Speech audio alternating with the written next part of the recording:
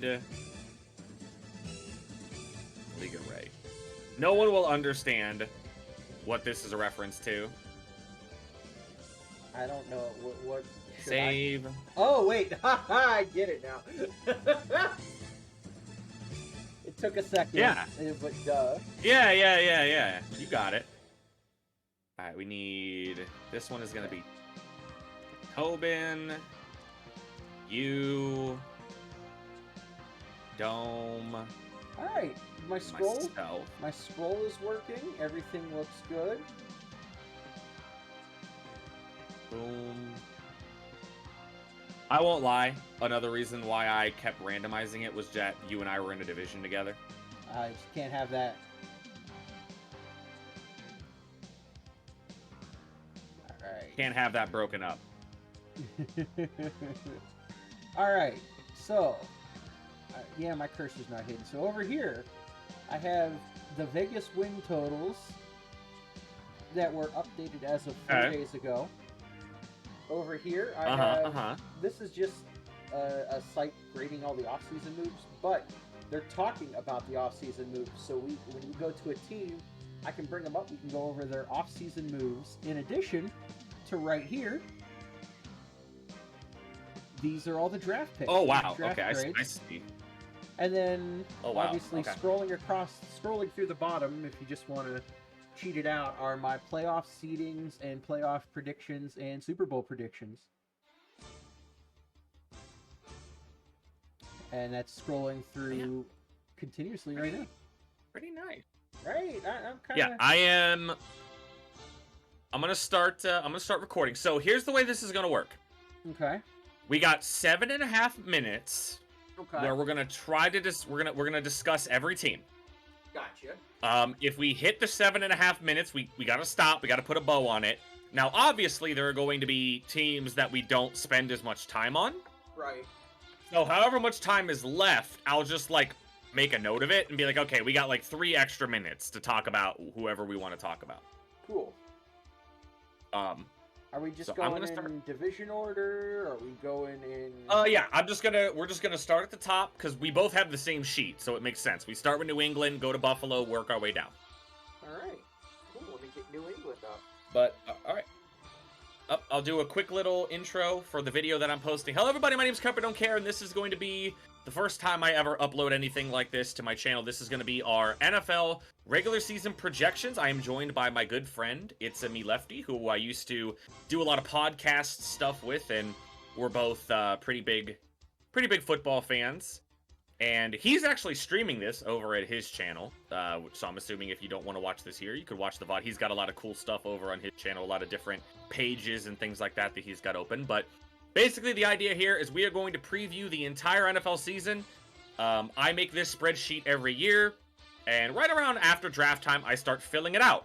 And then I make changes as the preseason rolls around, as the offseason, takes shape, injuries, things like that. And I've been doing this for about 10 years. And last year was actually my worst year ever doing this. So we're going on a little bit of hopefully, a redemption story. To make sure that we don't spend a million years doing this, I have a timer off screen. It's got 7.5 minutes. 7.5 minutes per team means we will finish in 4 hours. And we will likely not spend 7.5 minutes on every team. There will be some teams we spend more than 7.5 minutes on. But yeah, I think we're ready to go. Matt, how you doing? I'm doing pretty good today, man. I don't know. I need an outlet. I've been itching. Not that I have a lot to... I probably don't have as much to say about different teams as you do, considering you do a little bit more analytical work than me. But I just... NFL is a passion of mine, and it's just fun to talk about. It's fun to theorize, and it's just fun to look at things. Yeah. Matt and I both were also big gambling. You can see a cat over my shoulder right there. Matt and I are also big, gamblers. We like to bet some football games, results, and things like that. We'll dabble that in that. We'll sprinkle that in a little bit there. But let's get underway. It's already 12 minutes past the hour. We got to get going. So the first team on the list on our screen you'll see is the New England Patriots. I made this spreadsheet a couple years ago, and I just did it in order of how the teams fell that specific year. So there's no real order, no reason why the teams are ordered the way they are. It's just the way I have it here. The New England Patriots. So let's start the timer. As far as the New England Patriots go, again, we're going to start kind of broad. We're going to try to hit things a little bit here and there. New England Patriots are kind of that team, and this is a reoccurring theme in the AFC, I think, that I think overachieved a little bit last year. They made the playoffs before they got absolutely vaporized by the Buffalo Bills in the wild card round. As of right now, the New England Patriots do not have an offensive coordinator. They have this like brain trust of a bunch of like, you know, cast off head coaches like Matt Patricia and Joe Judge trying to formulate this offense for Mac Jones.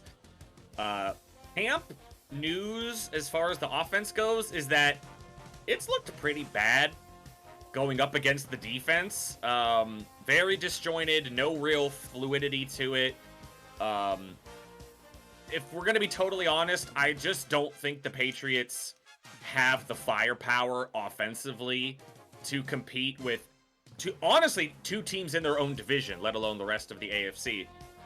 If you go through their schedule, which I have here on screen, you can see it at the top. Red means that I've picked that team. I've picked them to lose that matchup. It's a little less about the the individual matchups, and more about the record at the end is what I really try to focus on. I pick every game, and then I look at the number at the end, think, that's a little too high, that's a little too low, let me change things here and there. But as you can see right now, according to this, I have them losing to Miami week 1. Bill Belichick really struggles in Miami during his tenure with New England. Also got a loss to Baltimore there, a loss to Indianapolis. But this little week 12 to week 16 stretch, I think is, honestly going all the way to week 18, is one of the most brutal. I mean, you're going on the road to Minnesota, a place that is very hard to win, historically, at Minnesota. Then you got your Buffalo game, your first Buffalo game. Then you got to go to Arizona. You stay out west against the Raiders. Then you go against Cincinnati. Then you get the Miami Dolphins, who, again, I've mentioned I think are really going to be a good team. And then Buffalo again. So, at the very end here, you can see the record for the Patriots. I have them at 8-9. Let's see, 1, 2, 3, 4, 5, 6 of those 9 losses I have coming after their bye week. So the Patriots, I think, are going to be that team that kind of get off to a hot start. Like, oh man, the Patriots, they're right back where they are. Mac Jones is playing really great second year. And then they're going to come out of their bye week and hit this stretch. And I think it is going to be really rough for the Patriots. Yeah, I agree. Defensively, no one really jumps out to me right now, which I guess is common for a Belichick team, but I really do think their secondary is just made up right now of a bunch of question marks, which Belichick's been able to work with in the past, but I just don't see the talent in very key areas for this team in order for them to make the playoffs in what is one of the most competitive conferences we've ever seen in the AFC in 2022.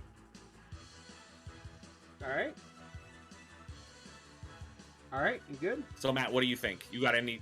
What do you? I know you have like a similar record for them. Yeah, I have them on the plus side of 500 at 9-8. If you look at mine, at my spreadsheet, I have the regular green, or the bright green, is the out of division games, and like the kind of muted green and reds are like the divisional matchups. Just so I can keep track for tiebreakers and purposes like that. I actually have them splitting with Miami, but getting the win in week 1 just because Bill Belichick is good at preparing. He gets nerfed by going to Miami. Yeah. He gets buffed by playing in week 1. So I think they win there.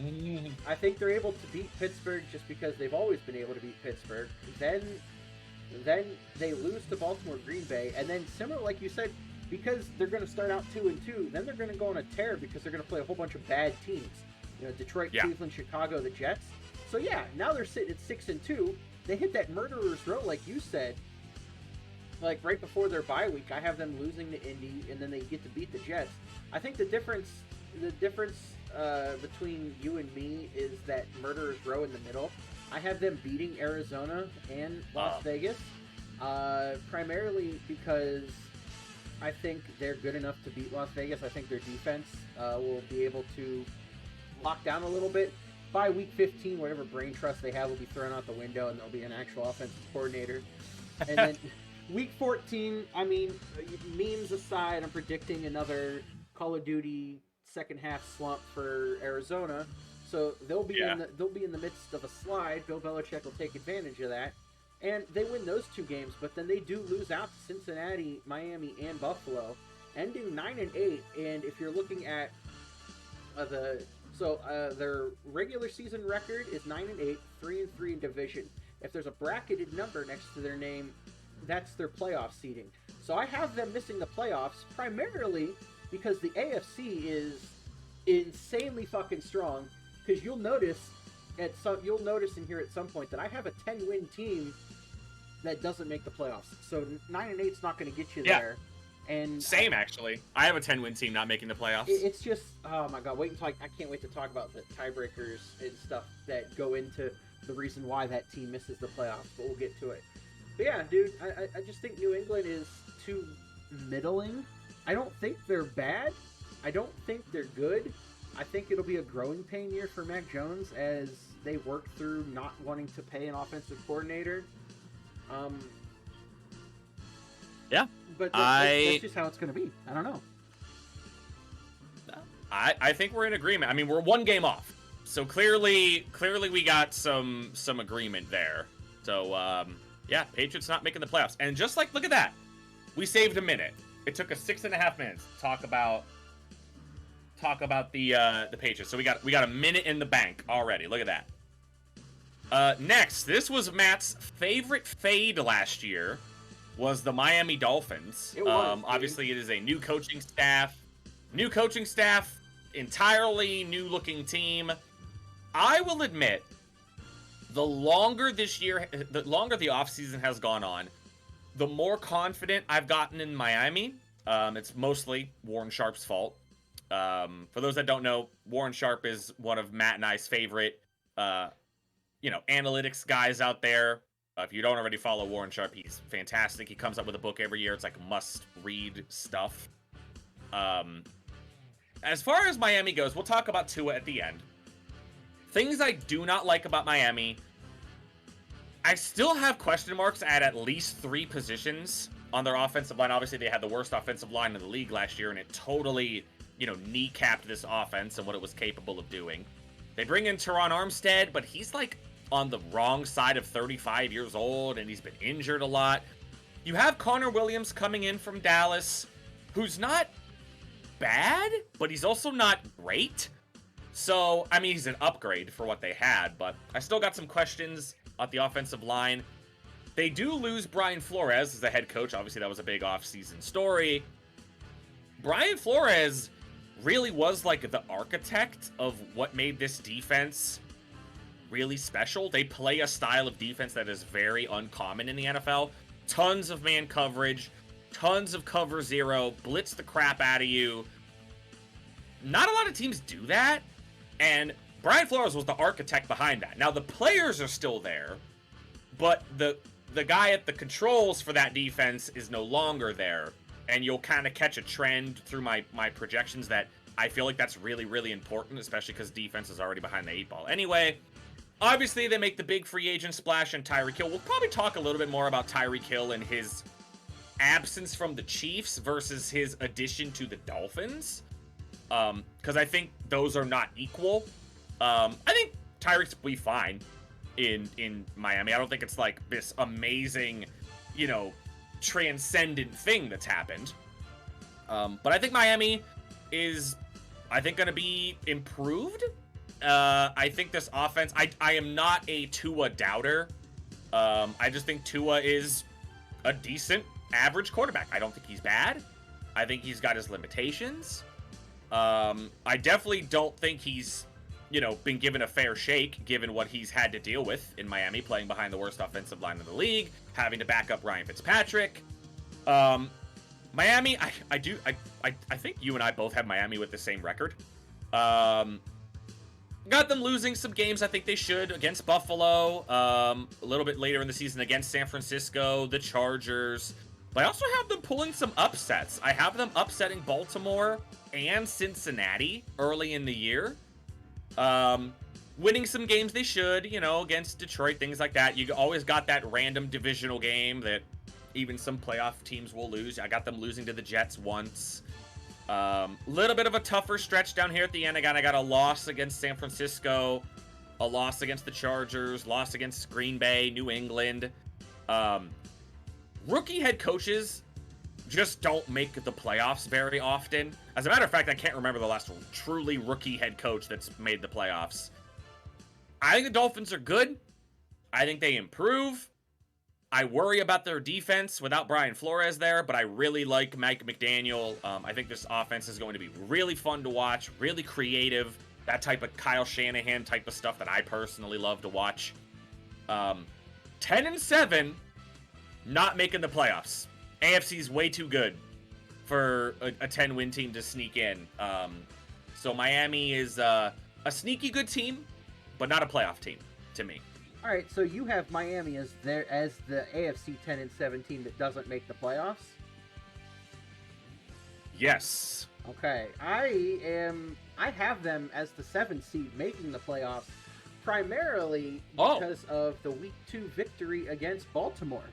Because they have the head-to-head, against Baltimore, and so the 3 10-7 teams I have, which I have Denver, Miami, and Baltimore. I'm not going to spend too much time on it, but Denver has the seeding above Miami based on the number 4 tiebreaker, better AFC win percentage. So Denver gets above Miami, and Miami gets above Baltimore primarily because they lost straight up to Miami. So I have Baltimore as a 10-7 team that doesn't make the playoffs. We'll get to that later. As far as the Dolphins, yeah, you went over all of their additions. Not many subtractions. They didn't have many draft picks this year because of what they traded for Tyreek Hill. I think it's going to take a little bit of time for them to get going. I have them losing 4 of their first 5. Like, that win against Baltimore is their only win until week 6. I think, you know, memes aside, Tua Tagovailoa is going to get into a groove. He'll get into a groove. Because at some point, I mean, Tyreek's going to get open. Jalen Waddle's going to get open. They can lie about using Gesicki as a blocker more. He'll be put in passing situations when they need him. The Kittle guy. He will find ways to get open. They have a lot of running back by committee this year. They got Mostert, Edmonds. Chase Edmonds. Yeah. Chase Edmonds. They still have... Myles Gaskin, who was serviceable at times for them last year. So they have a lot of different B-plus guys at running back that I think they're going to try to lean into to help. Because they ran a lot of RPO last year. Am I wrong? Am I wrong in saying that? Oh, no, they had to run RPO. They didn't have a choice. Because of their offensive line, they had to run a shit ton of RPO. So it goes into that. They do that more. It's going to create quick passing lanes for Tua, and they'll figure it out. It's just going to take a little bit as the offense takes its time to mesh together. But they get a little bit of a reprieve from Week 6 on when they hit their 4 wins in a row: Minnesota, Pittsburgh, Detroit, Chicago. You know, it's like their get-right time. I do have them dropping 1 game to Cleveland. It's one of Cleveland's few wins this year. And then they finished decently strong, beating Houston, beating San Fran, losing to the Chargers, splitting with Buffalo, losing to Green Bay, beating New England and the Jets. And primarily, they're just going to be good. They're going to be like the Raiders of last year, whereas you're not expecting them to be as good as they are. Again, they were my favorite fade last year. You're not lying with that. I bet the under on them, and it looked really good until they won the last 6 games of the season, and I barely squeaked by. But I think with their over-under being at 9, I have them at 10. I'm taking the over on Miami this year based on scheduling, additions, and what Mike McDaniel can do with the offense. I do find it interesting that you have Mike McDaniel getting the win against his former boss in Kyle Shanahan. I think that's interesting. The win against San Francisco. Oh yeah, no, cool. I liked it. I put a little bit of thought into that one. I just feel like it'll be like a chess match, and while Mike McDaniel's unproven thus far, I think he'll get like the student versus the master thing. He'll get a victory off of him there. I like it. I think we're so what I'm doing off to the side is I'm tracking our projections, and I'm also tracking what playoff teams we pick, and we'll see who's more accurate towards the end of the year. Hell So, yeah. So there you go, just like that. So we spent less than a minute. We saved a minute for the Patriots. We spent the minute on Miami. Makes total sense. Of course we did. There you go. There you go. Here's the team we're gonna spend very little time talking about. This is the New York Jets. If I'm gonna be honest, I probably have the Jets too high, and I have them at 6 wins. Damn. All right. I'm not a believer in Zach Wilson. Well, he's injured right now. The Jets too, have right? had a. So he's not even gonna start week Well, one? he's gonna. I think he'll be ready by week 1. Okay. But there's been a lot of like weird things coming out of camp where like Joe Flacco has looked better in camp than Zach Wilson has. I think Mekhi Becton's hurt again, so they're out. They're, you know, really promising left tackle. There's a lot of things individually about the Jets that I like. I love Garrett Wilson. Garrett Wilson was like my favorite receiver coming out of this year's class. I think he's going to be really good. I love Sauce Gardner. I think Sauce Gardner is going to be a really good corner in this league. I don't hate their offensive line, even though Mekhi Becton's hurt now. But everything else, other than the things I've mentioned, I am either underwhelmed with, or I just don't know if they're going to be any better than they are. Like, if Sauce Gardner comes in and puts up even a average rookie corner year, this defense is not much better than it was last year. And this was one of the worst defenses in the NFL all year last year. And they're going up against, you know, the Dolphins twice, the Bills twice, Bill Belichick twice. Even though I know I maligned the Patriots offense, this is a defense that was so bad last year. And I'll be honest, I was not a fan of Zach Wilson coming out of college. I'm still not a fan of Zach Wilson. I just think he's basically like a small, not as good Patrick Mahomes, is what he is. He's Patrick Mahomes if Patrick Mahomes wasn't accurate, right? All right. Like, if he was just out there slinging it around trying to look cool. I have them going 6-11. I have them beating Chicago, Seattle, 2 of the teams I think might be the worst in the league. I do have them winning a couple games early. Win against Cleveland, a win against Pittsburgh, splitting with Miami. But other than that, I mean, losing to Baltimore, Cincinnati, Green Bay, Denver, New England. But, like, this is a really, really hard schedule for the Jets, even though they finished in last place in this division. Very rough schedule. 6-11, I'm probably too high on them. I think they could squeak out some wins with the improvement, the players that they've added. But the Jets are not good. The Jets are still a ways away. All right. Well, I mean, you're high on them, but you're right in tail with Vegas, who has them at 5.5. So like, you'd be betting me over, but you'd be like just squeaking by. I'm sweating it. Yeah, I'm sweating it all the year. over. Every game, you're just sweating it out. You went over most of their additions through their draft. Sauce Gardner, Garrett Wilson, Jermaine Johnson dropped to them. People think Breece Hall is one of the best running backs in the draft. Thank you. I forgot about Jermaine Johnson. Thank you. No, that's okay. You know, they got CJ Uzama as a free agent signing. They did a lot to try and bolster this team, but I don't think it's there yet. Like you said, they had one of the worst defenses last year, and just adding a Sauce Gardner and Jermaine Johnson isn't gonna, like, they can't cover the whole field. And Breece Hall can be really good, but Michael Carter was pretty good for them last year. It really just comes down to what Zach Wilson's going to do. And if Joe Flacco is outperforming him in camp, and that's the vibe you're getting, you're going to get more of what you got last year. Little flashes of, you know, like, oh, maybe, and then a bunch of nothing because Zach Wilson can't really do it. You know, I have them on the way under. I have them 2-15, splitting with Miami.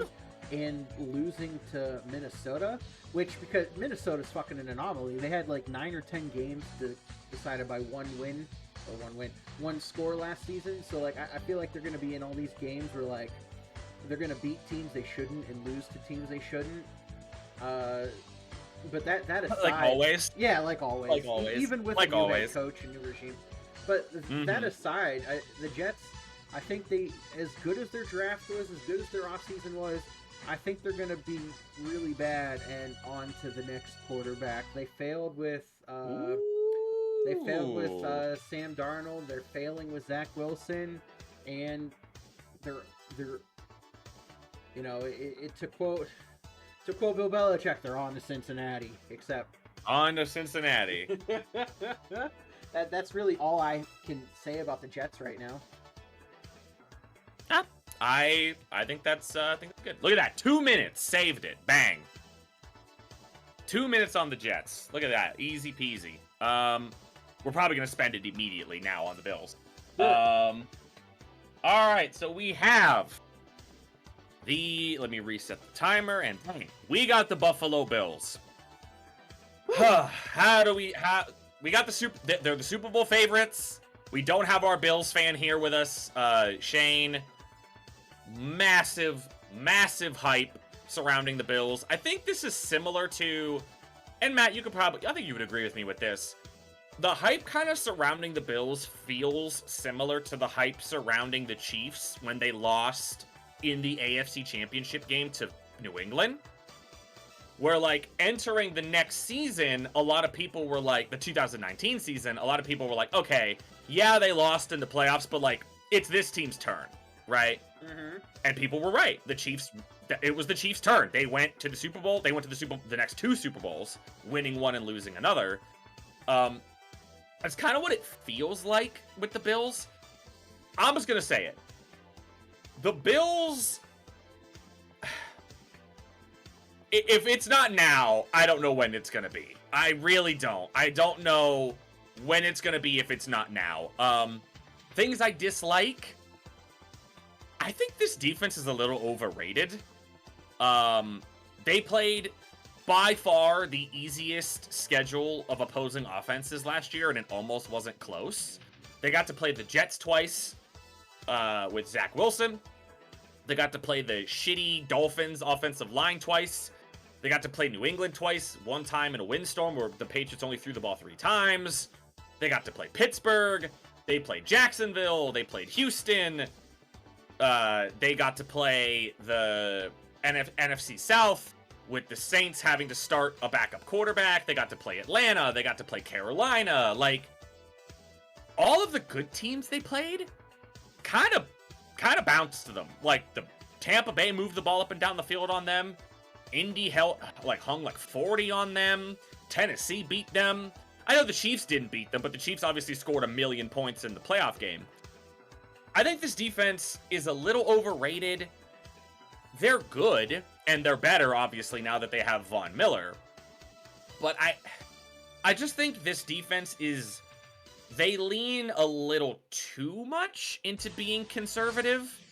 Way too much. Like, they rely on a lot of stuff that is very, very volatile as far as defensive play goes.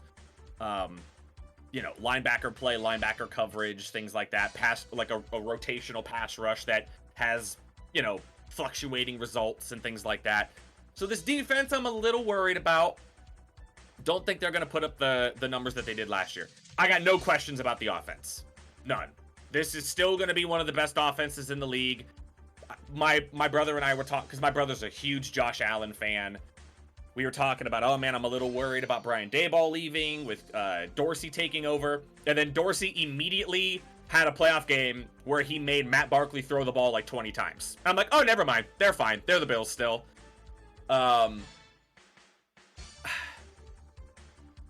I know Matt and I are going to disagree on this part. The Bills are the only team of the favorites, the 4 big favorites, I would say, in the AFC, of them, Cincinnati, Kansas City, and the Chargers. They are the only team that I think will go 6-0 in their division. or at least 5-1. I think I have them going 5-1, right? I think it's 5-1. Yeah, 5-1. And they could go 6-0. And I think that that is just a massive advantage that they have over some of these other teams in the AFC.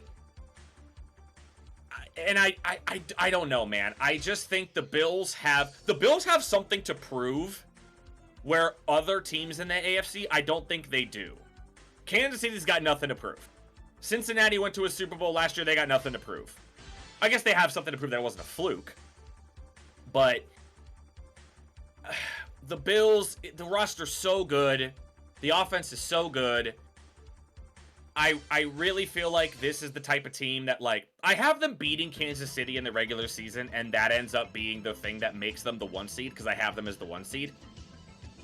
But one of the reasons why I have them beating Kansas City in the playoff, or in the regular season, is because Buffalo's going to care more. Like, Buffalo's going to care that they beat them in the regular season. Kansas City cares, but I don't think they really do. Just because of the mental advantage they have, 13 seconds. That's really all you have to say. The only games I have Buffalo dropping all year long are the opener against the Rams, Week 4 against Baltimore, a game against Miami, and then a game at the end of the year against Cincinnati. 13-4, number 1 overall seed. Again, a big reason for this is because I have them finishing with the same record as the Chiefs. Whether it's the Chiefs' worst divisional record that keeps them in the 2 seed, or a flat-out head-to-head win that I think Buffalo's going to care more about than the Chiefs do. If it's not going to be this year, I don't think it's ever going to happen. I got to believe in the Bills as a favorite to win the AFC. Not win the AFC, but be the 1 seed. And go 13-4. All right. Well, I mostly agree with you in the fact that they have the most to prove. They're the people's champs. Buffalo is the fan team.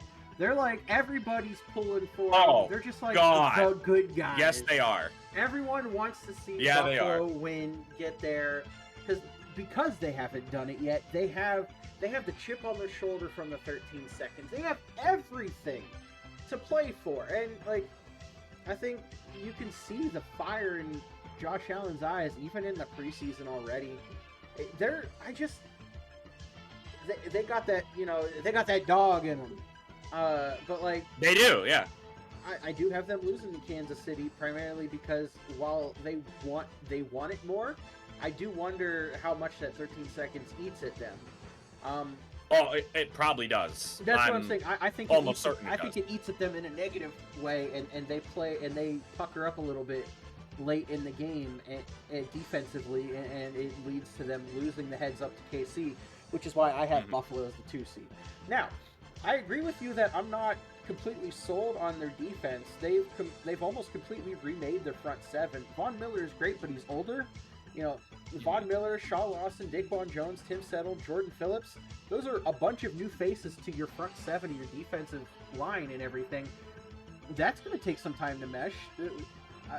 What if teams are able to start running on them even more than they were last year? What if, people are able to treat them as the Chargers? Buffalo tries to play like a Charger-type defense. Yeah, you can allow the run, but then they're not as good at stopping it as they might have been last year. I think that's the biggest thing to look at now, because their back end's pretty good. I really like the Kyer Elam pick that they got from the draft. Yes. While James Cook is a good running back, you head scratch at that one a little bit because they already had Devin Singletary and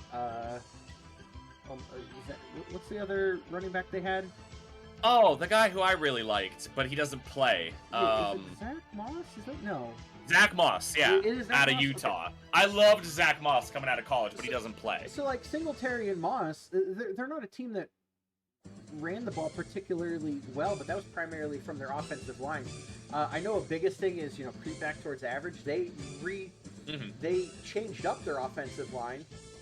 Roger Saffold, Jamison Crowder, OJ Howard as tight end, Jamison Crowder as wide receiver. They brought in people to make it better, and they revamped their offensive line a little bit. I worry about, like, same thing on the defensive side. I worry about the offensive line meshing together right away. Not that that fully matters, just because Josh Allen can just run around and play street ball as much as he wants. You want to see what Gabriel Davis does. Obviously, Stephon Diggs. I agree. Their offense is going to carry them. I think their defense is going to get to them at times. I agree that I think they have the biggest strength at going 5-1 in the division because I have them there. I do have them losing to Cincinnati. Their one divisional loss is to Miami. They split.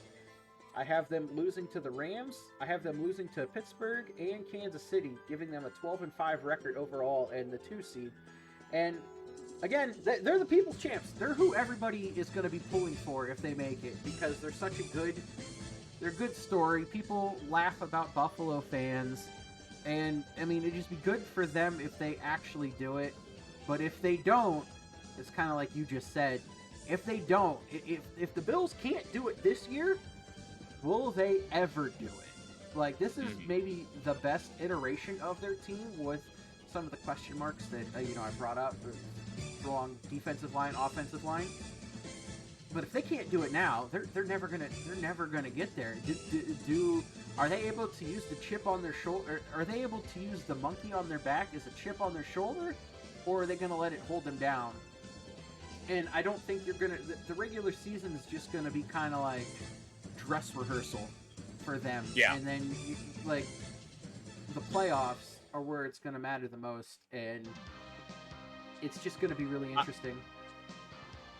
I think we're both in agreement. I will say this to anybody listening, to anybody watching this. Matt is a diehard Chiefs fan. I love the Chargers. I'm a big fan of the Niners. If the Bills win the Super Bowl, we will both be very happy. We will, man. For our friend Shane. Even if it's the Bills beating the Chiefs in like the AFC Championship or something, I'll be mad for a little bit, but then when they win the Super Bowl and Shane starts crying, I might start crying. Well, I mean, because that was you. That was you in 2019, man. Like, it was. You know what it feels like, dude. You know what it feels like. All right, so that is the AFC East. We went a minute over, but, so we're plus a minute after one division. You know what? That's fine. We're going to keep it rolling with the Baltimore Ravens. I will say this. I am much higher on the Ravens than I think Matt is. I'll just wax poetic for a second. Lamar Jackson is really good, and people need to stop finding reasons to think that Lamar Jackson's not good. Lamar Jackson was a top 5 quarterback last year in basically any passing metric that matters, as far as like how he was in the fourth quarter, how he was on early downs, how he was at success rate, things like that. He really didn't, obviously because he had a very bad year towards the end of the year. But a lot of that was just the injuries caught up to Baltimore. Baltimore, if anybody doesn't remember, just got absolutely eviscerated with injuries in camp last year. They lost, like, their top 2 running backs, their top 2 corners, their all-pro left guard retired. They had their number 1 draft pick, Rashard Bateman. He ended up getting hurt, missed, like, the first 6 or 7 weeks of the season. They had, like, their second-string tight end leave to free agency. They had the third-string tight end get injured. And this is a team that uses heavy personnel a lot because of the way they run their offense. And Lamar had them as the number 1 seed. Number 1 seed before he got hurt. The Baltimore Ravens were the number 1 seed in the AFC prior to Lamar getting hurt. And once he got hurt, they lost every game after that. As far as their draft goes, I think, stop me if you've heard this before. The Baltimore Ravens had a great draft. One of the best front offices in the league. They got a lot of really good value for their players.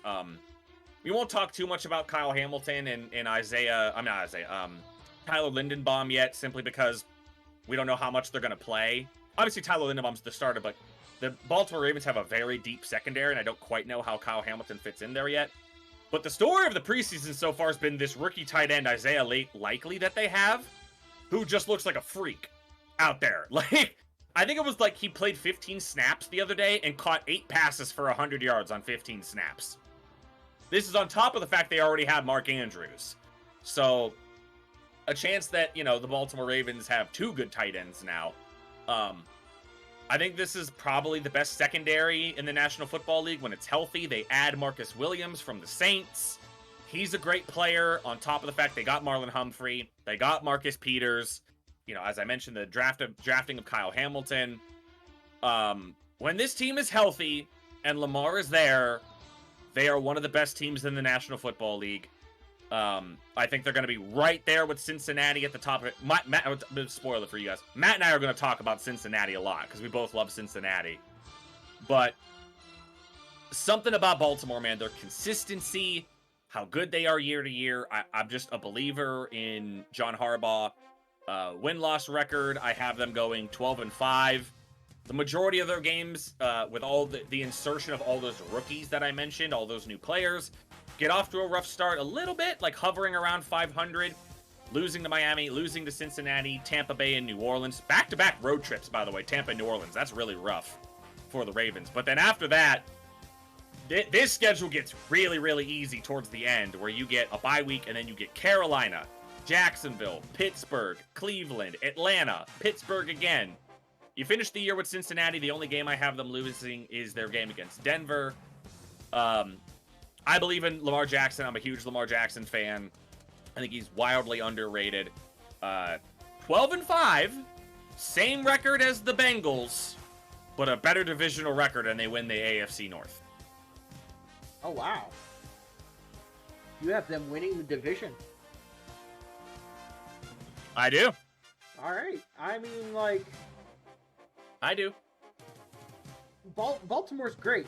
And as Genhart mentions, in addition to injuries, they also got hit by a lot of COVID out time as well. So they were just riddled with all the bad luck last year. And obviously, yes. I think they're a damn good team. When Gus Edwards eventually comes back, and why am I blanking on their actual starting running back? Oh, J.K. Dobbins. There we go. J.K. Dobbins. He said he's a Chargers and San Fran fan now, Genhart, so it's all good there.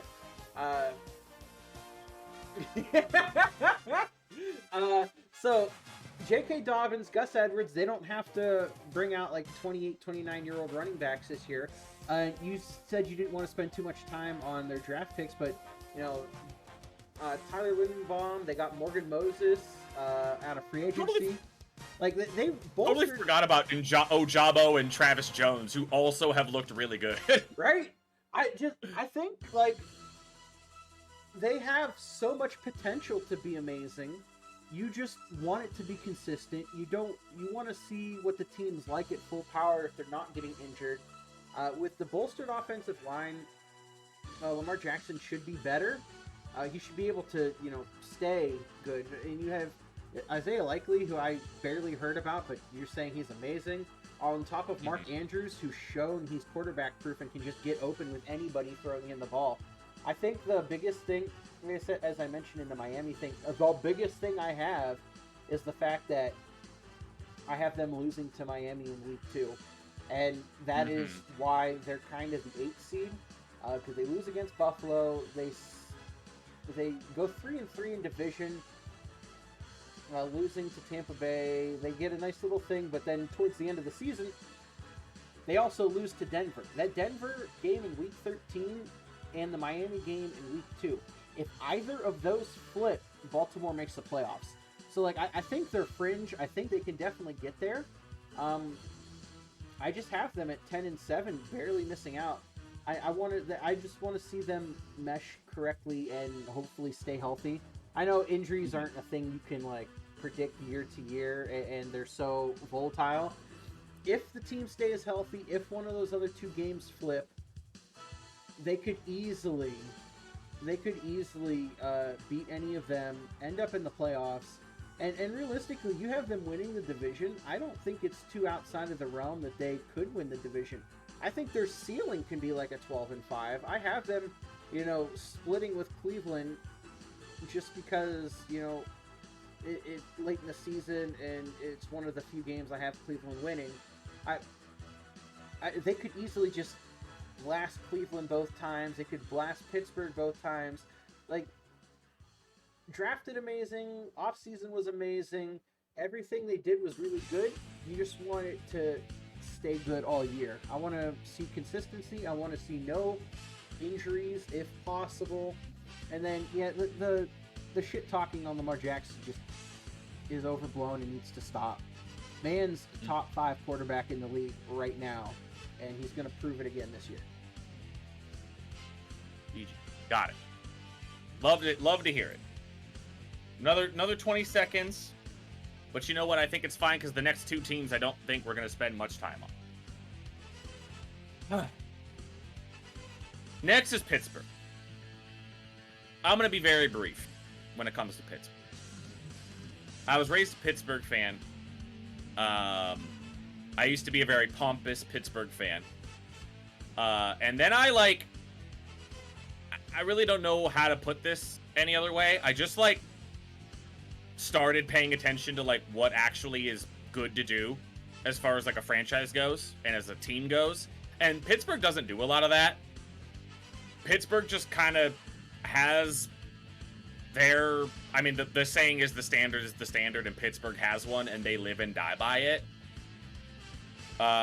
This team is still in the kind of the whiplash of, holding on to Ben Roethlisberger for too long. This offensive line is still not great. They drafted a running back in the first round, which automatically makes me hate you.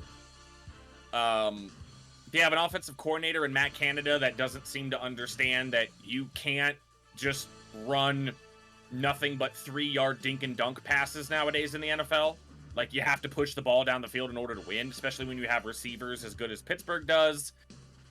This defense, it's starting to get to that point where, how much longer can you rely on Cam Hayward? How much longer can you rely on, other ancillary pieces to kind of fill in around TJ Watt, who's still one of the best pass rushers in the league? I'll definitely give him credit for that. Secondary influx, Minkah Fitzpatrick makes a lot of plays here and there, but he's very inconsistent as an off-ball safety. Still love a lot of the individual players on Pittsburgh. I'll never not have a soft spot for Pittsburgh, especially given the fact that I was raised a Steelers fan. I'm going to end with this. I work for PFF, obviously everybody knows that. No matter who I talked to, no matter what I read, there was not a single consensus rookie quarterback across anybody's board. You can make a case for literally any of them. Kenny Pickett was drafted by Pittsburgh in the first round, and another quarterback was not taken until round 3. That just tells you what the league thought about these quarterbacks. Now, Pittsburgh, so that means either one of 2 things. Either Pittsburgh was right and everybody else was wrong, or everyone else was right and Pittsburgh was wrong. I am going to side with the majority and say none of these quarterbacks were probably very good. Kenny Pickett was probably not a first-round pick. He's probably going to have to start at some point behind a bad offensive line. And I just don't know how that is going to work in a conference that is this good, with a cross-conference schedule that makes you play Tampa and New Orleans. You got to play Cincy twice. You got to play Buffalo. You got to play Miami. You got to play Philly, even though I have them beating Philly. This is a very brutal schedule. And I'm just going to say it. Mike Tomlin's never had a losing record. I think it changes this year. I think they go under 500. I think they go 6-11, and the streak is ended. You have them as low as 6-11? Yes. Man, they're so scrappy though. I don't like the team. The team's not. They are not. The team's not good. They're not good. They're going to be pretty good. Actually, they're scrappy. I want to know at what point Trubisky. The way it's going in preseason already, you might see Kenny Pickett start as early as week 1. And I'd like to see him just play, primarily because obviously Trubisky is just not that guy. And if you start Kenny Pickett week 1 and he gets confidence by, blasting the shit out of the Jets, maybe he gets something rolling. The offensive line was terrible last year, and all they added was James Daniels and Mason Cole. Minkah Fitzpatrick, like you said, is very inconsistent, and he just got the bag. He got paid. He's one of, I think, the highest paid safety in the league, or he was at the time that contract got signed. And again, he's inconsistent, and now that he's got paid, does he maybe not play as hard? Mike Tomlin's that guy, though. Mike Tomlin is that guy. The Steelers' standard is the standard is we're going to be good enough to be middling and maybe make the playoffs almost every year, and we're going to give teams a lot of trouble. I have them sweeping Cleveland. And then I think getting swept by... No, they split with Cincinnati. I have them getting swept by Baltimore, though. Mm-hmm. So, like, that's how I have it for them. I have them going 9-8, just partially because of what Mike Tomlin can do with the team. If they somehow get a game off Cincinnati or Baltimore and put themselves in the 10-win column and fight for the playoffs, I'll shit myself because I don't think that's possible this year. But I think they're just almost there. I think it's easy to say that Kenny Pickett's going to be bad. All the quarterbacks are going to be bad. But if we're wrong and Kenny Pickett is above the Matt Ryan inflection point, this is a team that you're going to have to look out for and worry about. And I don't know. There's a lot of question marks. I don't think the offensive line is there yet. George Pickens is great. Chase Claypool's great. Deontay Johnson is great. Can they keep protection long enough to get them the ball? Najee Harris, I don't want him to get as many carries ever that he got last year. You don't want him to break down too fast because he seems to be good. And there's just question marks on defense. But they're going to win the games they should win and intentionally play a little bit of a spoiler against some other teams. 9-8 with an outside shot at a 10th win and maybe making a lot of people mad and backing into the playoffs. I appreciate, the one thing I appreciate about Matt is Matt's a big, like, this is the trend, this is the rule, I'm following the rule, the Steelers always go above 500. Which, like, if I'm wrong, I'm okay with being wrong. I'm totally okay with being wrong about the Steelers. Alright. Here's how I want to handle Cleveland. I don't want to spend a lot of time talking about Cleveland because I don't think they deserve it. Cleveland... no one that is listening to this, no one that is watching this, needs to be told what happened with Cleveland this year. Trading a bajillion picks for Deshaun Watson, giving him a fully guaranteed contract, the first one ever, despite the fact that he had 25 women accusing him of sexual assault. Since then, he has denied any wrongdoing. Jimmy Haslam went to the podium and basically fathered him and said, like, well, we got to remember he's a star quarterback and all this slimy bullshit that he said. Cleveland's got a good roster. Cleveland's got a lot of players I like. They got Denzel Ward, who's really good. They got Jeremiah Owusu-Koramoah, who's really good. They got Myles Garrett, who's really good. Amari Cooper's there now. They got a good offensive line. I don't care. If I would have made a spreadsheet, if I would have written an article about this projection I would have started it with saying, I don't base my projections off of how I feel about a team. I base it off of what I think and what I feel and what I look at, with an exception for this. Fuck Cleveland. I hope they go under 500. I hope they suck. I picked them to go 5-12, and that's all I'm going to say. So there you go. Yeah, I mean, for as talented as the defense is, with all the absolute stars they have, they couldn't get it done last year. Like, Baker was hurt, they couldn't do anything, and then they threw Baker to the side like yesterday's garbage for better/worse trash Deshaun Watson, depending on how you look at it. Deshaun Watson out 11 games, comes back week 13. I'm not really sure how the math on that works, but whatever. I have them only winning two games in the absence of Jacoby Brissett comes in, and it's primarily against the Jets and that one win they get off Miami. Other than that, they get absolutely ass blasted week 1 at Carolina, because I think Baker's going to play his best game of the season and then kind of go back to mediocrity. Or not mediocrity, just like above mediocrity, you know, like I think Sure. Baker Mayfield's going to become the new Matt Ryan inflection point, where if you're a quarterback that's better than Baker Mayfield, you've got a good team. You know, Watson comes back week 13. I think an emotionally charged game like that, and his first football game in almost 2 years, he's going to lose.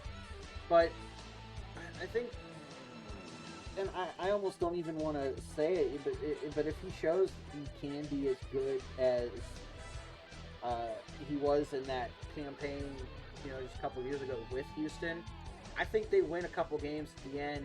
You know, they get one off Baltimore, they beat New Orleans, they get Washington.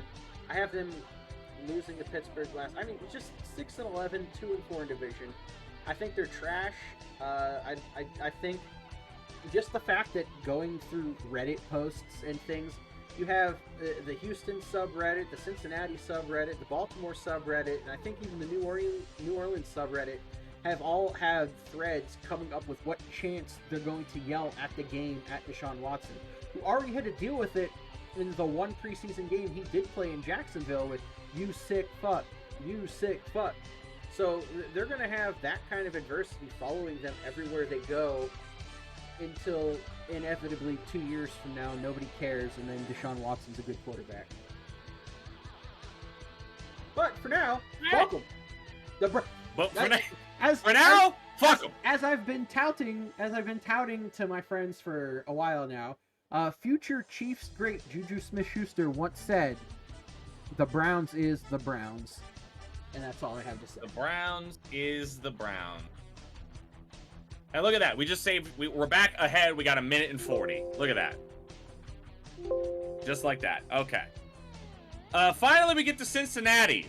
And, boy, do Matt and I love Cincinnati. Yeah, we do. Let me first say this. The easy thing to do every single year is look at a team like Cincinnati, who, let's be totally clear, they definitely overachieved. Going to a Super Bowl in Joe Burrow's second year, even though I think Joe Burrow, even after his rookie year, I came away extremely impressed with him. I think Joe Burrow is already an elite quarterback because he possesses a trait that is the hardest to obtain naturally, which is just freakish accuracy. Joe Burrow is the next Drew Brees. That is my comp for Joe Burrow, is Drew Brees. Freakish accuracy, freakish, like just a coolness factor that you cannot mimic, you cannot fake. All of those things are great about Cincinnati. The fact they went to the Super Bowl last year with how bad that offensive line was is insane. They did get lucky, yes. They had a game where Joe Burrow was sacked 9 times, a playoff game, and they won. They had a game where Derek Carr had the Raiders in the shadow of the goal line with a chance to win, and they came away with a victory. The Chiefs collapsed in the second half, and they got a win over Kansas City. I understand they got lucky. Every single other year, you would be expecting this team to regress. Except when that team says, here are our weaknesses, here's where we are bad, we are going to throw every single available resource that we have at our weakness and make sure that what happened in the playoffs against Tennessee, Aaron Donald collapsing the pocket, sacking Joe Burrow on a play where Jamar Chase is wide open for a game-winning touchdown, we are going to make sure that that never happens again. So they go out, they completely rehaul their offensive line, they bring in players like Hayden Hurst, who's going to be a great tight end, like 1 to 2. Obviously, it doesn't really matter because Cincinnati is going to be, giving it to Chase and Higgins and Boyd and Mixon. This defense is like one of the most unique defenses in the NFL because they're a really bad first half defense, but they're probably the best second half defense because they're very matchup based. And I love matchup based defenses in the NFL. Bill Belichick's done it for years, where you just play to your opponent. You don't have this like set in stone, rerun this. You don't do Gus Bradley, where I run cover 3 no matter what. You don't do that. I spent a lot of time this offseason studying defenses, and the Bengals do a lot of really unique, really different stuff defensively. They're kind of like the opposite of the Rams defense, where it's like the Rams are like stars and scrubs, where they got like really elite players then a bunch of scrubs. The Bengals just have a lot of solid players. Like, none of them are great, none of them are elite, but they're all just solid. And in the NFL, if you can just be solid at defense, if you could just be okay defensively, you have a leg up on a lot of other teams. I so badly, when this offseason started, wanted to fade the Bengals as much as I love Joe Burrow. But then they had the offseason that they had, bringing in all those great offensive linemen. They had a good draft, adding depth in positions that they needed it. I still don't trust Zach Taylor to truly turn this offense over to Joe Burrow like, you know, the Bills have done with Allen and like the Chiefs have done with Mahomes. But let me tell you, if they do, if Zach Taylor allows this offense to flow through Joe Burrow and those pass catchers, and this offensive line is better, I don't know how you stop the Bengals. Like, I really don't. This is one of the most balanced offenses you could scheme up in the league. With you know, the top 3 pass catchers at receiver, Joe Mixon coming out of the backfield, Joe Burrow at quarterback, an improved offensive line. I'm just I want to pull back because of that regression thing. They overachieved. I'm tentative. I don't want to pick them to win the division. I have them going with the exact same record as Baltimore, 12-5, but a worse divisional record by 1 game. They're a game out. I have them that close. Same record as Baltimore, 12-5, making the playoffs, but as a wild card team. And Joe Burrow, sneaky MVP candidate this year. That's my sneaky MVP candidate this year is Joe Burrow. Interesting. I don't know how actually sneaky he is. I feel like Joe Burrow can just do it whenever he wants. The accuracy and what and his confidence, like his fucking confidence, just it's off the charts, and it's the baddest man on the planet, dude. Joe Burrow is who Baker Mayfield wishes he could be, and I think yes. Yes! Like if Baker that Mayfield is the was best more description accurate... of both of those dudes I've ever heard. So good. That's just if Baker Mayfield had the type of accuracy of Burrow, you'd be seeing some of the same stuff out of him. And like, I just Burrow's gonna be the heart and soul of this team. He's gonna carry them. He's gonna do everything. Like you said, though. I think Zach Taylor gets all this credit for bringing his team up by the bootstraps, taking them to the Super Bowl, coaching them, blah, blah, blah. Zach Taylor's not a good head coach. I'm going to just fucking flat out say it. Until it took him way too long to realize that, wait a minute, I have an otherworldly talent in Joe Burrow. Maybe I don't need to run the ball so much. Maybe I can just let him run. Maybe I can just pass the ball and do some things. Some of the losses that Cincinnati had last year were fucking head-scratching as fuck. Zach Taylor was so goddamn tentative. Like he was like a conservative coach. I don't understand what was wrong with him. And even when he did seemingly figure it out, at times it felt like they didn't. Like you said, they lucked through some of those playoff games, and some of it was because in that first half against the Chiefs, while the Chiefs got in their own head and then collapsed in the second half for the most part, the Bengals still had to score 3 touchdowns And even then, they could have put up more. They had the momentum. They could have done more, but they just don't play aggressive with an aggressive offense. Maybe they were so scared about the offensive line, bringing in Lyle Collins, Alex Kappa, Ted Karras, drafting Cordell Volson potentially. I don't know what they're going to be a lot better on the offensive line. That obviously helps Joe Mixon. I think that's a little bit of a detriment because I don't know what you're going to get with Zach Taylor. Now, again, you lose the Super Bowl, you don't particularly do as great next year, but that's becoming less and less of a thing. Kansas City lost the Super Bowl, still is in the AFC Championship. You know, San Fran lost the Super Bowl, they were back in the playoffs, then they were in the NFC Championship last year. Like, the teams that are good are just going to be good. I think Cincinnati's going to be amazing, and while they will lose week 1 to Pittsburgh, they have a pretty easy slate for a while, beating Dallas, the Jets, beating Miami, which isn't easy, but you know, I have them dropping a game to Baltimore because I have them splitting in the division. But then they get to beat New Orleans, Atlanta, Cleveland. I have them losing one game to Carolina, primarily because of the way their defense matchup base is, and I'm assuming Christian McCaffrey is going to be healthy at that week. Knowing that Baker knows how to play against the Bengals, I think they can lose to Carolina there. Then they go on a bit of a tear, beating Pittsburgh, beating Tennessee, completing the triangle, beating Kansas City. I saw that. I'm like, oh my god, he has them beating Kansas City. Yeah. Oh my god, he actually has them beating Kansas City. You know, splitting with Cleveland, losing Tampa Bay, and then ending the season about as strong as you can possibly, you know, beating New England. Look at that win streak at the end. Beating New England, Buffalo, and Baltimore to gain momentum into the playoffs. 12-5. They're the 3 seed primarily because, as we talked about, Buffalo is the 2 seed with a 5-1 division record. With Cincy splitting in the division, going 3-3, they become the 3 seed. They get 1 home game. The difference between the 2 and 3 seed isn't that big of a difference anymore, other than the 2 seed will get to play a lower seed depending on when. It's just matchup based, so it doesn't matter too much. But yeah, I have the Bengals as the 3 seed coming out because they're going to go as far as Joe Burrow takes them and as Zach Taylor allows Joe Burrow to take them.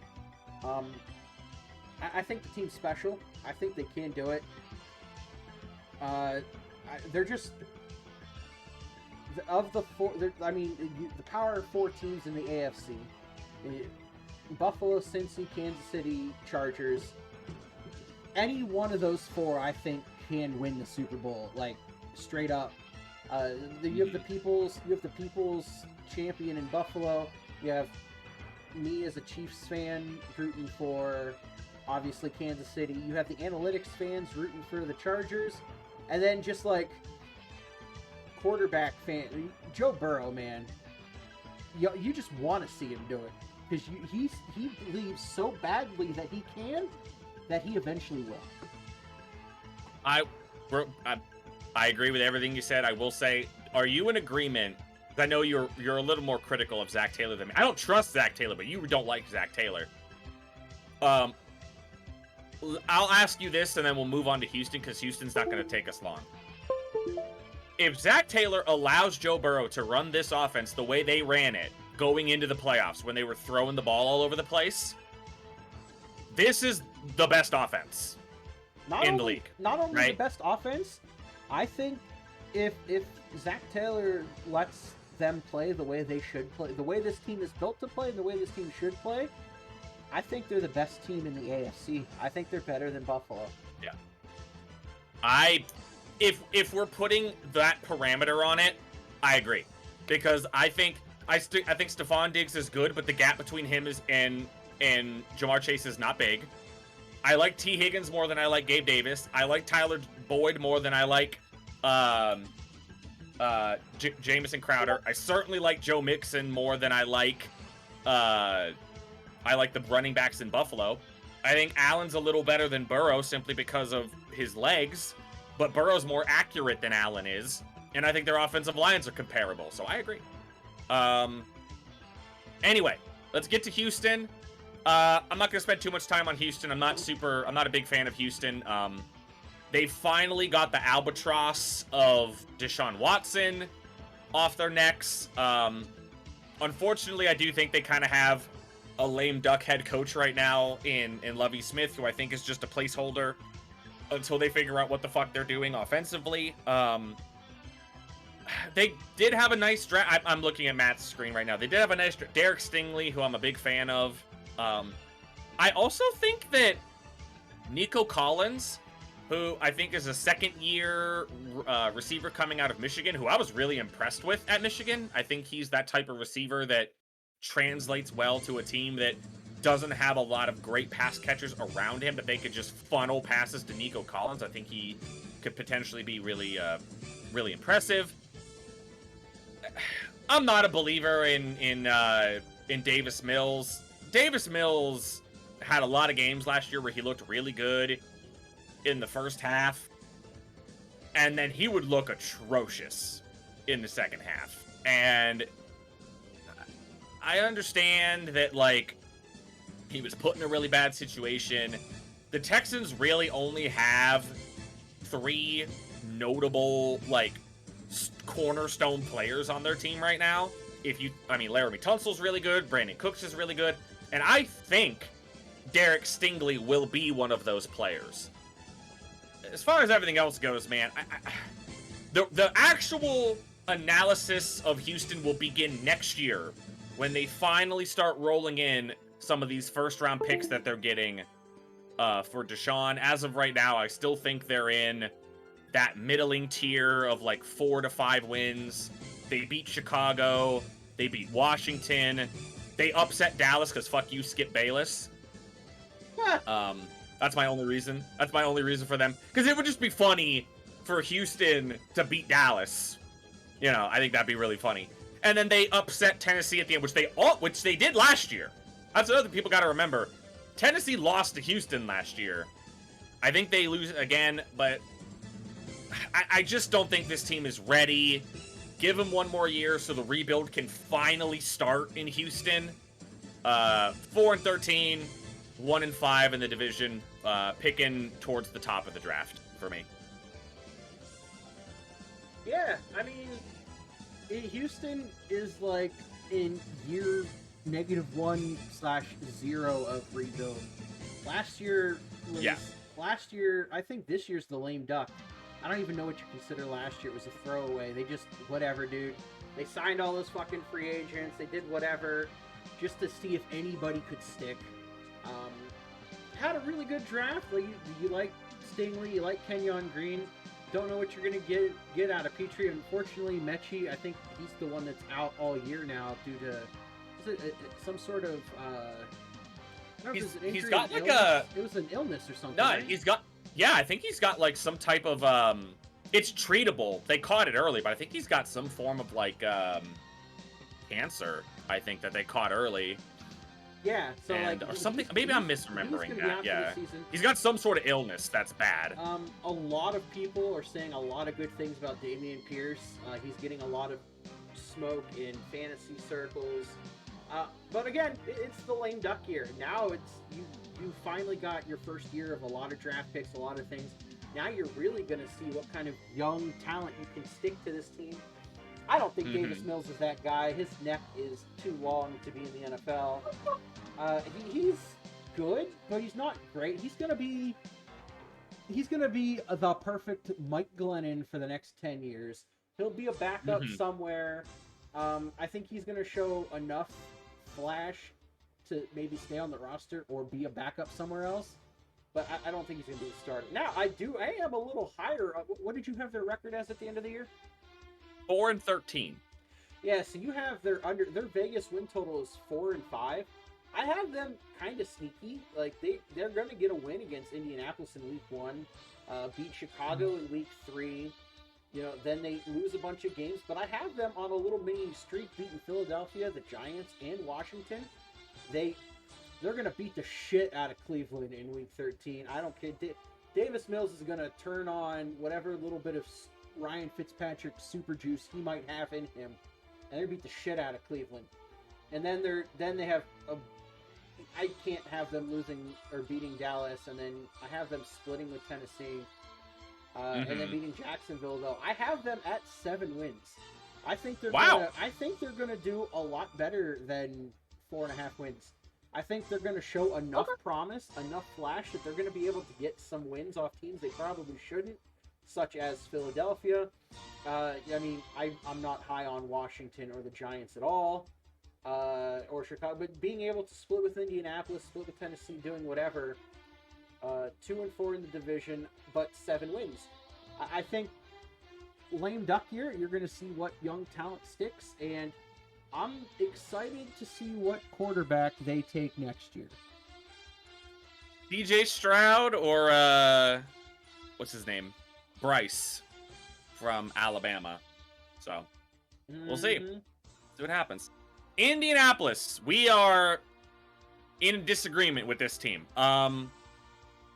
Indy, I'll just say, Indy is... Matt and I really do pride ourselves on trying to be, thorough, analytical. We try to get our facts straight. We try to base all of our projections off of that. Indianapolis is such a meme. It doesn't make any sense. Indianapolis, like, every fucking year, Indianapolis starts off like 0-6.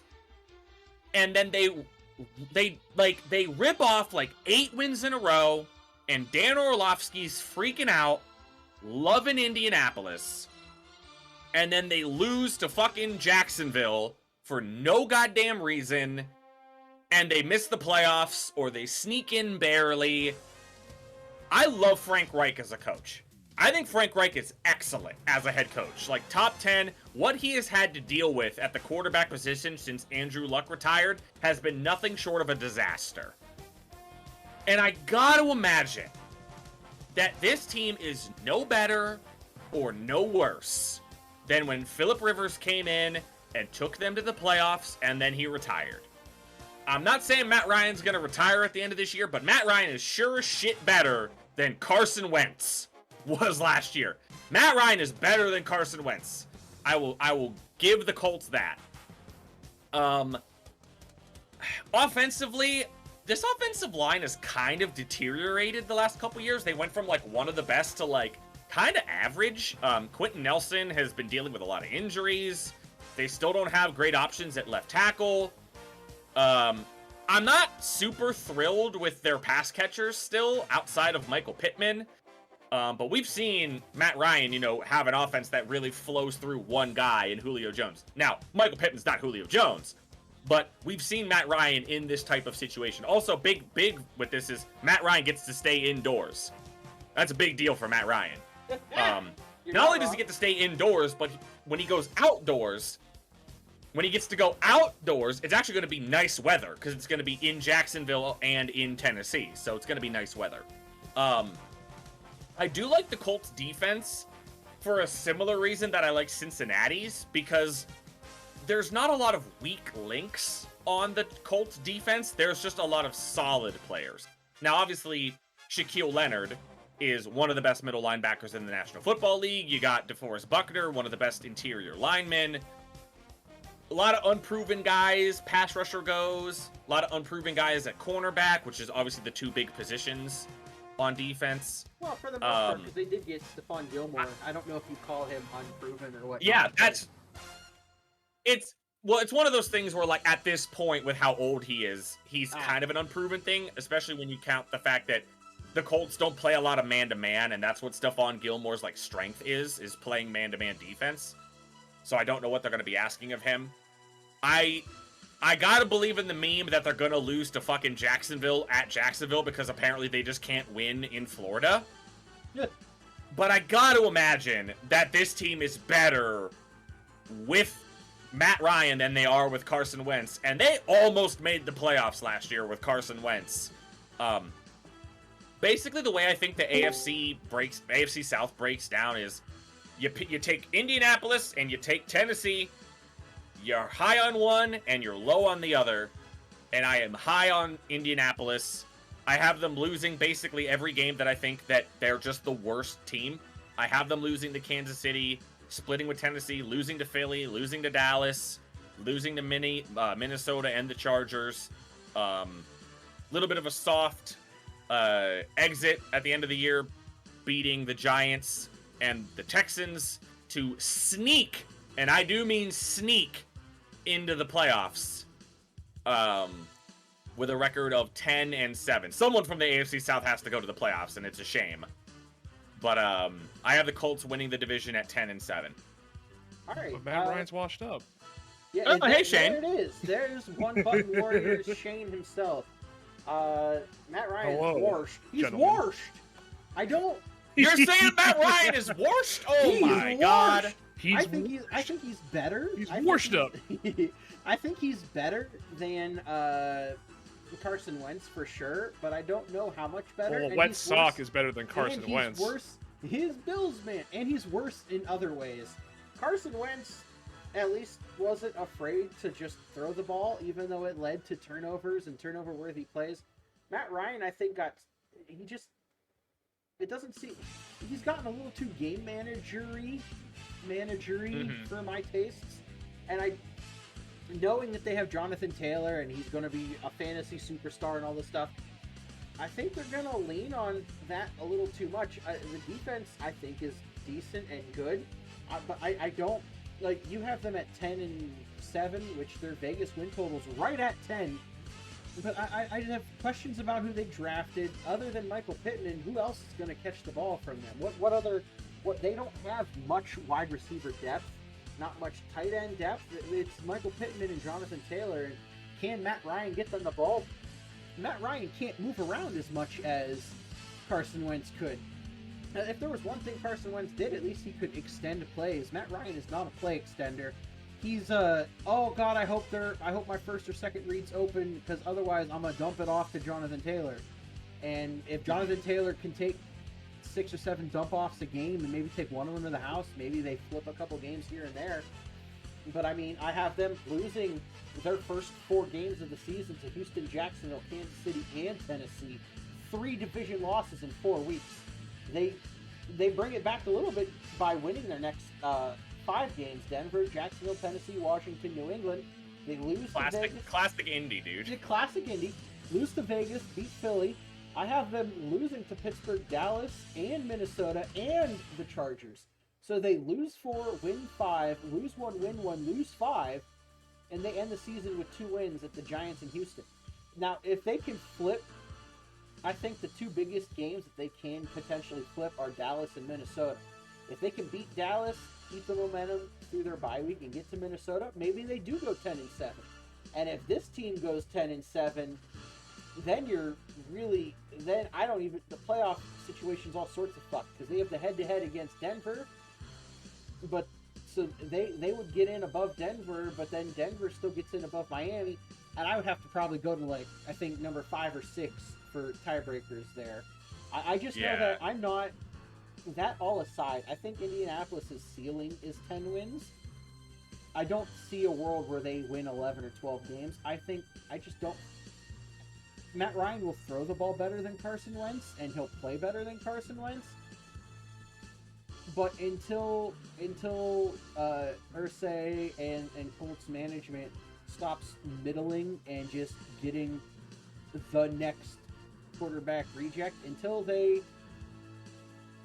for lack of a better term, tank, until they fucking just tank it out, they're going to be a middling team that sometimes gets into the playoffs, sometimes doesn't. And I think it starts to eat at them this year, where too many quarterback changes, too many people trying to learn offensive schemes.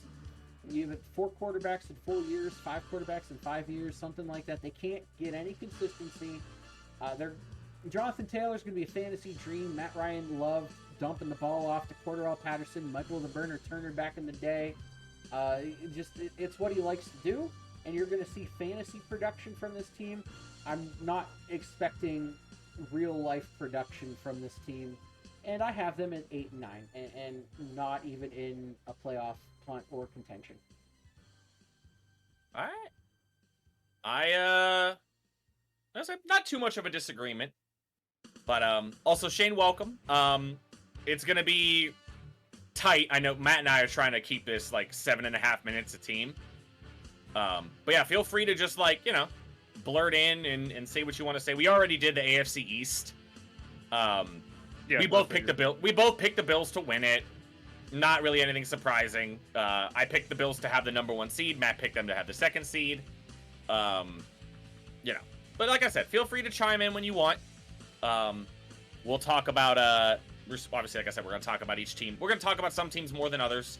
Here's another team we might spend not too much time on. Is the Jacksonville Jaguars.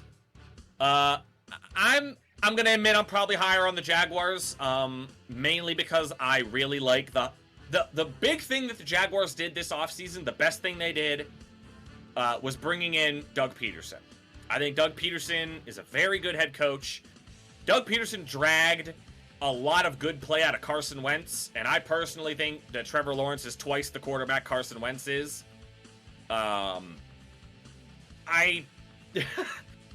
They obviously brought in Christian Kirk, and that totally ruined football because of the contract that they fucking gave Christian Kirk. Oh my god, dude. Just ruined football. Just absolutely ruined football because of what the Jaguars did for Christian Kirk, who was a middling, decent wide receiver, and they gave him, like, a better contract than fucking DeAndre Hopkins does. This team's in a similar situation that Houston is. They're still in the process of trying to build this thing. The difference is that Jacksonville's got the quarterback and Houston doesn't. There was like 2 or 3 times a game where Trevor Lawrence would do something and you'd be like, wow, that's why he was drafted #1 overall. Not many quarterbacks can make that throw. The Jaguars are still just, their offensive line's not very good.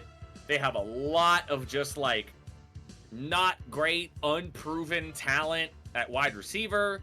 I think their defense is still set to be one of the worst, and I hated the Trayvon Walker pick. I'm not going to spend a lot of time on it, but I will say this. You're preaching to the choir here. I don't know if went I back hated it, and I but, watched 2 games. Yeah. I hated it for this reason.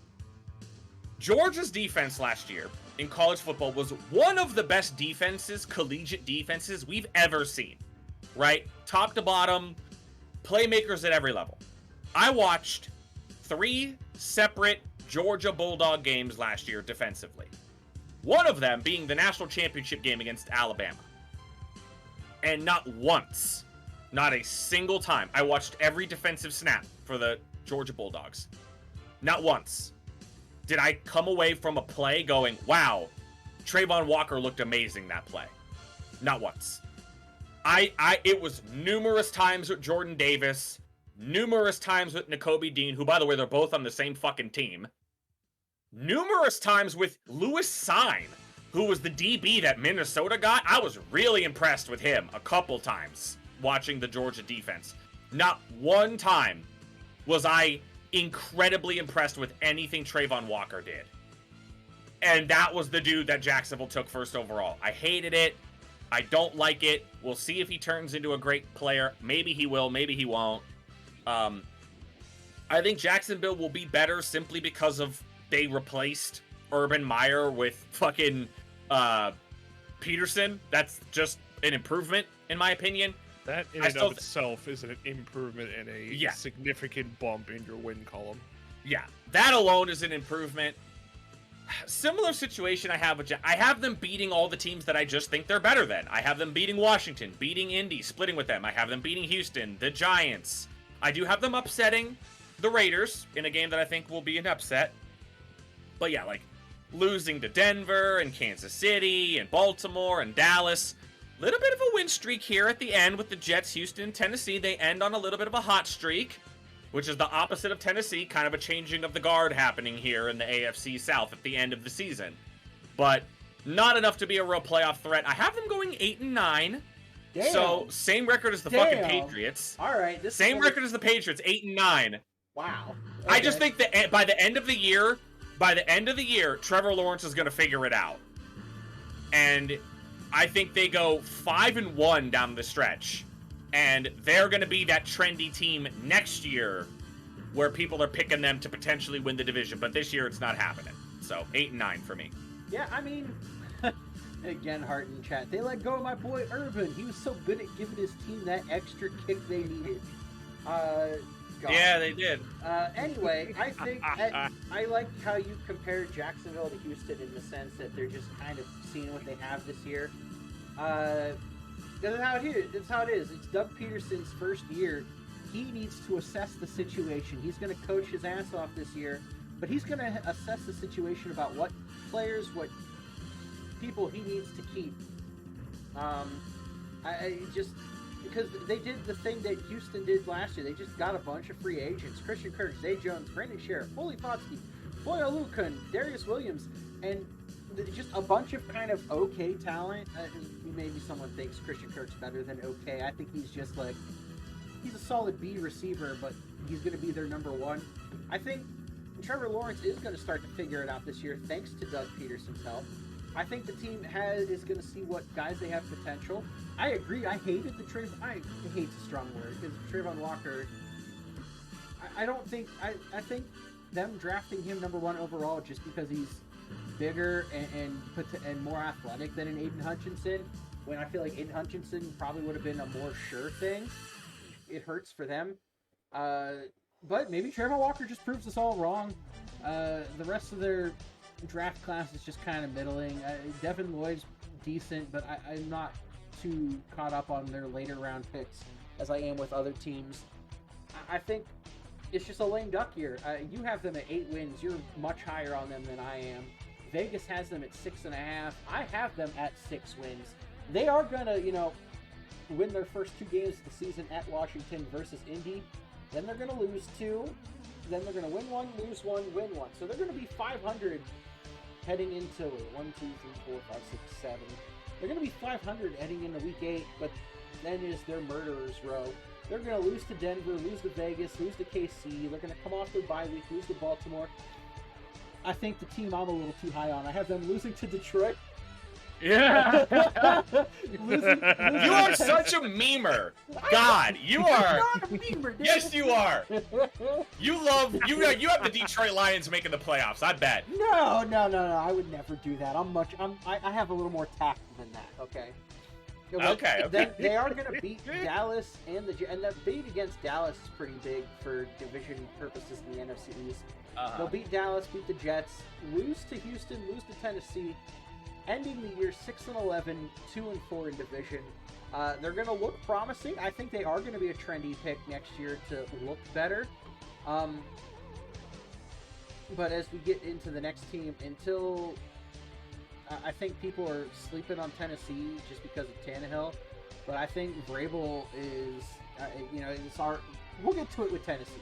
I just think Jacksonville is going to show a lot more signs of brilliance or flashes of brilliance than they did last year with shitman Urban Meyer himself. Doug Peterson is so much better, and the way he coached the Eagles and got a Super Bowl out of Nick Foles, Trevor Lawrence is in good hands, and I'm excited to see what Jacksonville does going forward, but I don't think it's this year. I would ask Shane his opinion on the Jaguars, but the Bills lost to the Jaguars last year, so I'm going to refrain. Yeah, no comment. Yeah, no comment. No, no, it's pretty much, you guys have pretty much said everything. Basically, this year is how much of Trevor Lawrence is going to get brought out with Doug Peterson. If my thing is, I think their low end is probably 5 or 4 wins, and then you have a big mess of what's going on with Trevor Lawrence and everything else. If Doug Peterson gets that out of Trevor Lawrence, I can see them almost winning 8 games. But I have them at 7, and I actually have them upsetting Baltimore after their bye week. Ooh, okay. That would be a big upset. Yeah, that'd be a spicy one. All right, another team. I was gonna say, I don't think this is I'm not in super big disagreement with Matt on this team. I just have a bigger picture issue with the Titans, and it's that this is going to sound like I'm going on a tangent. I'll try to keep it short. Before you go on the tangent, Before you go on the tangent, let me just tell you, you dislike the Titans for the same reason you dislike the Steelers. They're good, but nobody knows why. You know what? Yeah, that's basically it. They are the the classic football guy team, right? The team that, like, wins when they shouldn't and perseveres through, like, man, they got all these injuries, but they're tough. And they're ragged, and they chew tobacco, and man, pork and beans, and that type of shit. I fucking hate that shit. That's how they beat Buffalo back-to-back years. I hate that shit so... God, I hate it. I hate that stuff so much, and Tennessee just bleeds it. Tennessee just bleeds this, like, fraudulent...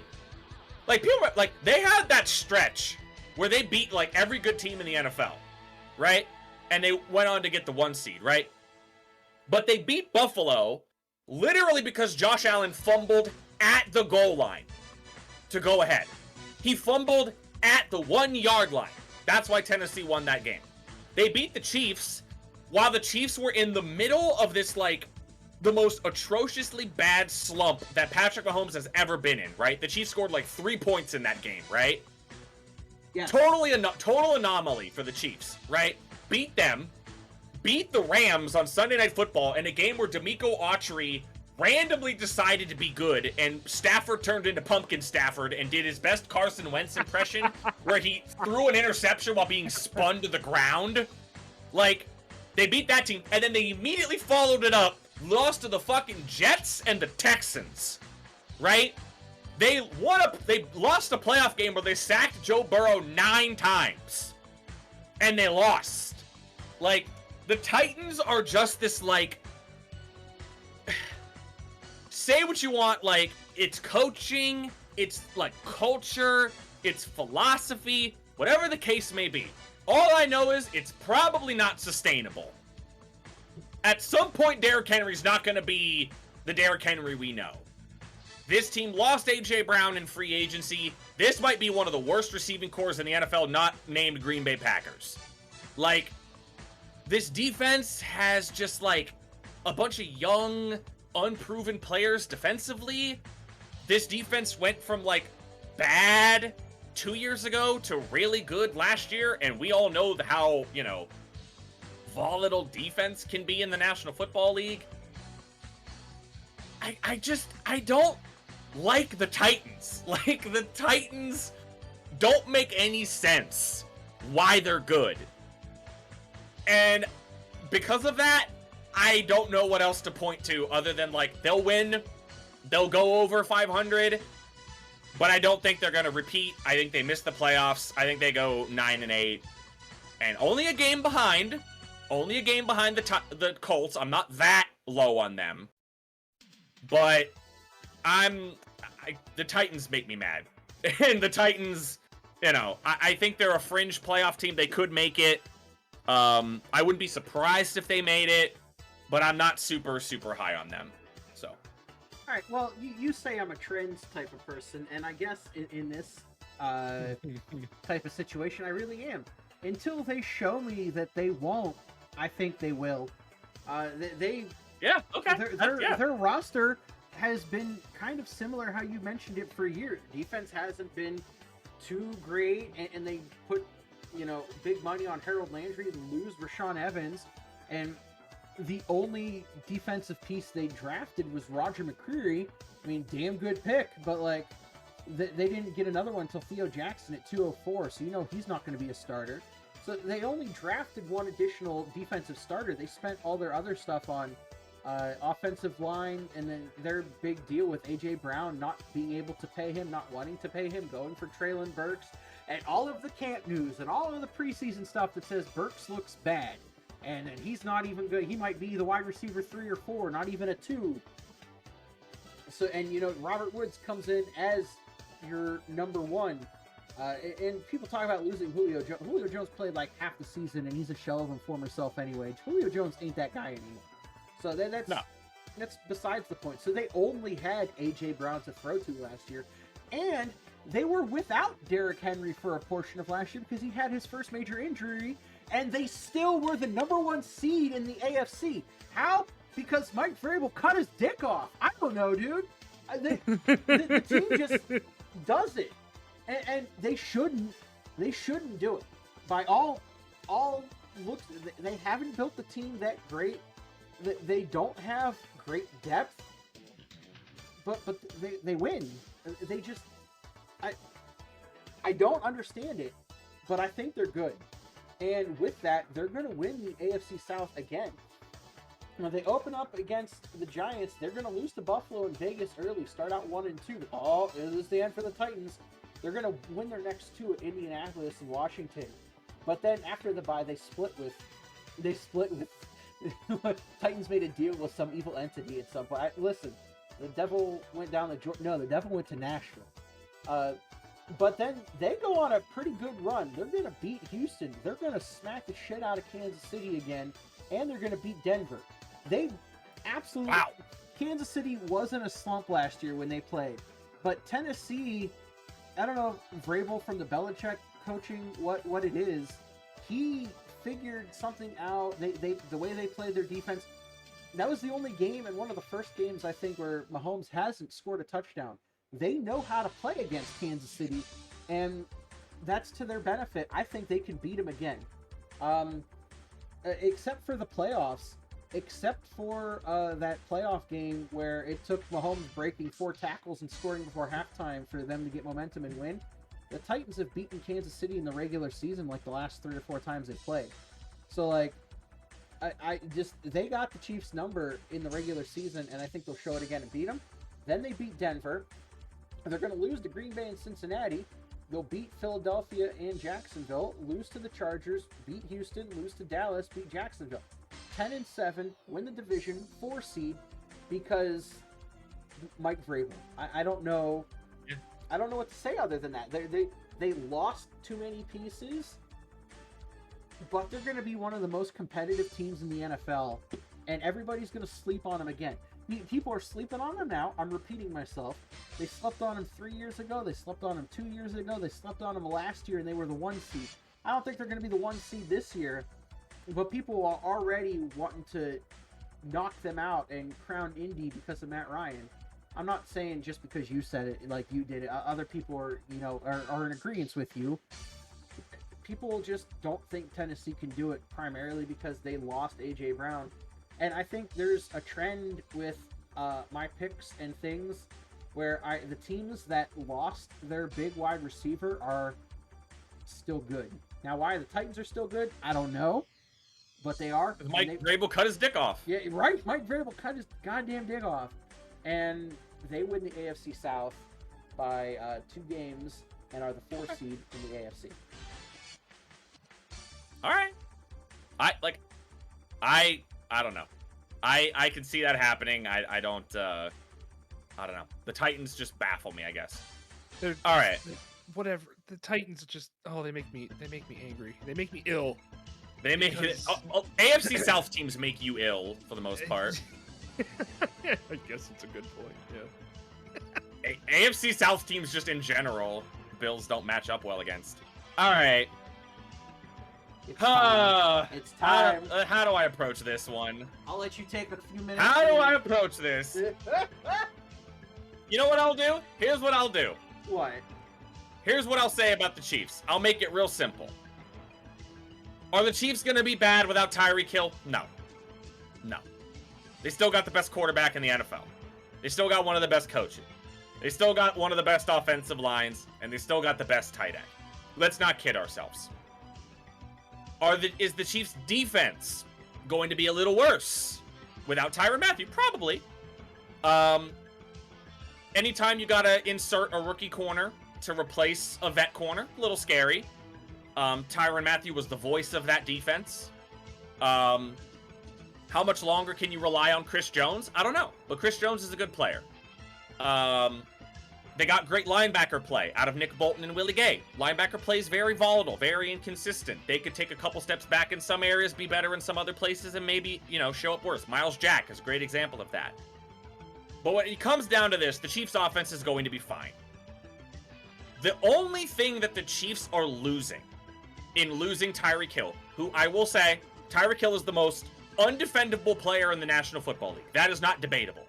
There is not a player in the NFL that provides you with what Tyreek Hill provides you. You could take every single current wide receiver on the Chiefs and combine them into one person, and that person is not as dynamic as Tyreek Hill. The thing the Chiefs are losing is not their efficiency.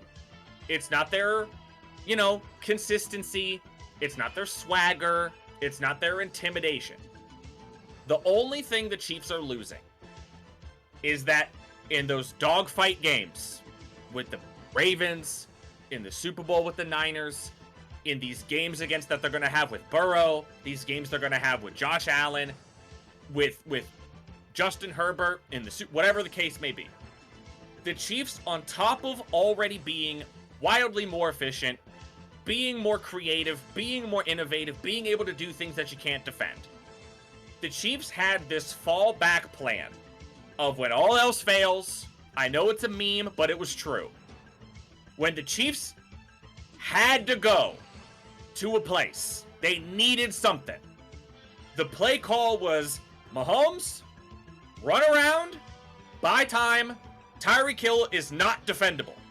No matter how many people you put on Tyreek Hill, they cannot defend him for longer than 2 seconds, longer than 3 seconds. He's just too fast. Run around, throw the ball to a spot that no one else can get to. Tyreek will get there, and chances are once he gets there, he'll house call it. The Chiefs won games. Forget about completion percentage. Forget about touchdown interception ratio. They won football games with that. How many times that crops up this year, I don't know. How many times that happens this year, maybe it doesn't happen. Maybe it happens once. Maybe it happens twice. Maybe it happens 3 times. But any game that doesn't happen, the Chiefs' offense will be fine.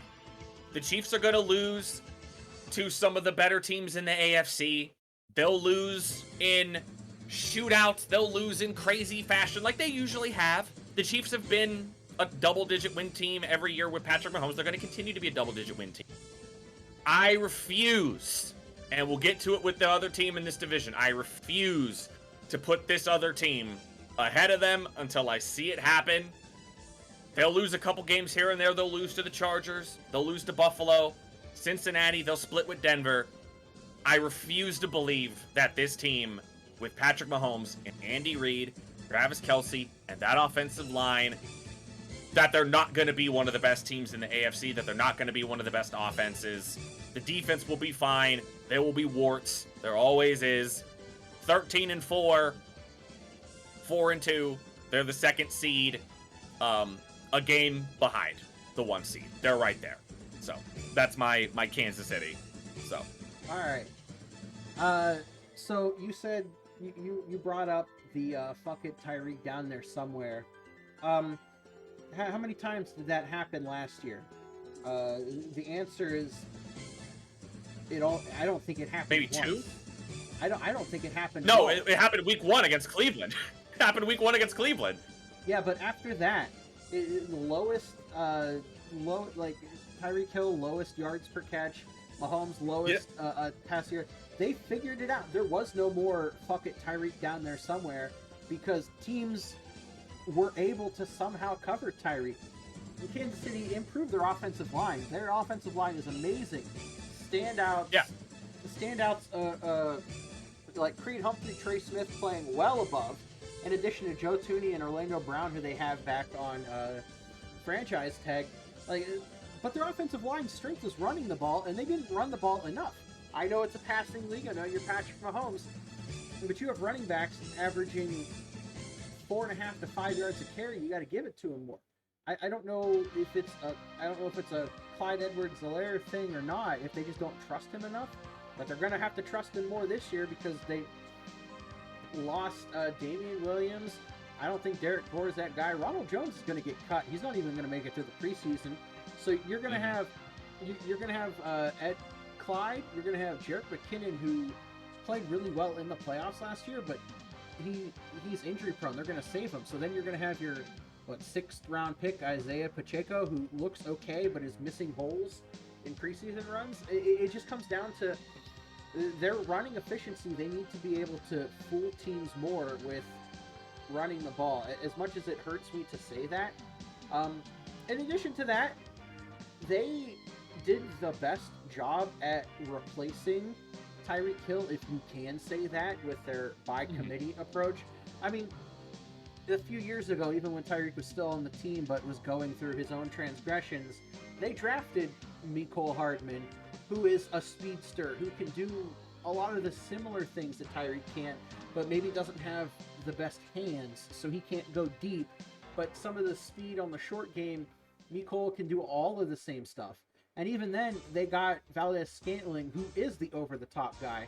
But, you know, Juju Smith-Schuster, Sky Moore, Josh Gordon, you know, Travis Kelce, and I'm gonna throw a name at you that you might not know. If he doesn't get injured like he did last year, I want you to remember Jody Fortson, because I think he's an emerging talent, and he plays backup tight end to Travis Kelce, but they'll put him in slots or bring him out in the two tight end sets, and man's big. Man's got good hands. He's big. And now that they don't have Byron Pringle, and thank God they don't have Demarcus Robinson, who I don't know why Demarcus Robinson stayed on the roster for as long as he did, where he's getting cut from, I forget where he ended up with, but he's not even making it through the preseason on the next team he's at. Like, their wide receiver depth is so much better, and they proved last year that they can play the dink and dunk offense because they were forced to. They were still one of the most efficient teams in the NFL, just they were a little streaky because of the way teams played against them. If they couldn't get a good first down gain, they were one of the best third down teams, but if you stopped them once, they'd lose momentum. I think you're going to see more of that this year. They're just going to keep going at it because they have the speed, they have the weapons, they have more depth at their wide receiver position now than they did last year, and all of their second and third guys are much better than the second and third guys they had last year. You still got Travis Kelce for a few more years. The defense, I think you say like losing Tyrann Mathieu is huge, and I think it is. He was the heart of that defense, but it worked like in positives and negatives. Because he plays with his heart and he's so vocal, the defense fed on that at times, and it hurt them overall. So many times you could, the Dirty Dan Sorensen getting burned, and then you see Tyrann Mathieu throwing his hands up and not chasing or doing things. Thank God they don't have Dan Sorensen anymore. And then you have the team. They drafted off the PFF big board. McDuffie, Carl Aftis, Sky Moore, Brian Cook, Leo Chanel, Josh Williams, Darian Kinnard.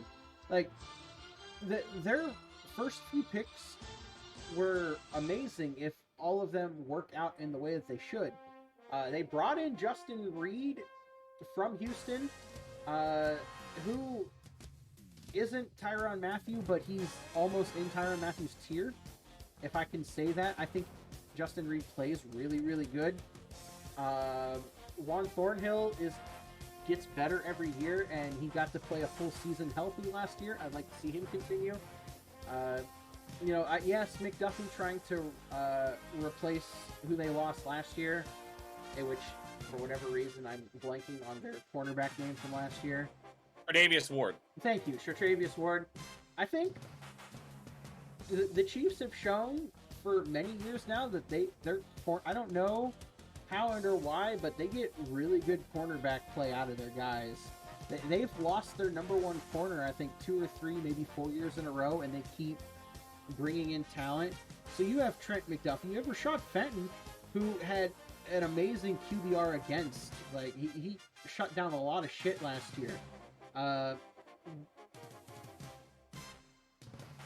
L'Jarius Sneed plays out of his mind.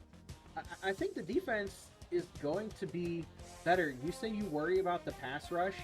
George Karlaftis is looking really good. Chris Jones, as long as they don't fucking put him outside and keep him on the inside. Shut up, Genhart. You keep him on the inside, and he's going to play better. And Frank Clark lost like a whole bunch of weight, stopped drinking, worked out more. I don't know what that means, but I think you're going to get a lot out of him. And because of that, yes, they will split with the Chargers. Yes, they will actually lose a game to Denver for the first time in 6 years. And completing the triangle, they will lose to Cincinnati, and they're going to lose to Tennessee because Tennessee has their number. Those are the only losses they take all year. 13-4, 4-2 in division, because they will sweep the Raiders. They are the 1 seed. Fuck yeah, they are. They are the 1 seed in the AFC going into the playoffs. And until proven otherwise, my fandom bias takes control. So, just a really quick point, because we'll get to the other teams. In my eyes, it's going to be interesting to see, like you guys have already said, does losing Tyreek Hill make this team worse? God, no. They're still one of the best teams, if not the best team in the league. But it's interesting to see how they're going to approach without having such a big play caliber like Tyreek, who can't be touched. In case in point, the game in the divisional round playoffs last year between Buffalo and Kansas City. Buffalo started steamrolling back. There was only a couple field goals. One was missed from Kansas City, and then all of a sudden, Tyreek hits a 64-yard pass. The momentum completely flipped, and there's no real player in the league that could just do that on the drop of a hat like that. So it'll be interesting to kind of see how Kansas City approaches games that are going to be shootouts, and how they're going to react to it without having just such a explosive player like in Tyreek. I was gonna say, when Matt said that the fuck it Tyreek out there somewhere stopped happening after week 1, I'm like, right. The only time it ever happened again was that playoff game where instead of saying fuck it Tyreek out there somewhere, Patrick Mahomes said, fuck it, Tyreek's standing over there. No, that's And not then he even, took it 64 yards. And then he took just threw it to him, and Tyreek ran for 40 yards and got the field goal. That wasn't a fuck it Tyreek down there somewhere. That was like a 10-yard in cut. It was like a 10-yard in cut that he took 60-some yards. I don't forget that, Tyreek Hill took that to the house. In overtime, Mecole Hardman did the exact same thing and took it down to the 10-yard line before they threw it to Travis Kelce. So, again, they can still do it. The arching point here, the Chiefs will be fine. The Chiefs offense is, the last thing I'll say, the Chiefs offense is obviously not going to be bad. It's just going to be different, and that is fascinating. That is the thing about the Chiefs. It will not be worse, it will just be different, and thus fascinating. Speaking of teams that frustrate me, and teams that I think are fraudulent, the fucking Raiders. Holy shit. The Raiders last year made no goddamn sense. None. They beat the Ravens in that crazy overtime. Like, everything about the Raiders is just... Matt, you know how you kind of said with the Titans, until they stop doing it, I'm just going to assume they're going to do it? Yeah. It's kind of how I feel about the Raiders. The Raiders have by far, let's just talk about in their division, okay? This is the most competitive division in the NFL, right? Oh, yeah. The Raiders have the worst. The Raiders don't have a bad quarterback, but they have the worst quarterback in the division, right? Correct. In the division. Correct. They got by far the worst offensive line. Yep. Right? They got by far the worst defense, right? And somehow, this team will win 8 games. I don't know how they'll do it, but this team will win 8 games, and it makes no goddamn sense. This team lost to the Bears last year. They lost to the fucking Bears, and they made the playoffs. Like, Vegas is just this, like, again, it's a similar thing with the Titans. It's just this gritty, like, Derek Carr, like, leadership stuff, this intangible thing that you just can't really define it with the Raiders. And do I think Josh McDaniel is, a great head coach? No. I still think this defense is not that great. They bring in Chandler Jones, who's in, like, the twilight of his career. I think he's an upgrade over Yannick Ngakoue, but not that much. And obviously the big splash, the big thing that everyone freaked out about was Davante Adams. Here's what I'm going to say about Davante Adams and his fit with the Raider. So much of what made Davante Adams great in Green Bay is how they deployed him, how they used him, and him and Aaron Rodgers' connection that they developed over 5+ years of playing together. I understand Derek Carr and Davante Adams are best friends, but they haven't played football together in almost a decade. Like, they haven't been on the same team together since they were in college, right? It's not this thing that, like, oh yeah, they get together and, like, no. It's going to be a totally new thing. And plus, I've been hearing that Vegas is, like, making Davante Adams line up outside as a boundary X on the majority of plays, when his most efficient position on the field was in the slot, where he could run these quick little out routes, use his releases, use all this creative stuff that he's doing, and then every once in a while, he'd run those little slot fades where Aaron Rodgers would hit him for like a 16 to 22 yard gain, and they would do it 2 or 3 times a game, and he would get over 100 yards, and he'd have 10 plus catches, and that's how he got the majority of his touches. That's not going to happen with Vegas. Vegas is going to try to treat him like Arizona treats DeAndre Hopkins. Now, is Davante Adams capable of doing that? Yes. Davante Adams is very capable of doing that. Do I think this offense is going to be bad? No. But this offensive line sucks, and the running backs suck, and the defense sucks. So in my mind, I shouldn't like this team.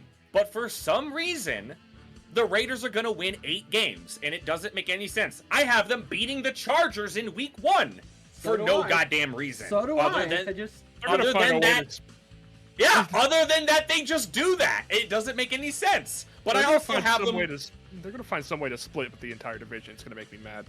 Yeah, like, I have them losing to fucking Jacksonville for no reason. Like, I just have them losing to Jacksonville.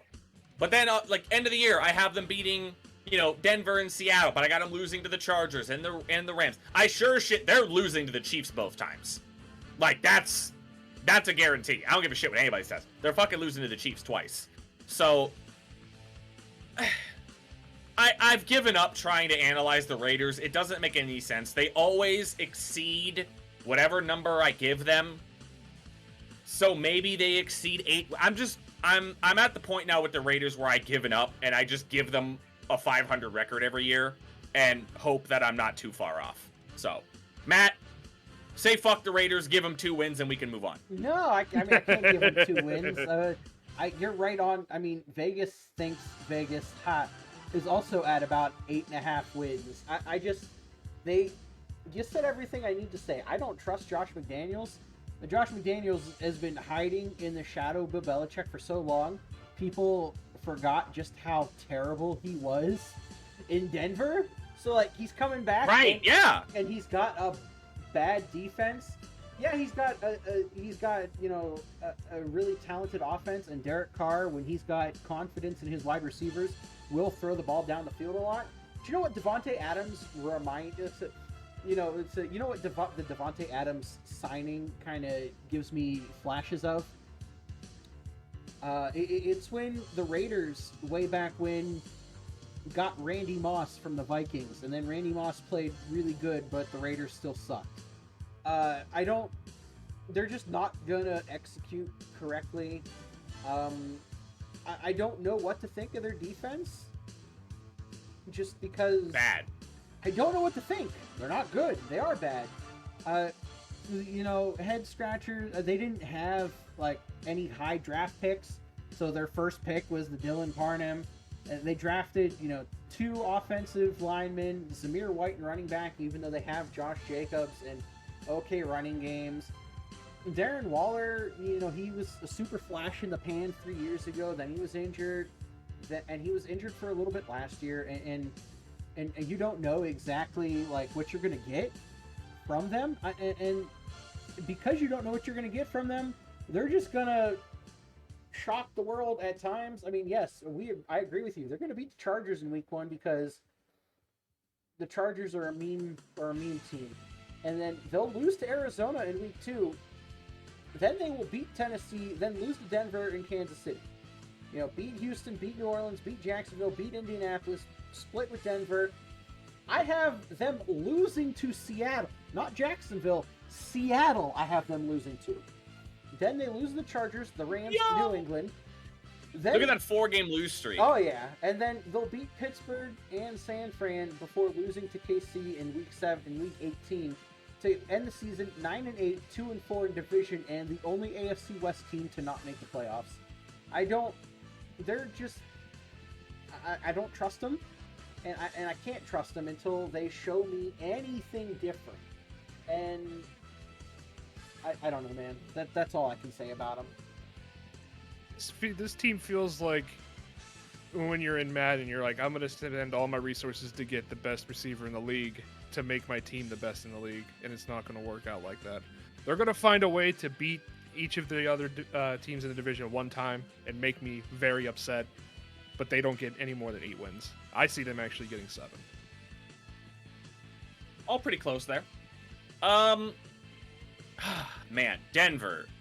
Denver is, for obvious reasons, Denver is one of the hardest teams to project, simply because I'm not as high on Denver as I think other people are, simply because there has been this growing concern about Russell Wilson, who, by the way, I am a huge Russell Wilson stan. I think he's great. I think he's underappreciated. I would say this team would be a coin flip, but I don't like coins, so. You don't. The thing about Denver, and Russell Wilson specifically, Russell Wilson now has put up numerous years in a row where he starts off really good. His first 2 months, he's like an MVP candidate. And then teams either figure out Russell Wilson or they figure out what Seattle was trying to do offensively. And then he looks really bad towards the end. 2020 it happened. 2021 it happened. I understand he had the injury, but even a number of weeks after the injury when he was a little more healthy, he just looked bad. And this offense is not going to be what he had in Seattle. Russell Wilson is the best deep ball thrower in the NFL. He loves stretching the field vertically.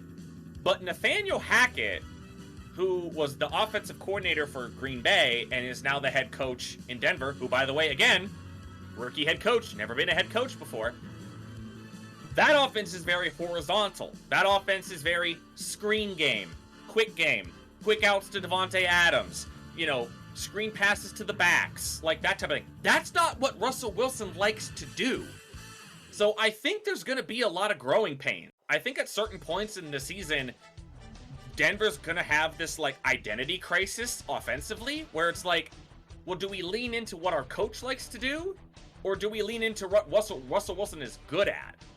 And obviously he doesn't have to deal with fucking Pete Carroll anymore, who's a dinosaur and wants to play football like it was in the 1980s.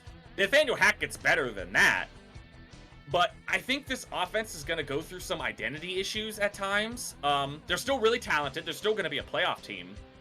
And then defensively, similar thing with the Bills. Not the Bills. The Dolphins, where the defensive players are there, but the scheme that was largely a Vic Fangio scheme, Vic Fangio being the guy behind the controls, Vic Fangio's not there anymore. And Matt talked about how good the Tennessee defense has been against Patrick Mahomes. Denver's put up some really good defensive efforts against the Chiefs. They just haven't been able to capitalize on it because of how bad their offense has been. Vic Fangio's not there anymore. And I'm not a super big believer in Bradley Chubb. I'm also not a big believer in Randy Gregory. Defensive backfield's got some good pieces, but some of them are getting up there in age. Patrick Surtain's pretty good. I love the safety in Denver, who I'm blanking on, one of my favorite players in the league. Justin Simmons, really good off-the-ball safety. Had a bad year last year, but, he's one of the better safeties in the league. I just think this team is it's a coin flip. They're very inconsistent. A lot of unproven pieces here. Russell Wilson is clearly the best quarterback they've had since Peyton Manning. I think he brings this team to the playoffs. I don't think that I'm as high on them as maybe other people are. Fucking looking at you, Colin Cowherd. But I got them losing early to games like San Francisco. By the way, they are going to absolutely fucking dumpster the Seahawks in week 1. Oh, for sure.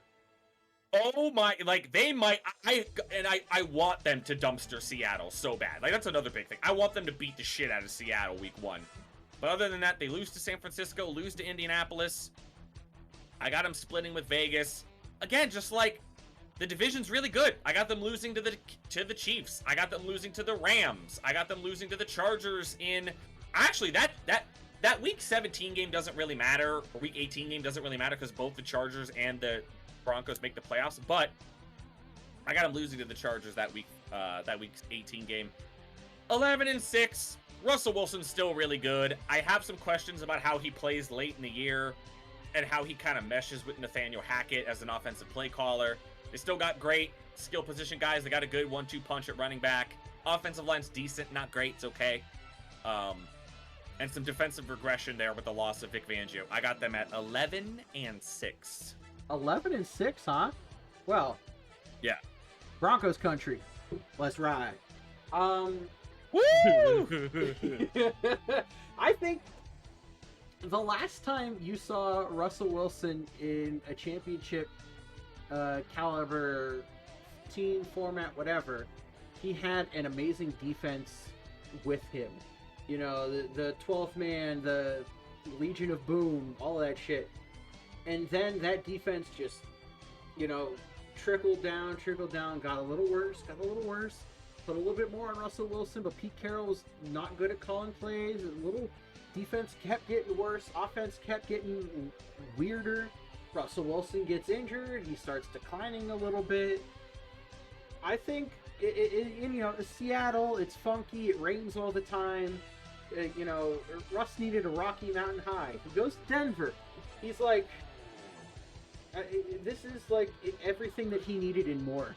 He's got an amazing defense. He's got offensive depth beyond just two receivers. Granted, they lost Tim Patrick already for the year, but he's got comparable targets with Jerry Jeudy and Cortland Sutton into Tyler Lockett and DK Metcalf. Granted, DK Metcalf's a freak. We all know this, but he's got the targets.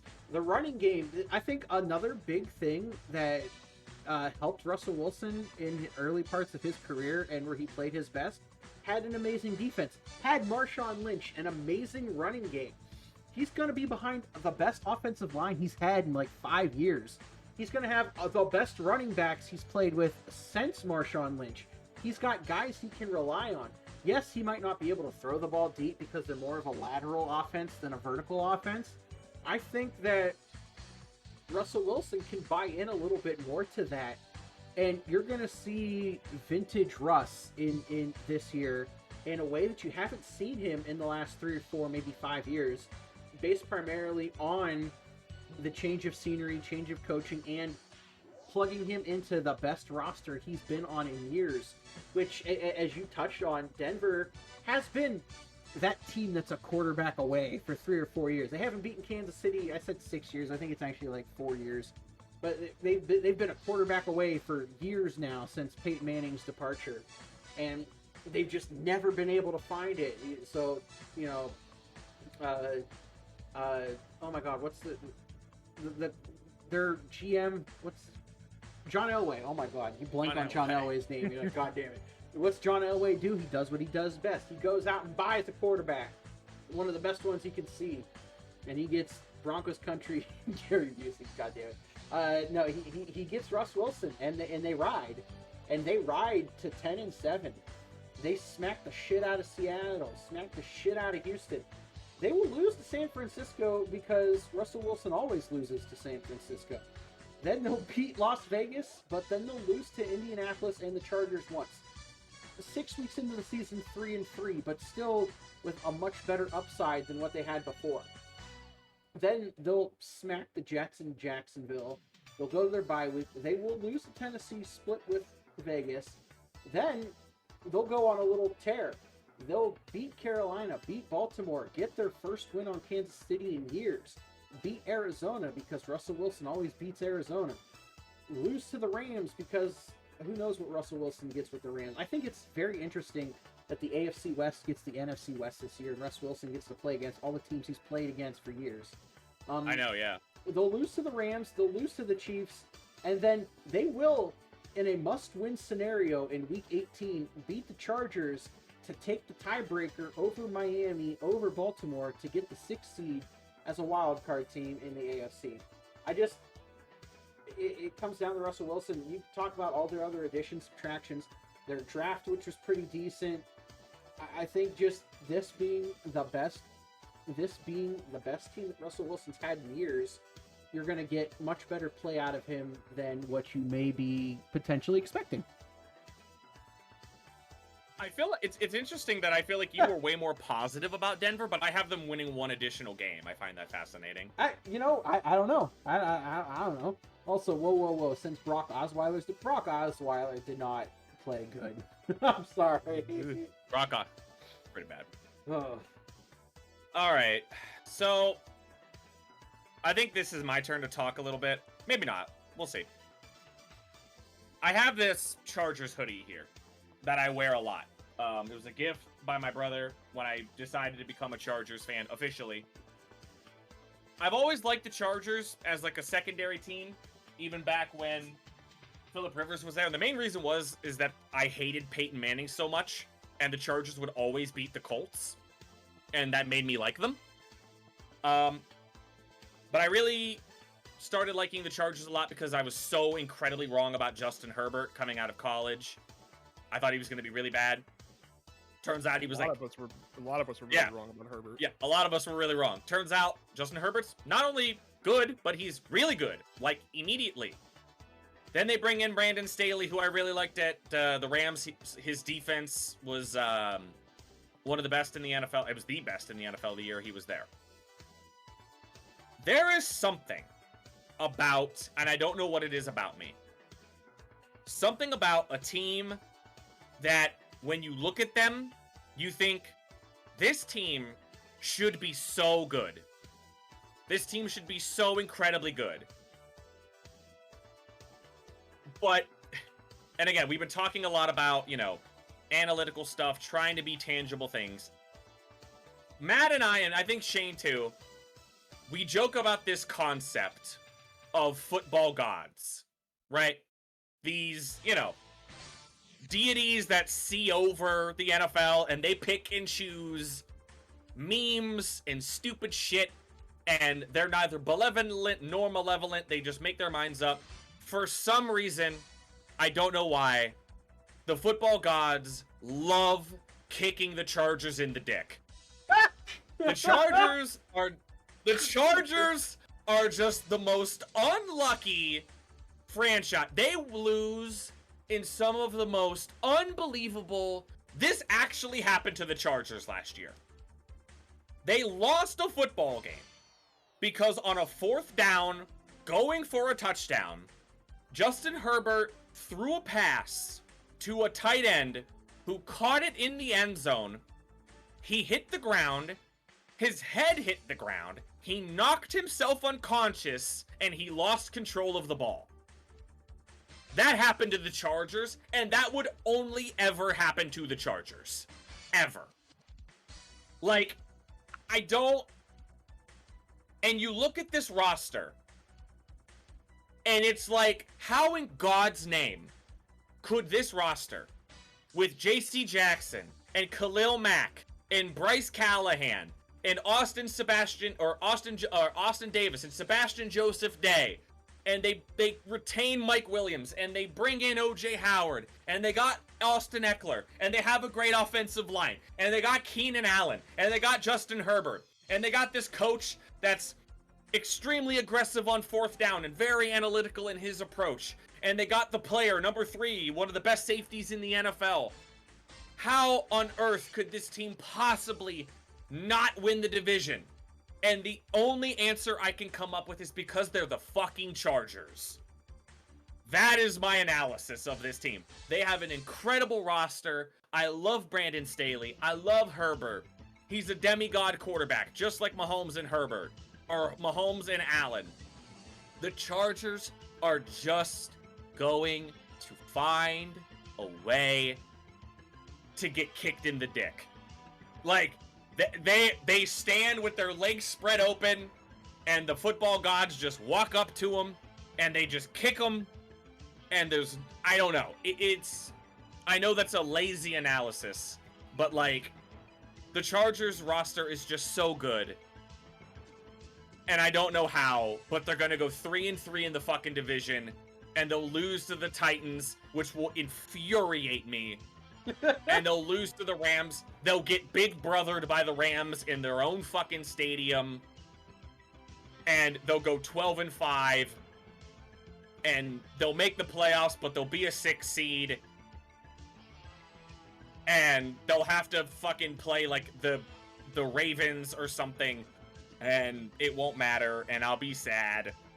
And that's it. I'm done. Interesting that you're now a fan of the Chargers, but you're having a little bit, I guess I'll call it realistic, but I am higher on the Chargers than even you are. Because when the football gods decide to approach Justin Herbert and his team, legs a spread, they go to kick him in the dick, they're not going to realize that he's wearing a protective cup. I have them winning this division and being a number 2 seed this season. Dude, the Chargers finally bought a cup! They finally bought a cup. Everything is going to be corrected. They're not going to get kicked in the dick. Oh my god. They are going to win this division in a 1-game upper against Kansas City. They're going to be the number 2 seed.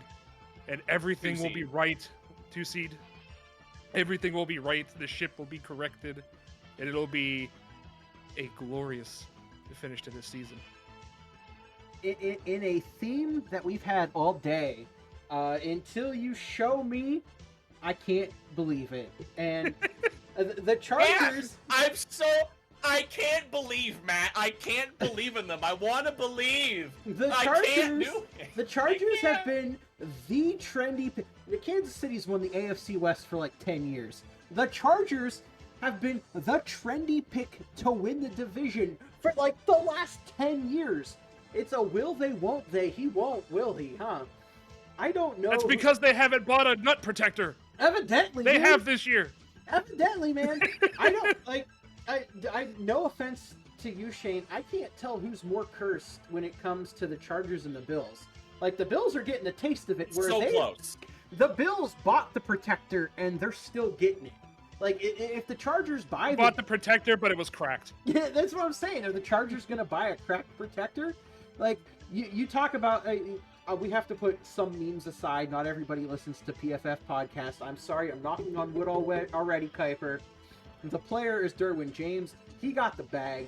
He got fucking paid fucking big time. I think I said earlier Minka Fitzpatrick was the highest paid, like, at his position when he got the deal. I think Derwin James, when he just signed last week, he eclipsed that, surpassed it. I think the player is now the highest paid safety in the NFL. And what's that mean? He is. I hate it. He was finally healthy last year. Are you going to continue to get that out of him? I mean, you said it already. Justin Herbert's a fucking freak. He's a freak of nature. The way but it seems like as much of a freak of nature as he is, as much as he tried to will his team in, and like, I think you can summarize what the Chargers are in that Week 18 game versus the Raiders last year, where Justin Herbert hits every fucking pass he needs. This fucking team, 4th and long, doesn't matter. Dime, dime, dime, touchdown, touchdown, tie game. Can't do it in overtime. They fail. Their biggest heel, their biggest weakness all year, stopping the run, which is why they dropped weird-ass games to Tennessee and Cleveland, is they leaned too much into allowing the run. And I mean, again, they've fortified against that. You got fucking Khalil Mack. You strengthen your back end more with J.C. Jackson. You got Gerald Everett, Kyle Van Noy, Bryce Count. Like, you did everything you fucking needed. Zion Johnson in the first round, bolstering that offensive line, protecting Herbert longer. You have one of the most prolific backs in the NFL right now, Austin Eckler. And Keenan Allen he's consistent. He's been top 10, top 15, but as he's starting to, I don't want to say fade, because I think that's disrespectful to him, but as he's starting to fade, Mike Williams is coming over. Jordan Palmer looks like promising as a slot. Matt's saying all these things and my blood pressure is just like, they have talent. They're not going to fucking win, Matt. They have talent. They're not going to win. And they're going to lose to Vegas week 1, damn it. That's what I'm saying. That's what I'm fucking saying. And then That's what I'm saying. They'll- They're gonna lose to Vegas. they'll course correct for a while. They will beat Kansas City, Oh. Jacksonville, Houston, Cleveland, Denver, Seattle. Out of the bye, beat Atlanta. Then they're going to lose to San Francisco, lose to Kansas City, beat Arizona, beat Vegas, beat Miami, beat Tennessee, beat Indianapolis before losing to the Rams. And then with a chance to win the division on the line, because I think, like, tiebreaker-wise, they get it over Kansas City. They'll both have a 4-2. You'll go to similar records, and they will have beaten... Let's see here. Yeah, I think it gets in the weeds a little bit because they beat Tennessee but lose to San Francisco. So, like, you get into the weeds, I'd have to go into, like, level 5, level 6 tiebreakers. But with the division on the line, and not only that, a chance for the 1 seed. We're talking the 1 seed in the AFC on the line.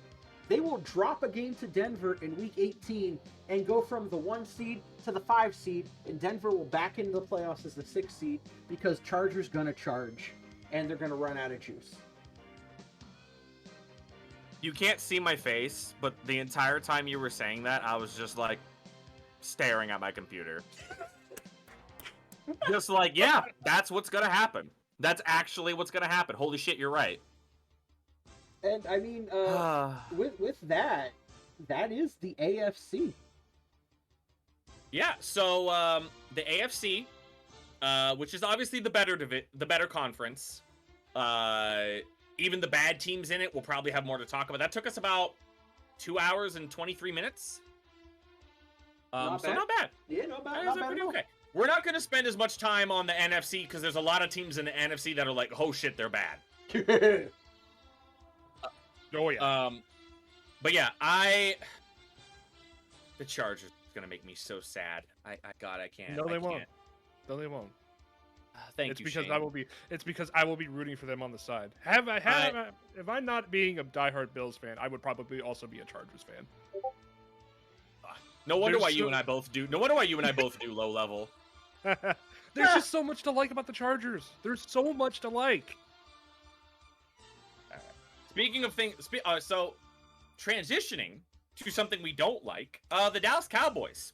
Ew, gross. The Cowboys, like most years, this is going to be so insulting the entire time.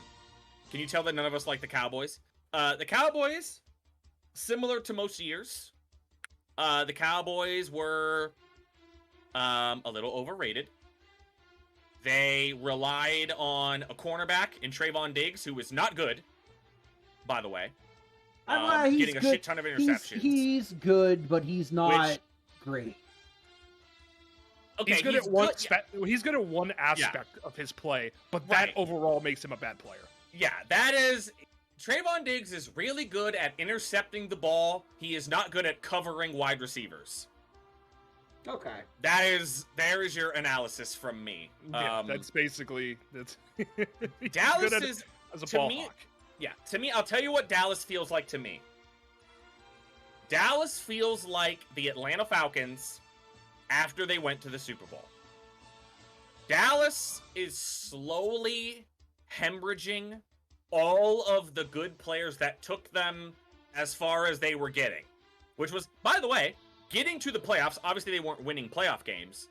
But when Dak was healthy and this team was healthy, they were getting to the playoffs consistently. Right? This team is slowly but surely hemorrhaging the things that were making them special. This offensive line that was originally one of the best is now no longer that good. Tyron Smith can't stay healthy. They lose Connor Williams. They haven't been able to replace Travis Frederick at center. They lose Leo Collins. They still got Ezekiel Elliott, who has the worst contract in the National Football League.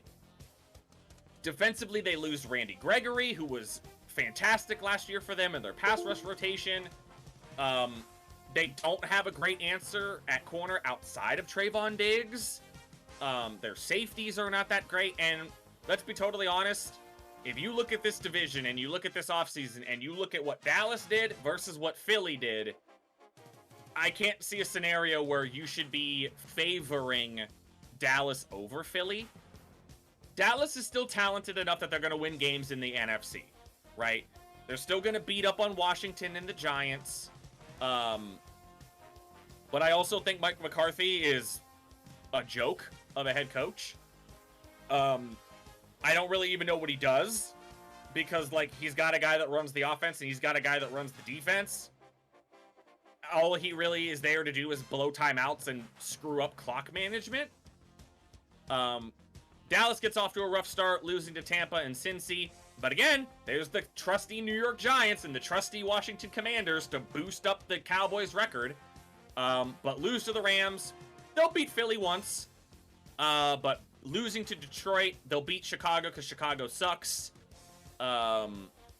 Beating Green Bay, but they lose to Minnesota. They'll split with the Giants, because I'm a little higher on the Giants, because I love Brian Daboll. They'll beat Indy, lose to Houston, because I've mentioned it before, fuck you, Skip Bayless.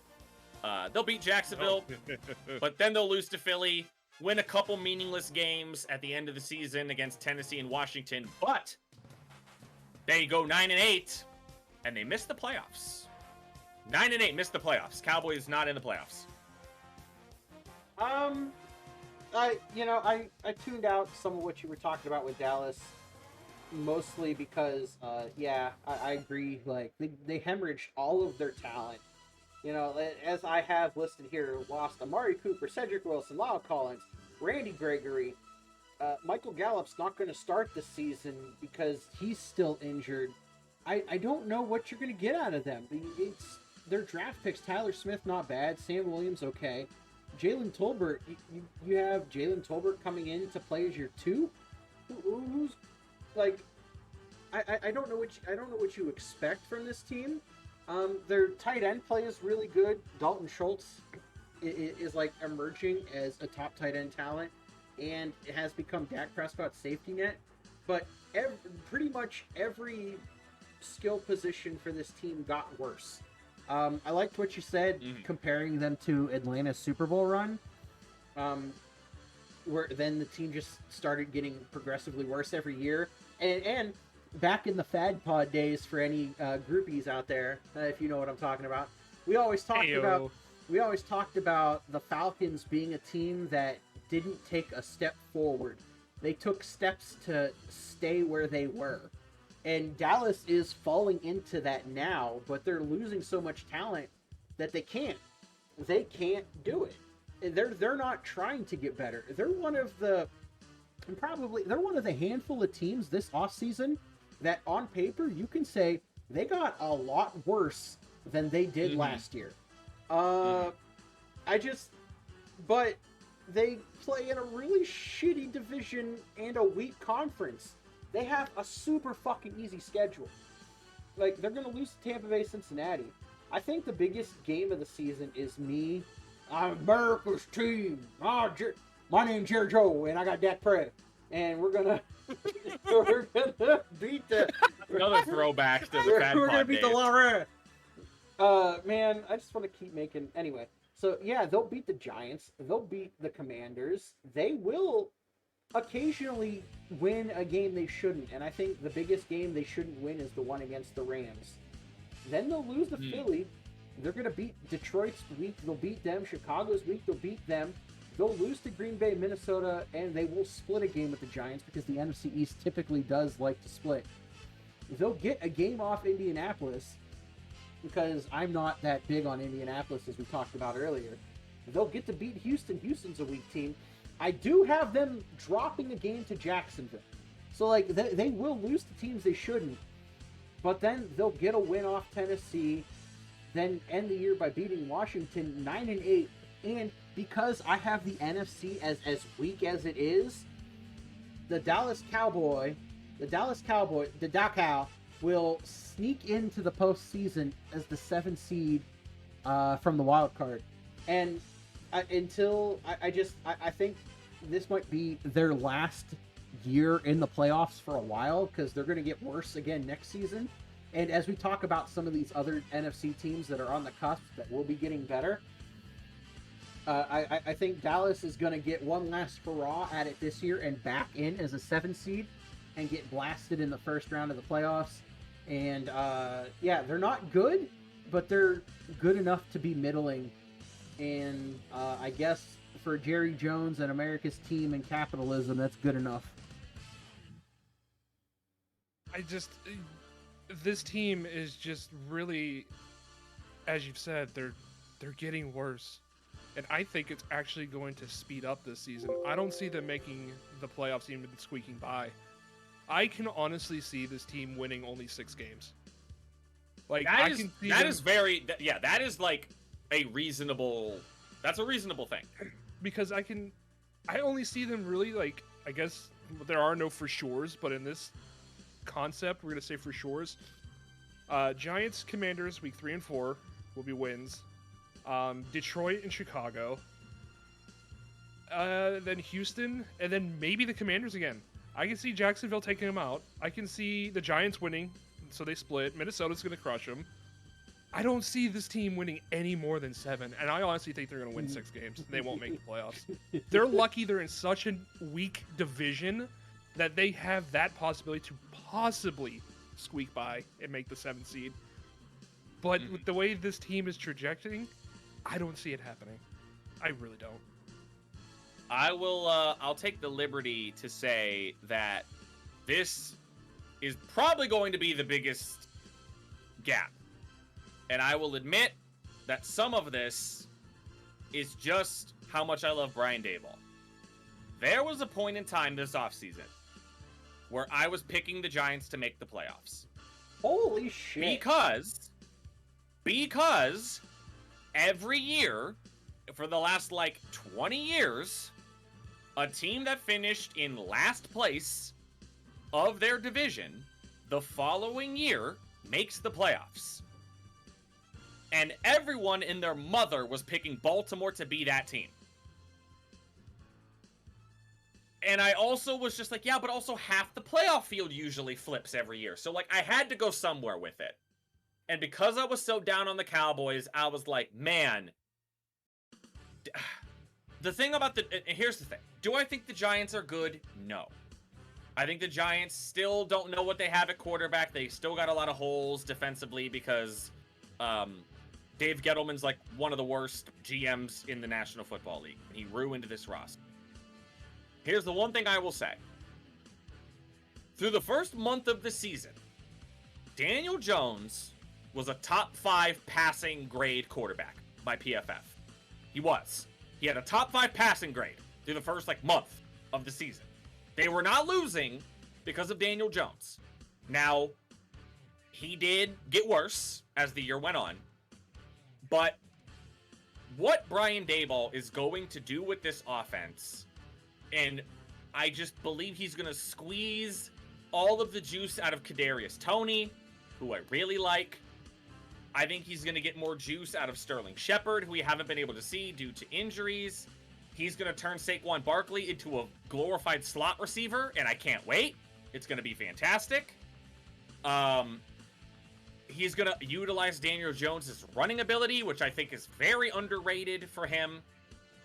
And truth be told, I really have the Giants winning as many games as I do simply because of this schedule, where I have them beating Carolina on the come-down game from Baker's game against Cleveland. I got them beating Chicago, beating Seattle, beating Houston, Detroit, splitting with Dallas. I have them sweeping Washington because I think it's another big reason why I have them so high is because I think Washington's going to be really bad.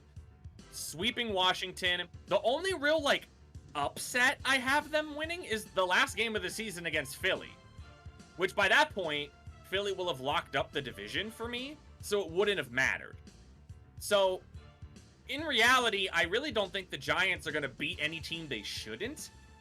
I just think that, this is a below average roster that will there's always a team that overachieves. I had to pick one, and I picked the one that got the coach that I like the most with, a defense that's got promising pieces and, a team that, can't get any worse. It can't get any worse than what the Giants have been for 5 years. So I am I'm much higher than you are on the Giants. I have them at 9-8, the same exact record as the Cowboys. Holy shit, their Vegas total's at 7. You're hammering that over. My God. I'm hammering the over on the Giants. Yeah, so you say it can't get any worse. I say it can't get any better. I think Okay. I think Daniel Jones, while for some reason I don't know how he does it, he seems to shine in PFF statistics. He just doesn't get it done. They're not good. Daniel Jones isn't that guy. They didn't do a lot in the off season. They got Kayvon Thibodeau. Really good for them. He might have just gotten injured for a little bit. I don't trust Kenny Golladay. Sterling Shepard. I haven't, even when Eli Manning was throwing the ball to him in Eli Manning's better season, Sterling Shepard would be okay, but he wouldn't be that guy.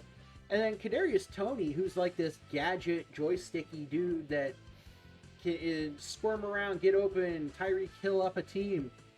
I feel like he's got... He didn't show enough of that. Like, he showed some of it, but then I feel like I just get bad feelings from Kadarius Toney, and I don't think he's going to be as good at... I mean, I could be wrong there, but I think because of that again, and Daniel Jones not being able to be that guy, he's got nobody to throw the ball to. Yeah, you have Saquon Barkley, but Saquon Barkley finally... did he play all of last season? I can't even remember if he was injured again or not. But even when he played like 2 weeks. Yeah. So, like, he injured again, and I just... So much injuries. He's a shell of what he was his rookie and second year. He can't do as much.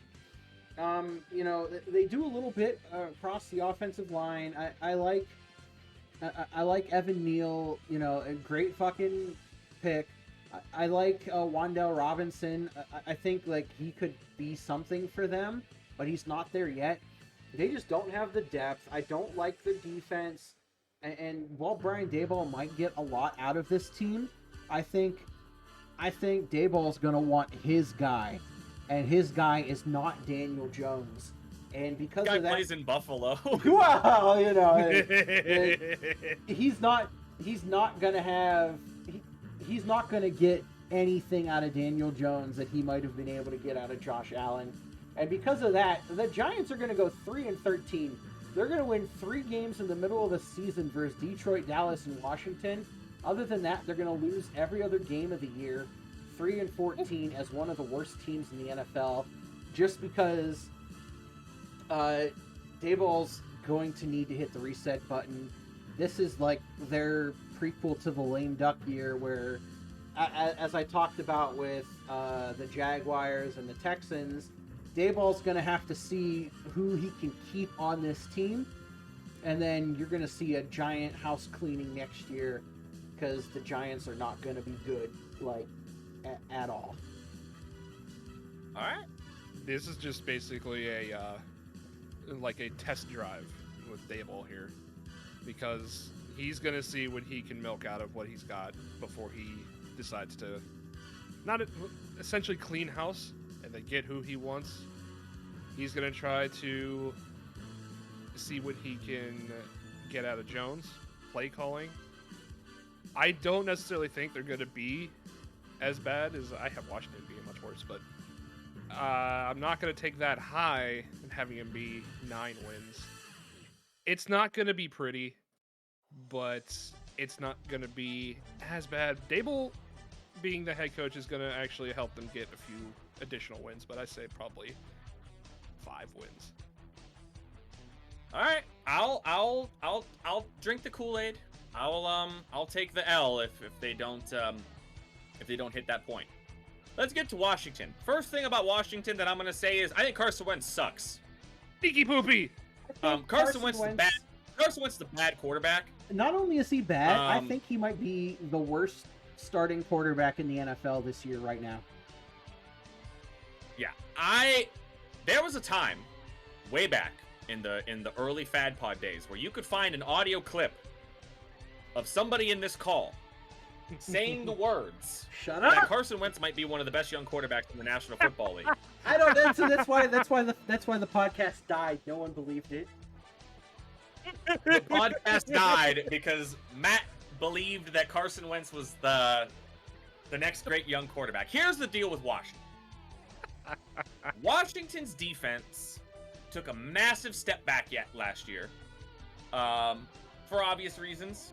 No Chase Young, no real depth in the backfield. They got a great front seven or great front four, but that's about it. This team, man, there's just like nothing I like. I like Terry McLaurin, but that's about it. That's really all I like. Antonio Gibson can't stop fumbling the ball. Carson Wentz so far this preseason, Carson Wentz has he has the second lowest pressure rate of any quarterback in the preseason so far, and yet he's bottom third in EPA per play. It's absolutely absurd. Carson Wentz he's just got makes so many bad choices, so many turnover-worthy plays. Frank Reich is one of the best coaches at minimizing turnover-worthy plays, and still somehow, someway, Carson Wentz found ways to just be super, super creative in how he turned the ball over. Washington is I just don't think Washington's going in the right direction. They're trying to do what the Colts are doing, but worse. That's a really kind of good way to pair them, I think, is the Washington Commanders are the Colts, but worse. And I have them winning 4 games. I think the games I have them winning are a game against Chicago, a random upset against Green Bay. Again, pay less attention to the individual matchups of some of these. It's more about the final number. I can see them upsetting Tennessee. I can see them upsetting Philly once. It's just a random upset that I'm picking to give this team an extra win. Other than that, they beat Minnesota in a game where Kirk Cousins forgets who he plays for. Good. And then a game against Atlanta, because Atlanta's one of the worst teams in the NFL. I have them going 4-13 and 0-6 in the division. 4-13. They're getting swept. Getting swept by the NFC East. That's a bad time getting swept by the NFC Man, East. all right. That's a real bad time. You could probably put on my gravestone that fucking Carson Wentz take. It's probably the coldest take of my life, and you haven't let me forget about it in years. That's a cold take, and I work in a freezer, my dude. Yeah, right, dude. I just fuck. I will say that if Nick Foles hadn't killed this man's confidence, he might have still been good. But something snapped when he went out and Foles led them to a Super Bowl, and then something snapped in him, and he lost confidence, and then the roster got a little worse, and then he played worse, and then he continues making bad decisions. Then you find out he's a little bit of a nut job outside of the NFL, and he's just a little weird. He doesn't take well with his teammates. He's a little bit of a whiny, little bratty baby boy. And those are things you didn't know back when you called him a top 5 quarterback in the NFL. So let's just forget that ever happened. That aside, there are things I like about this team. I mean, Terry McLaurin, I love Curtis Samuel. I like Jahan Dotson. I want to see how good he is. I mean, Chase Young, still like him. I think they have some... I agree. I like Kendall Fuller. I like Jamie Davis. I like some of their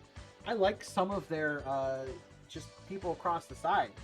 I just man, dude, I don't know what to.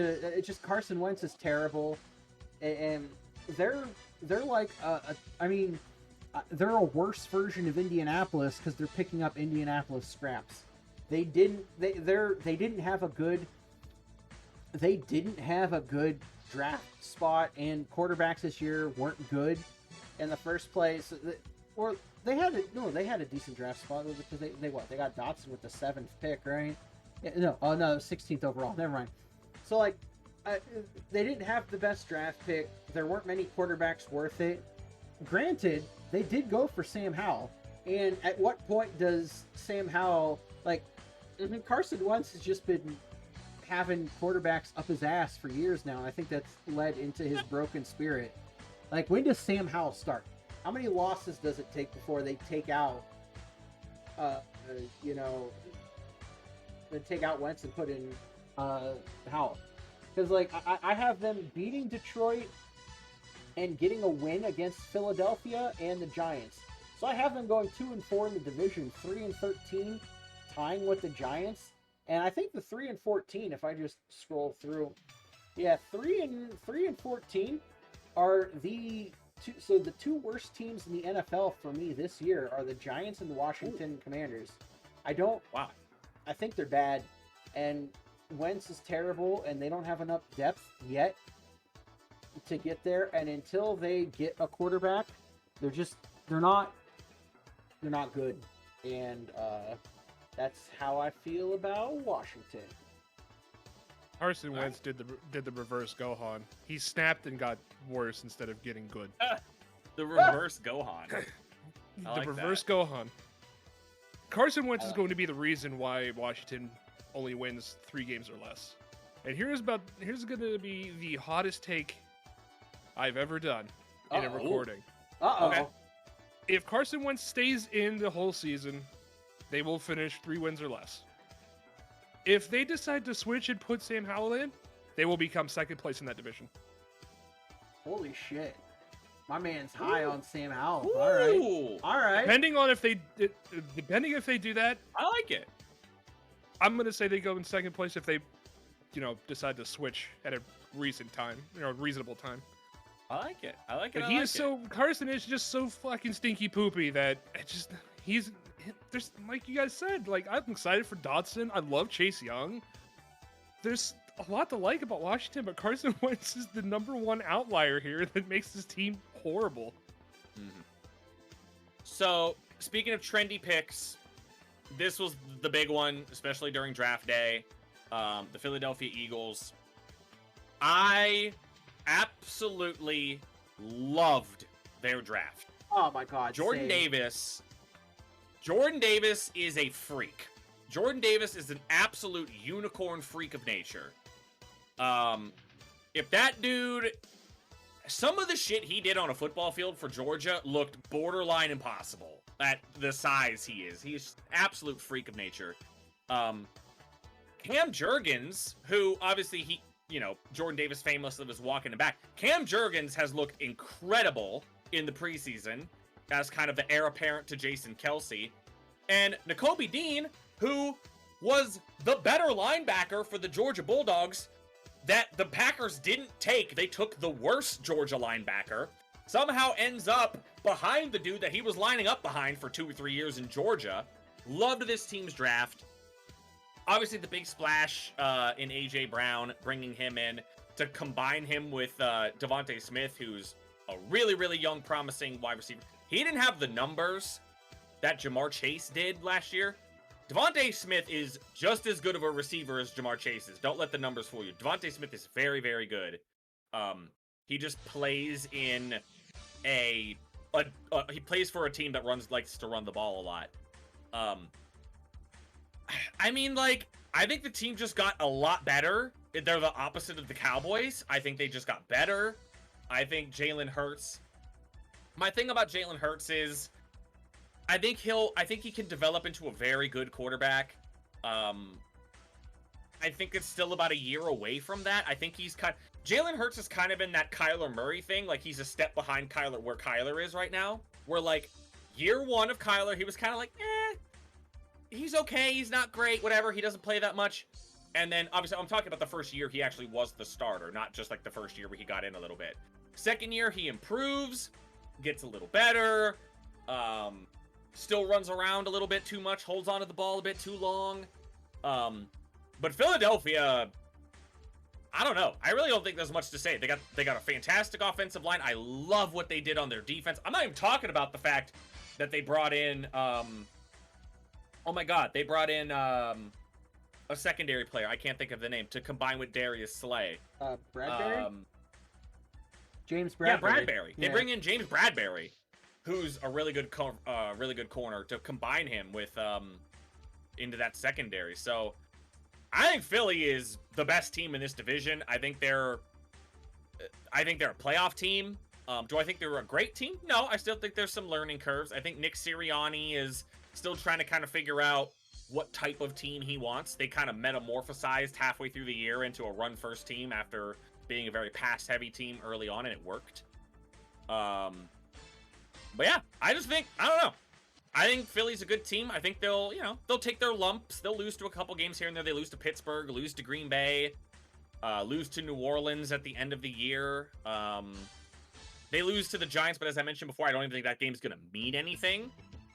They might not even play their starters the entire time that game. But yeah, I think this is a pretty easy, Philly's really good. I loved what they did in the offseason. I love their draft. 10-7 for Philly. Could be 11-6 if that last game matters, but I don't think it will matter, and I think they bench their starters, so kind of a fake loss, if you want to call it. But 10-7, very comfortable with the Eagles here being the best team in the East. All right, Eagles Nation, let's fly. No, stop! No! I am very high on them, even more than you. I agree with everything that you said. The identity that they started to slip into towards the second half of last year, where they were run first, but they did it in zone runs, RPOs, doing what they needed to do to keep people open. Now on the fact that if you try to play them on the run too much, you got A.J. Brown going over the top, and he takes coverage away from Devonta Smith, who's really good. Got Quez Watkins, who is a speedster. Like, their depth is, like, what A.J. Brown brings to this team is absolutely massive. The draft, absolutely amazing. Cam Jurgens, bolstering that offensive line. Everything that you mentioned, James Bradbury on the defensive side, bringing in Hassan Reddick, doing everything they can to. Their defense was a bit smothering last year. It's going to be even more smothering this year. They're going to be great at stopping the run. Their back end's going to be pretty good. They're going to be able to play control and time of possession with their ability to run the ball and keep games close. They're going to dominate because of that. I love Jalen Hurts. I'm not going to sit here and tell you he's a future top 5 quarterback or anything, but I think Jalen Hurts has the potential to be a top 10 to 12 quarterback, which when you have the talent and roster that this team has, a Jalen Hurts type talent can get you into the playoffs. A Jalen Hurts type talent can get hot at the right time and win you a Super Bowl. Do I think the Eagles win the Super Bowl this year? No, I'm not like saying that, but I think their ceiling is very high. So high, in fact, I have them winning their first 6 games of the season. Detroit, Minnesota, Washington, Jacksonville, Arizona, Dallas. Come out of their bye. They beat Pittsburgh. They don't have a loss until week 9 at Houston. Then they go on a bit of a slip where they're going to lose to Houston, split versus Washington, lose to Indianapolis, lose to Green Bay, lose to Tennessee. And then when you think it's all over, they're going to come back and bang at the end, beating the Giants, the Bears, the Cowboys, the Saints, and the Giants again. They're going to end 12-5, 5-1 in the division, the 4 seed in the NFC East. And if they can get some stuff together and maybe sweep Washington, take a game off Indy, or God forbid somehow even beat Green Bay, like they have potential to be the 2 seed in the NFC. I love everything about this team, and I love the direction they're headed, and I'm excited to see it come. If they can keep their identity from last year, I'm so excited about where they can go and what they can do. I pretty much agree with everything Matt said. I'm pretty high on the Eagles as well. Basically, this comes down to how much of an improvement Jalen Hurts is going to be from last year. And if it's an improvement, this is a deep playoff team. This team is insanely talented on both sides of the ball, and it's really fun to watch. If we see that improvement from Jalen Hurts, this is a conference title team. Man, I agree. The Eagles are really good. I don't know. They're really good. I will say this. the number one defense in the... I think I know... In my personal opinion, we'll talk about them later. I think the Saints have the best defense in the National Football League. I'm just going to be totally honest with you. I think the Saints are the best defense. The Eagles have a chance to be the number one defense. They are that good. Oh, yeah. But anyway, let's go to a team not as exciting. The Chicago Bears. Man, if I don't have anything to... Oh, God. Words, find them. Matt and I listen to the PFF podcast a lot. Obviously, I work for PFF. This might be the only team in the National Football League that I like nothing about. Nothing. Their offensive line stinks. Their receivers stink. Their running backs stink. Their defense sucks. They got a lame duck head coach. Justin Fields, how do you fairly evaluate him? Like, he's just a giant question mark playing quarterback. Yeah, like I feel like Justin Fields is gonna be the next David Carr. Like, I don't know. The only reason why I picked this team to not be the worst team in the NFL is because I think they can split with Detroit. They beat Atlanta, and that's it. Like, the only reason why this team doesn't have one win is because I think they can upset Detroit, because I think Detroit is better than them. But Chicago's really bad. The only reason they're not the worst team in the league is because they don't have Carson Wentz at quarterback. Right, yeah. That's the hope. You just see I think Chicago is just absolutely atrocious. That's what you're looking for. I mean, it really fucking sucks for Justin Fields. He's got everything working against him. A front office, a roster, a history of all Ohio State quarterbacks sucking shit in the NFL. Like, I don't know what you're expecting out of him, but if you see anything out of Justin Fields this year, he's a keeper and he's moving forward. As you said, like, they're giving him every reason to fail, and if he shows flashes of brilliance, like I have them beating Minnesota once, I don't understand it. He has nobody to throw the ball to, a terrible offensive line. David Montgomery is just a serviceable running back, good for fantasy because of production, not great. They lost Khalil Mack. They lost a lot in the secondary. I don't know if Kyler Gordon and Jaquan Brisker are going to be good enough to fill the holes that they have.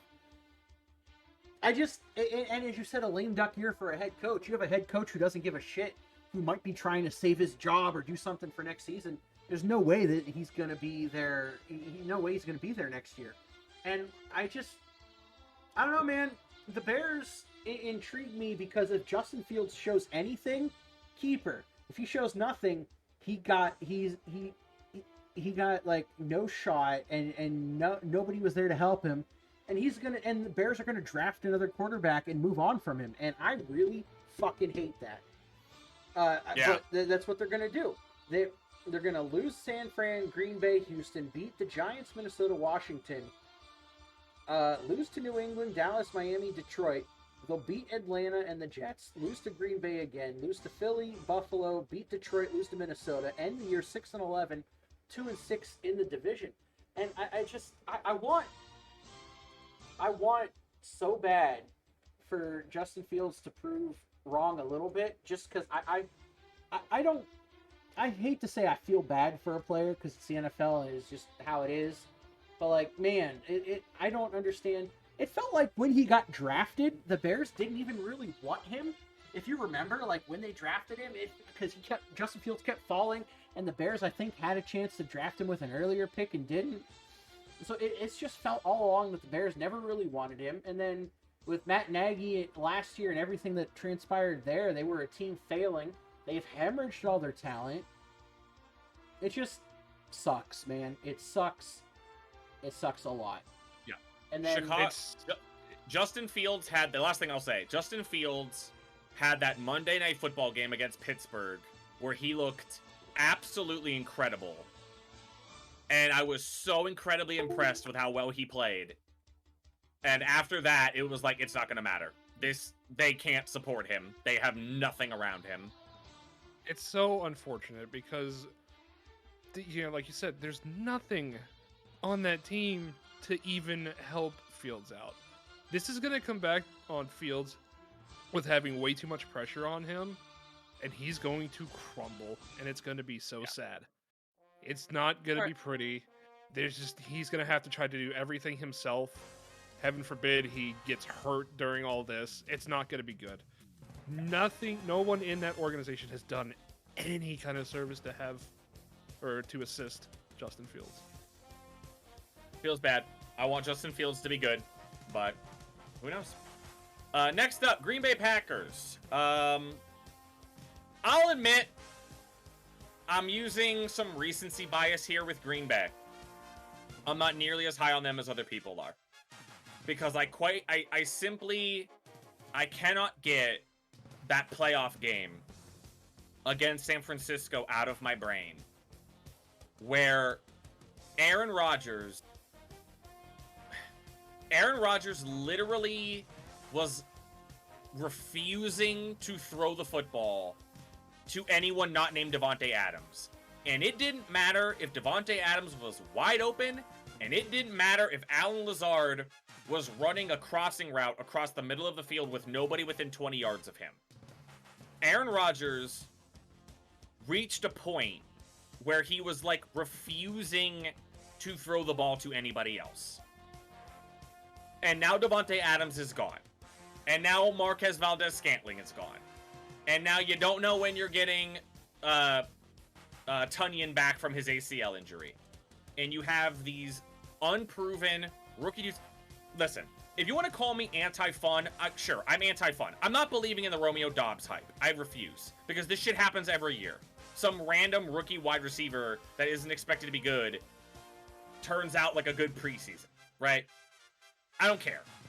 Fuck Romeo Doubs. Whatever. If I'm wrong, I'm wrong. I don't care. I'm not believing the hype. But, like, there's just something about the Packers to me that just screams this, like, Aaron Rodgers is getting older. He's still great. He's still elite. He's still one of the top arm talents in the NFL. But Rodgers has gotten to the point now where he used to be really, really good under pressure. He's now, like, pretty bad under pressure. Like, just totally reverting back to, like, not being good there. He's also turning into this, like, weird, like, goofball PR dude that's, like, openly admitting that he's taking hallucinogenic drugs in the offseason. Like, people keep questioning his commitment to the game, and I just get these, like, weird vibes about Green Bay, where, like, every single year they win 13 games, and every single year I come away thinking, like, I don't even know if they're a 13-win team. Like, I don't even know if they're that good. So I guess that is just being reflected in my projections. I think I only have them, I don't even have them, spoilers, I have Minnesota winning the NFC North. Holy shit. I have Green Bay as a playoff. Minnesota. Wow. I have Green Bay as a playoff team. I have them going 10-7. I just get these, like, weird vibes with Green Bay where, like, what the fuck is this offense gonna look like without Davante Adams? This offensive line is kind of, like, treading water, not really consistent. I don't like this receiving core. It's the worst receiving core in the National Football League. And I'm just getting sick of Aaron Rodgers, man. I'm just getting sick of this, like, back and forth waffling between retirement and not retirement. He's still super talented, but, like, I just can't get that playoff game out of my brain where he was literally refusing to throw the ball to other people not named Davante Adams. So I think they're still talented. They're still one of the best teams in the NFC. But I have them going 10-7 and making the playoffs, but only as a wild card team. All right. So I wanted to be there with you. But coming into this, I didn't feel like I was going to be high on Green Bay. And then I started picking their games. I was like, well, they get a win here, a win here. Well, I think they can win this one. And then it just turned out that I have them as the 1 seed in the NFC again. Maybe it's a theme, maybe it's not.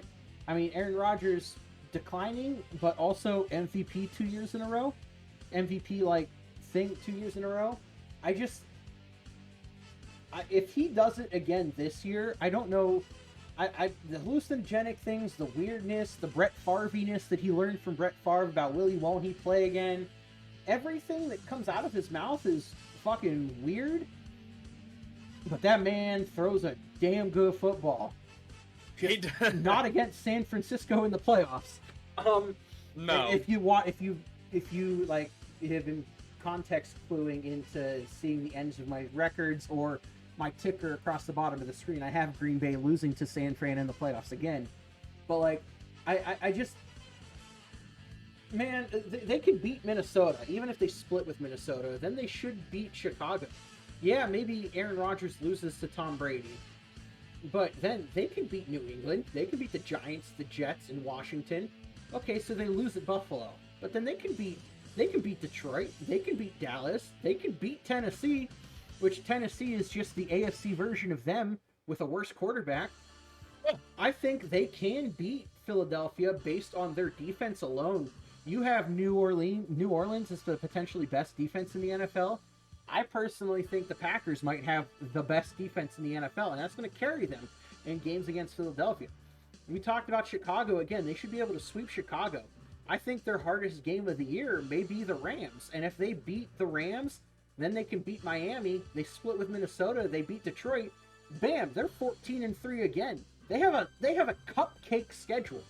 They have for a first place schedule. It feels so cupcakey, where between Tampa Bay and the Rams, if they split those games where I have it as losing Tampa Bay, beating the Rams, maybe it's the other way around. Maybe they beat Tampa Bay and lose to the Rams late in the season. Either way, their hardest games of the year are Tampa Bay, Tennessee, Philadelphia, and the Rams. Everything else is entirely winnable. And maybe you give them a loss versus Philadelphia, or they lose both to the Rams and Tampa Bay, and they end 13-3 or 13-4, and tied with Tampa Bay for the 1 seed or whatever. But like, I just, their schedule's so good. Their defense is amazing. Aaron Rodgers is what he is. They won't have to pass the ball as much. Alan Lazard, Sammy Watkins, Christian Watson, who you haven't seen too much on, and then Romeo Doubs is getting all the hype. I don't think he does anywhere near that for them. But like, God damn it. Is there one more? No, I think we're good. Is there one more coming? I felt it, and then it creeped away. I think Green Bay is the best team in the NFC regular season. Again, they get the 1 seed. Again, I don't have any reason to not believe it, other than Aaron Rodgers is going. So it's just the more comparisons. Aaron Rodgers is who Carson Wentz wishes he could be. Crazy, out there, a little weird, but Aaron Rodgers wins games because he's more accurate and doesn't turn the ball over. Aaron Rodgers hasn't been great against pressure, but he doesn't have to be, because they're not going to have a wide receiver go over the top. He's going to play quick games. He's going to run a bunch of screens with Dillon and Jones. This is going to be a run-first team that has Aaron Rodgers and potentially the best defense in the NFL. Sorry for repeating myself, but 14-3, first place NFC. This has basically come down to the fact that they have a cupcake schedule. This is basically Green Bay's division to lose. I just don't understand what is going on with Aaron Rodgers. I agree with Keiper. I hate this receiving core. I do not trust it. I can totally see Minnesota taking this division. I just don't know what to make of Aaron Rodgers. He's still, by God, one of the best quarterbacks in the league. still, but I don't know. I don't know. There's so many just lingering questions with this offense, especially. I could totally see them losing quite a bit more and having Minnesota winning the division. It's not out there, or it's not out of the realm of possibility. I just don't. I don't get it. I really don't get it. This is such a big question mark for me. Well, that's the thing. I've already kind of given it away. I'm picking the Vikings to win this division. Obviously, the biggest thing is the addition of Kevin O'Connell as the new head coach / offensive. I don't know if he's going to call plays or anything like that for Minnesota. This isn't like a hot take. I'm not claiming it to be a hot take. Justin Jefferson's going to be the best receiver in the NFL this year. I agree. It's not. He's going to smoke everybody. I tried to think. I thought for a while that I was actually really smart when Kevin O'Connell first got hired by the Vikings. I'm like, oh man, everyone's gonna like jump all over Cooper Kupp and Jamar Chase when Jefferson's gonna be better than them. And then everybody caught up to me, and I was like, well, never mind. My edge is like gone. So that's the big thing. Minnesota's just that. Matt kind of alluded to it earlier, man. They're always like right there at the end. They're the team that like they always either win or lose by one possession. Like that's just the way Minnesota games go. They're kind of like Seattle in that sense. I really liked their first. I've talked about Lewis Cine, who is the DB coming out of Georgia, who I loved after watching a lot of Georgia tape this summer. Absolutely think Lewis Cine combined with like Harrison Smith is going to be really, really good. Also, like Andrew Booth coming out of Clemson. Clemson's put a lot of really good DBs into the NFL recently. So I expect that to continue. And just like a lot of their good defensive additions, Zadarius Smith. I see that on Matt's screen. They're stealing Zadarius Smith away. And then Harrison Phillips and Jordan Hicks. I think their front seven's going to be good. Offensive line still a question mark. It's still easily the biggest weakness of this team. But you're going up against, defenses like Chicago and Detroit that don't have great defenses. And Minnesota's already matched up really well against the Packers in the past. I honestly don't even think, and maybe this is just because of the weird vibes I get from Green Bay, I don't even necessarily think Minnesota's going to be that much better than they have been in the past. I think they just win a couple more coin flip games. They're a little bit more aggressive offensively, not relying on Dalvin Cook so much. And say what you want about Kirk Cousins. He's an accurate quarterback. He's not going to make anybody better around him. He kind of floats along with what the skill position people around him do. I don't know. I think Minnesota missed the playoffs last year, and you always got it. You always have every single year. You got to take half the playoff field and remove it and insert new teams. And I thought Minnesota was the one that made the most sense. So I put them in the playoffs, and then the more and more I did these projections, the more and more I was like, man, I like their trajectory more than Green Bay's. So I have them with a game over Green Bay 11-6 and winning the NFC North. I think one of the things that you just mentioned was really just brings the point home. I don't think the Vikings are too terribly different from last year. That they're still as good as they are, but in all actuality, that should be good enough. The Vikings went 6-8 in one-score games last year. 14 of their games were decided by one possession, and they lost 8 of them. Some of them on some of the weirdest shit. To like Detroit got one of their first wins against them last year. The Vikings are such a fucking weird-ass team with you like that Kirk Cousins, who's a top 10 quarterback talent, except when he's not, but he is, but he's not, but he gets paid, but he's not, but he is. You have the best wide receiver in the NFL, allegedly, presumptively, with Justin Jefferson. You have Adam Thielen when he's healthy. All he does is catch touchdowns. You got a top running back in Dalvin Cook. And all the additions on defense that you mentioned already, between Zadarius Smith, Harrison Phillips, Jordan Hicks, Lewis Cine, Andrew Booth, everybody that they drafted, the potential is there. But why is Minnesota just another one of those football god cursed teams up there with the Chargers and Bills that just can't get any respect? I don't know what it is about the Vikings that is so intriguing to me. But man, I think they're a playoff team. I don't think they're better than Green Bay, but maybe they are. You know, again, 6-8 in one-score games. 14 of their games last year decided by a coin flip in some aspects. I did not know that. That is absolutely insane. It's mind-boggling. I was about to bring that up too. Yeah. When you had finished. Yeah. That's wild. Six of their 8 losses decided by a touchdown or less. It's mind-boggling. It's just, and this team is really weird in the sense of like. I can't explain it, man. No, they I had didn't mean to cut you off there. No, that's okay. It's okay. I'm on the web client, so like I have a weird delay on my voice for you guys. Yeah, just the 12 or 13 or 14 one-score games is absolutely ridiculous. And if a few of those go the other way, well, then all of a sudden you're talking about a Minnesota team last year that had like 6 or 7 wins, have 10 or 11 wins, and they're the team that usurps Philadelphia into the 7th seed to get slapped by Tampa Bay.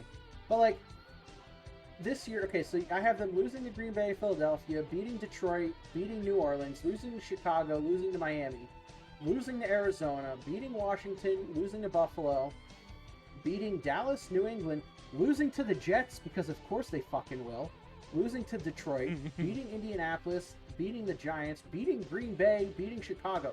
They end the season on a 4-game win streak. I have them at 9-8 and the 6th seed going into the playoffs. I think they are good enough where they don't need all the point flips to go. They don't need all the one-score games to go their way. They just need like 2 or 3 of them to go their way instead of 1 or 2 of them. You know, they're a team that has talent and they can be there. I just, as I said, I don't know what you get out of Kirk Cousins. I don't. He's a statistical anomaly for how good he plays at times and how much he falters at others. And I don't know if it's coincidental that he seems to falter at the biggest of times, or if that's a team thing. I'm a new head coach. Kevin O'Connell, every different philosophy. Even though it seems like they're going to be running similar concepts for now. New head coach, new concepts, new atmosphere. Kirk Cousins has a chance for a fresh start. And if Kevin O'Connell is able to do it, this team will make the playoffs this year. And that's how I feel about the Vikings. It's so weird. So basically, how I'm looking at it, Justin Jefferson is going to be the best receiver in the league. He's going to, and it's going to be a pretty decent margin. And I think that is going to help turn the tide for some of these really close games that they happen to lose. Because, I mean, look at last year. They go and, beat Green Bay in a close game, and then they turn around and lose to the Lions. They have a really good close game against Cincinnati, and then lose to the Cowboys. This team is so wishy-washy, and I think it's got mostly to do with Kirk Cousins.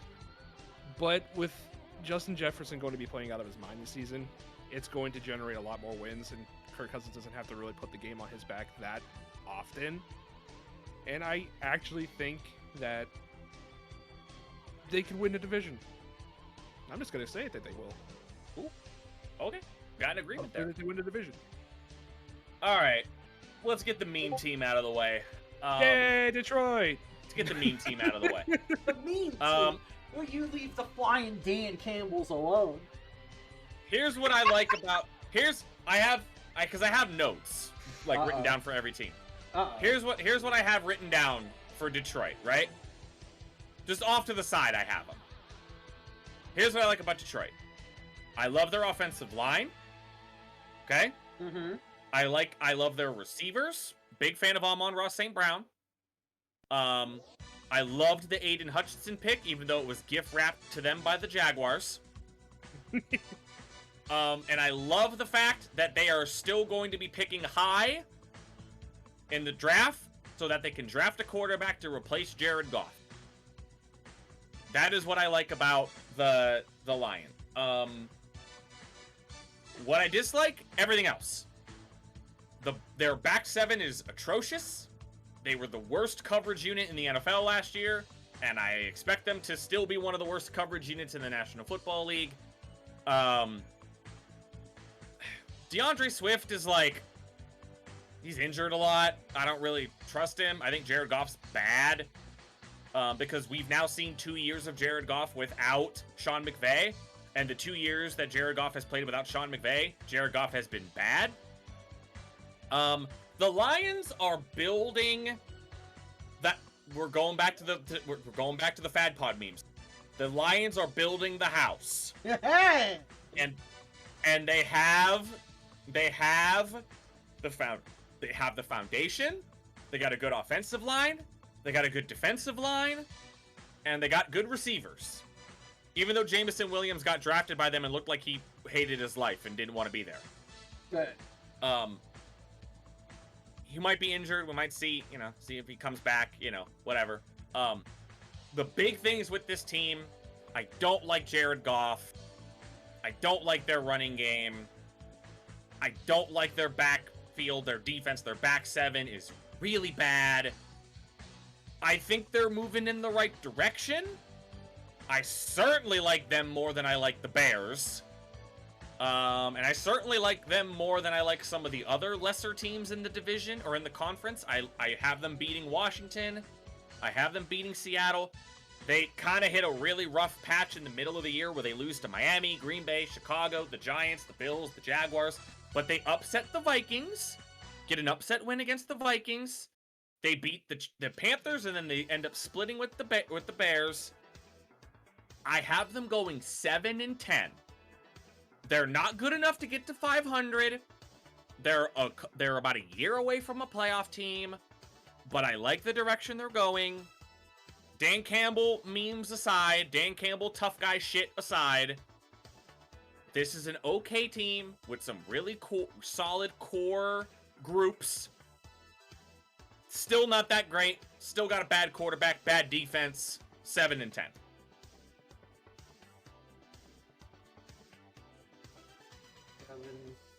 That's what I'm going with. I was going through their one-score games as well. They had 7 one-score games last year.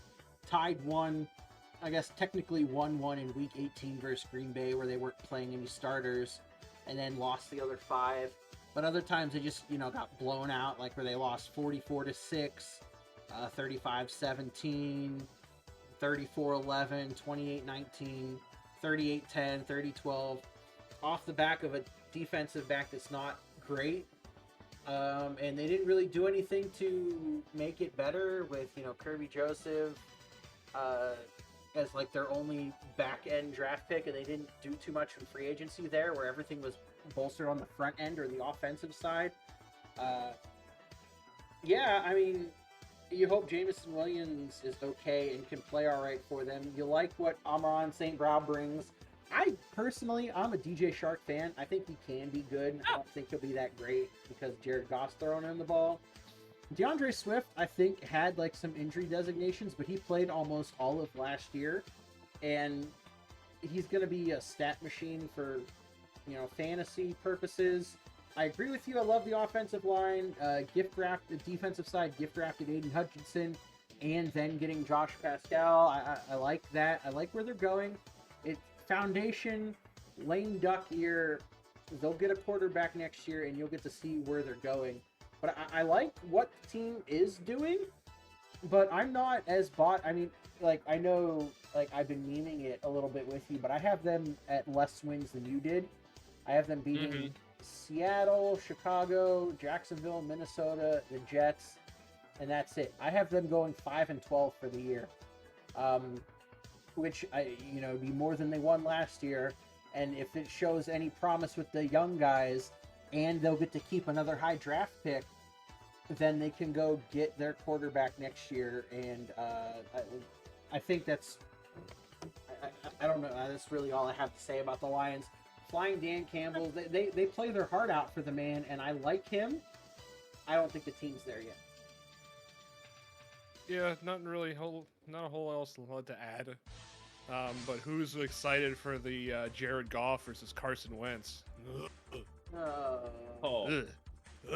Oh, former first and second overall picks dueling it out on not the teams that drafted them.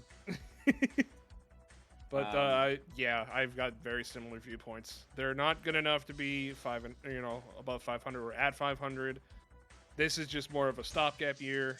Get the young guys experience, get their quarterback next year, and we'll see how Dan Campbell takes it after that. Moving in the right direction, just not quite there yet. Speaking of moving in the wrong direction, holy shit, are the Falcons bad? Woo! My God, Man, the Falcons. Goodness. God, the Falcons are bad. They're right up there with the Bears. That being said, I have them beating the Saints week 1 because, like, you know, that happens sometimes. Of course. Atlanta, we touched on it. Man, I don't think... We've talked about our old podcast that we used to do called Football After Dark. And it was many, many years ago, and it went on for a number of years. I don't think, and Matt, you could probably attest, Sunny probably won't because I'm picking Atlanta to beat the Saints and he'll disagree with me now. I don't think we were ever as right about something than we were right about the Falcons. The only other thing because that we Falcons... Sorry, the Falcons went to that Super Bowl and lost. Yes, and we said after they lost that, like, this team is treading water. They are not getting better. They are slowly hemorrhaging their players. They're paying Matt Ryan too much. They're paying Julio too much. They're not good enough in the key areas. And my God, has this roster just deteriorated to the point where now they have to start Marcus Mariota at quarterback.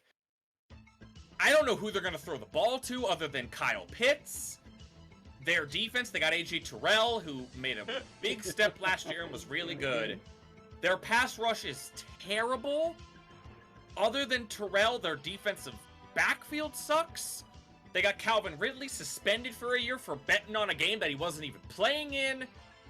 Like, Atlanta's bad. Like, Atlanta is really bad. The only games I have them winning are one game against the Saints, division rival, upset. Saints' first game without Sean Payton, you know, on the road in a place that they struggle to win sometimes in Atlanta. But other than that, a win against Carolina and one win against Arizona at the end. 3-14, picking at the top of the draft.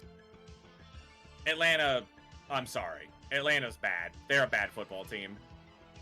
I think the only other take that FadPod was, I think there are 3 distinct takes that FadPod had that we parroted over and over again. It was the deterioration of the Atlanta Falcons, Pete Carroll's porch, and Cooper Kupp being the thing that drives the Rams offense. And we have never, I think, man, yes, we look so fucking good for those things. Throw out Carson Wentz top 5. Fuck Carson Wentz top 5. Cooper Kupp, baby. And Atlanta, who is starting Marcus Mariota, who they have so much faith in that they drafted Desmond Ridler from Cincinnati.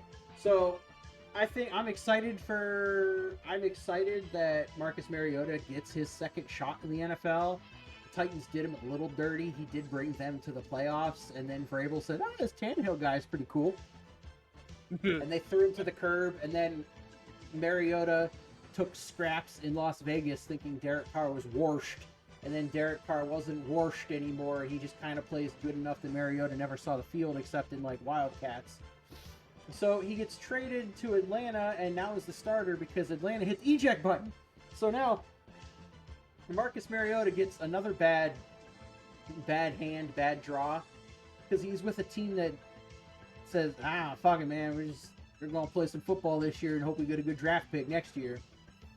And just the fact that they drafted Desmond Ridler tells me that Mariota's not going to start this whole season, especially the moment he starts slipping. You're going to see Desmond Ridler come in to see if he can do anything.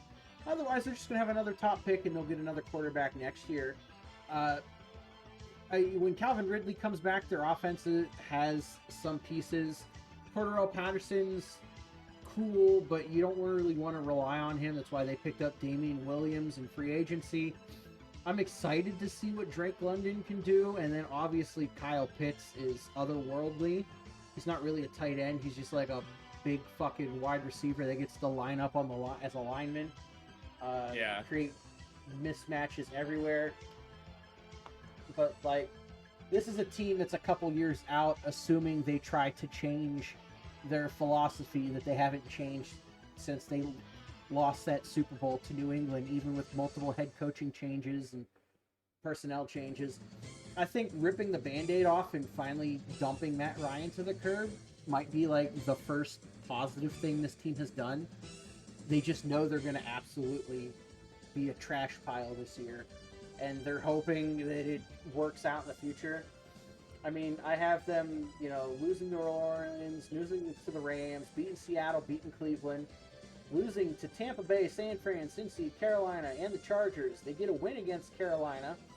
They'll lose to Chicago, beat Washington, lose to Pittsburgh, beat New Orleans once, because they'll get one, and then lose their last 3 games of the year to end 5-12, 2-4 in the division. And they're just a team that they'll be one of the 32 teams playing football this year, but they won't really be playing football. One of the 32 teams playing football. Yeah, they're certainly a football team. Not a good one. They're somewhere in there. Yeah, they're not much else on this one. That's it. They're a steaming pile of shit right now. Nothing's going right.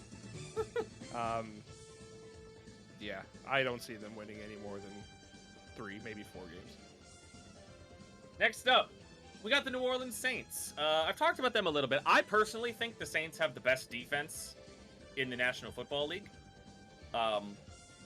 They are not matchup based when it comes to that.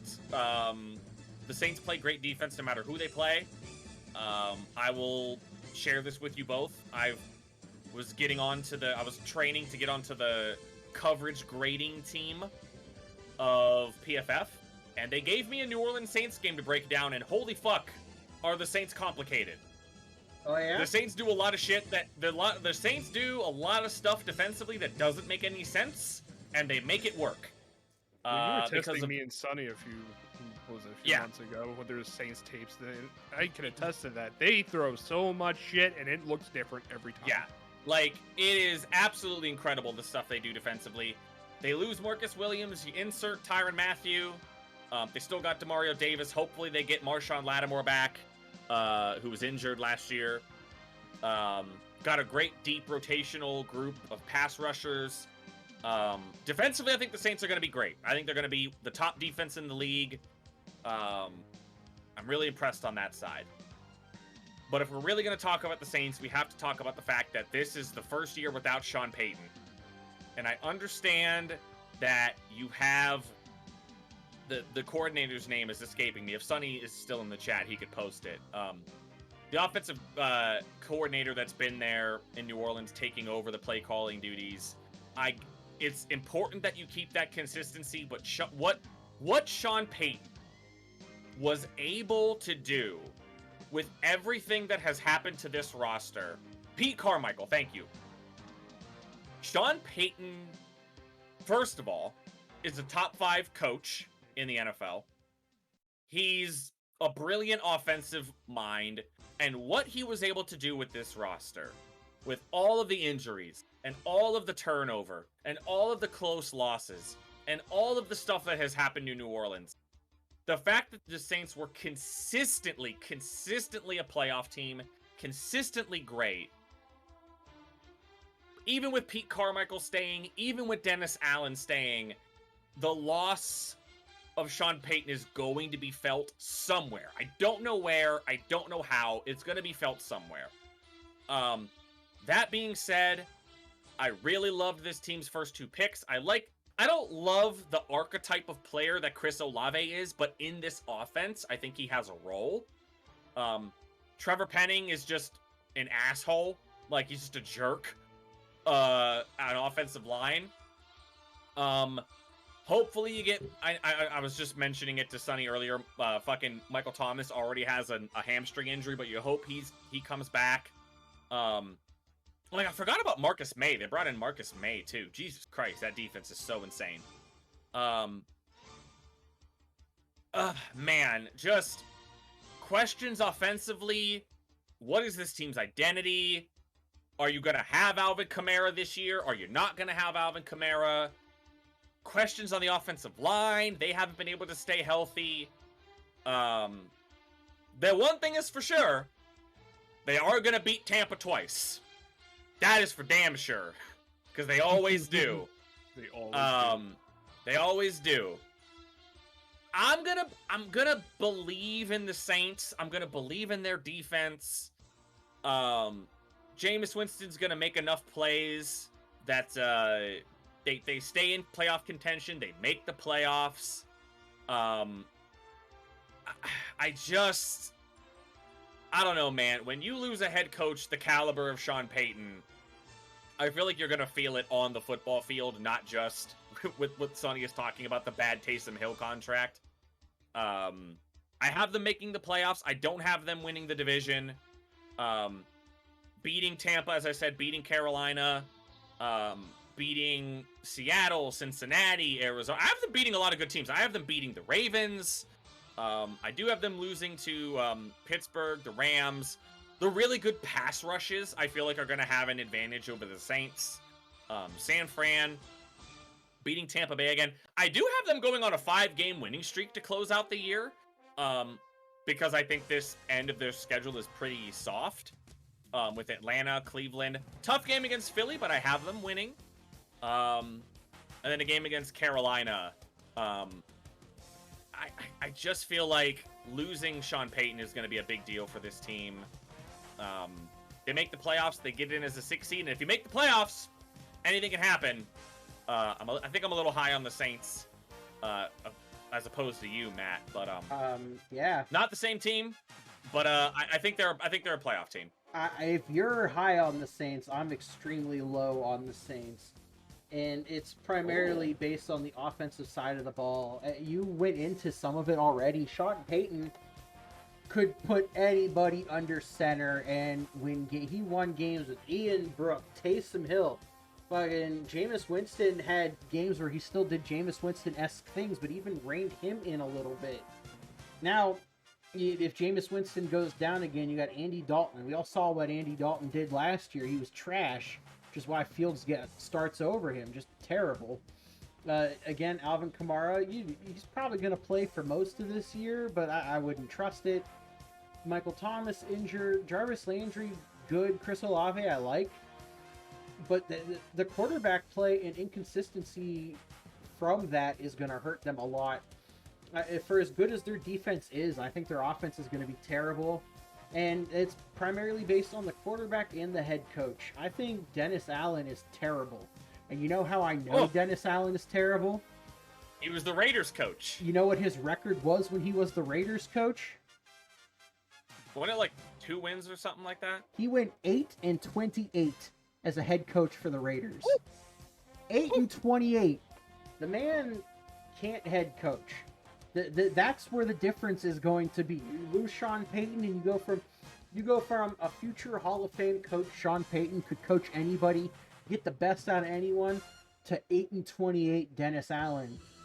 I don't know how this man got the head coaching job. There had to have been better candidates out there, and I can only assume he's brought in so the Saints can tank and get someone better than Jameis Winston next year. And because of that, I have them 5-12 with 3 of their wins coming in division, splitting the division. And their only out-of-division wins are Seattle and San Francisco. Otherwise, I have them losing to Minnesota, losing to Cincy, losing to Arizona, losing to Vegas, Baltimore, Pittsburgh, LA, Atlanta, and Cleveland, and Philadelphia. And 5-12, and one of the worst teams in the NFC, based primarily on quarterback and head coach alone. Wow. Man. How does it feel to have you and Sunny's friendship be over? Listen, me and Sunny have grown really close lately. I hope I didn't destroy any goodwill with that. See, like, you know what, Shane, I feel like you're in a tough spot because I feel like what me and Matt just gave you are the ceiling and the floor of this team. Yeah, that's. I'm leaning more on Keiper's end. Here's the thing, like, we had talked briefly, and this is extreme, like, it's drastic. But you know how we were talking about the Chiefs? Chiefs ain't going to be that much different. You know, they're not going to be bad because Tyreek left. Mm-hmm. The Saints are going to be bad because Sean Payton's gone. Like, you're going to notice, especially in, like, a lot of their losses, you're going to notice how they're losing these games because of Sean Payton leaving. Now, I don't think they're going to be as terrible as Matt's saying, but they may barely get 7th seed. And I'm talking barely. Like, there is really no identity on the offense, and which is a shame because, like we said, their defense is spectacular, and it's gotten better. But there's a lot of question marks. That contract from Taysom makes me shake my head. It's gonna be rough. If they get to the playoffs, it's gonna be a squeaker. But losing Sean Payton, you're definitely gonna notice it, and it's gonna hurt. Yeah. I mean, we'll see. Got the Jameis roller coaster. So let's get to Carolina. Shocker, another bad team. Unfortunately, Baker Mayfield gets the shit end of the stick with Cleveland. We didn't really talk about what happened with Baker Mayfield because it's been talked about to death. I personally think he should not have been released from Cleveland. I think Baker Mayfield is the next Matt Ryan inflection point. Like Matt said, he's a very solid quarterback. He's capable. He does not suck. And now he's going to a team with a worse offensive line, a much worse head coach. Matt Rule is atrocious. A defense that's like okay. It's not bad. They got Brian Burns. They got the kid they drafted last year before he got hurt, the corner, who they for some reason drafted in the first round before instead of drafting Justin Fields, which now looks like an absolutely boneheaded decision. I can't think of his name, but Carolina's got a lot of pieces. I mean, they still got Christian McCaffrey, who maybe, potentially, we don't know. Maybe he plays this entire year. I don't know. Got DJ Moore, who's a very underrated wide receiver. I love DJ Moore. They do a lot of, like, interesting things offensively. Like, schematically, the way they deploy their personnel groupings is very creative. But the offensive line's still bad. I know they drafted Ike Ekwonu, who will improve things. He will make things better. But you still got 3 massive question marks on that offensive line. And we've seen Baker Mayfield's not a bad quarterback, but Baker Mayfield needs, like, 5 out of 5 offensive linemen to at least be serviceable. And he doesn't have that anymore. And Matt Rule is... I think he's a bad head coach, man. I don't like Matt Rule. A lot of the stuff that the Panthers have been doing in the offseason just doesn't make a lot of sense. They keep whiffing on these easy layup quarterback decisions and having to rely on, like, Sam Darnold and Baker Mayfield to bail him out. I loved Matt Corral coming out of college, but he's already hurt. He's got a Liz Frank injury that might knock him out for the whole year.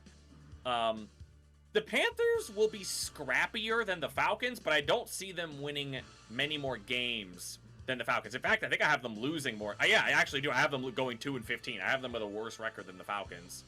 I don't know. Maybe it's me being really low on Matt Rule. Maybe it's me being overly pessimistic because I'm overly optimistic on the Saints. But Carolina, to me, is not that much more impressive than Atlanta. They got a couple better skill position people than Atlanta do. But 2-15 for the Panthers, and Baker Mayfield just gets the absolute shit end of the stick of what happened with Cleveland. All right, so we differ a lot again on this team, Carolina. I'm basing I'm basing my projections on Christian McCaffrey being available all season. Okay. So I want to make it clear that I do think McCaffrey can be healthy all year. If you have McCaffrey healthy all year and offensive line just does play better just because of Ike Kwanu, and you still have DJ Moore, you still have Robbie Anderson. They brought in Rashard Higgins, which was, for weirdly enough, Baker's favorite target in Cleveland. And you have enough offensive firepower that Baker has people to throw to. His shoulder's healed. He doesn't have a thing to go back on. I think Matt Rule's not a good head coach, and I think that is what will hold them back primarily. But I just, maybe it's my belief in Baker. Maybe it's my belief that McCaffrey's going to be healthy all year. The fact that I love their receiving core or what. I have Carolina, obviously, beating Cleveland, beating the Giants. They will go on a big losing streak. They'll lose to New Orleans, Arizona, San Fran, LA, and Tampa Bay.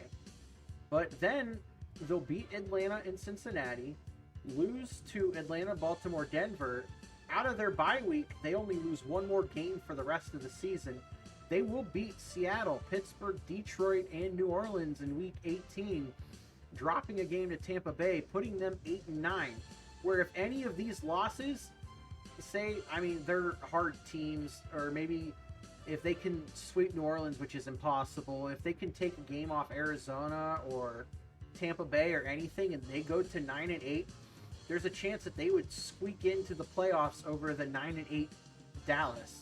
So, I have the Panthers as a fringe playoff team, and they won't get there primarily based on Matt Rule and the defense.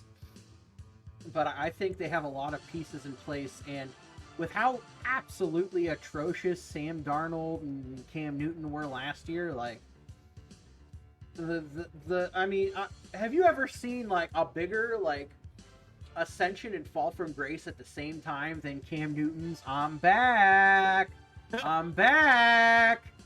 He gets that one rushing touchdown and they win that game. And they didn't even win that game. They didn't even win. They didn't. Oh shit! I'm sorry. They didn't even win the game.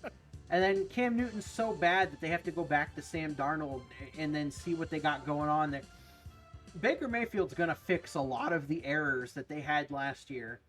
And I think that alone gets them to 8 wins. And if they can flip one of their super hard matchups, maybe they challenge Dallas for a playoff spot. But I don't think so.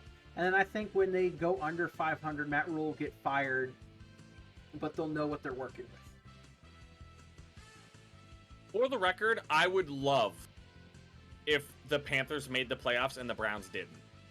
Oh my god. I would be on cloud 9. I would be absolutely on cloud 9. See, here's the thing. I would love for that scenario to play out. But just like you, Kuiper, I can't stand Matt Rule.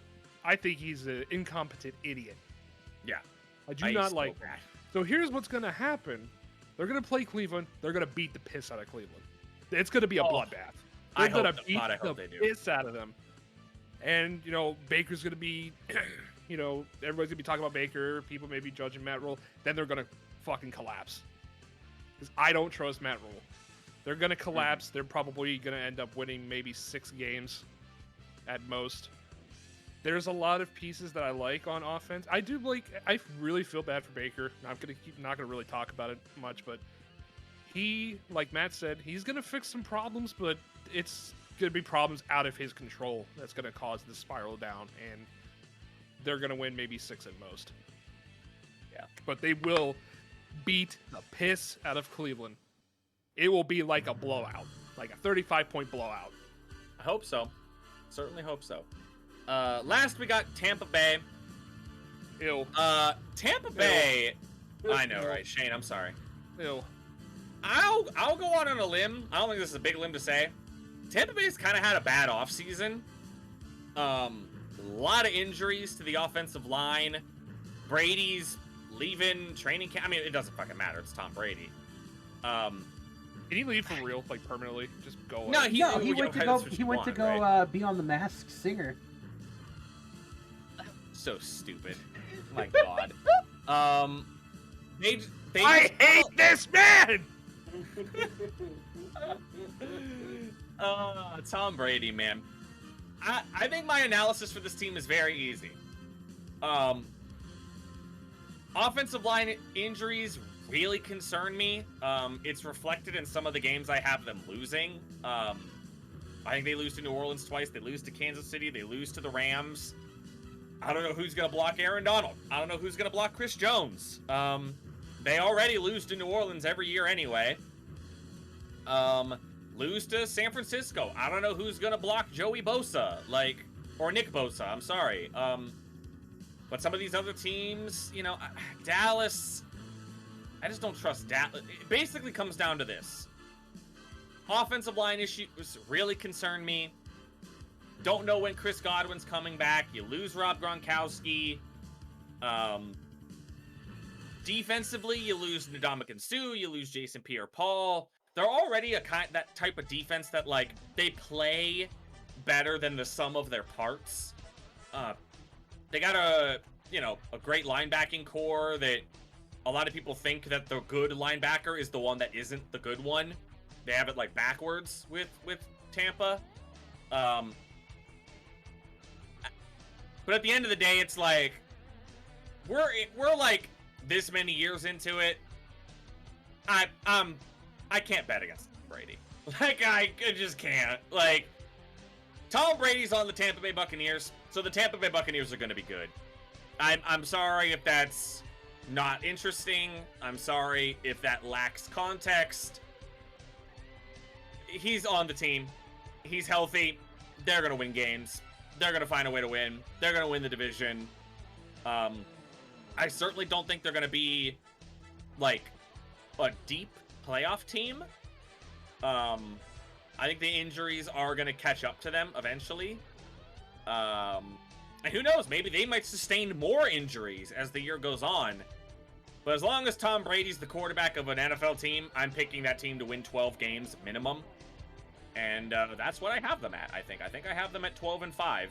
So, yep, 12-5. As if we haven't seen him do it for, 20-some years now. Tom Brady. Could you think of the most Tom Brady thing in the world than last year, even though they lost to the Rams in the playoffs? They should have gotten blown out and almost won the game if they don't all-out blitz and leave Cooper Kupp wide open. Some of the shit that had to happen. The Rams had to fumble. Tampa Bay needed extra possessions. Tampa Bay had the fucking lead in that game because Tom Brady is... You don't know, man. He's the greatest of all time. The greatest to ever do it. He has the stats, the longevity, the championships. And whether you hate him or you love him, you can't argue against it. And as you said, if he's there, 12 wins. They lost Pierre-Paul, lost Ndamukong Suh, but as you can see, they added Akeem Hicks, added Logan White, drafted Logan Paul. They got Logan Ryan in there in the secondary, and their secondary is already pretty good. Sean Murphy Bunting, Antoine Winfield Jr., Carlton Davis. Their linebacking core might be the best in the NFL between Joe Tryon-Shoyinka, Devin White, Levante David, Shaquille Barrett, and Anthony Nelson, who's going to get some chances to be a bit more of a starter.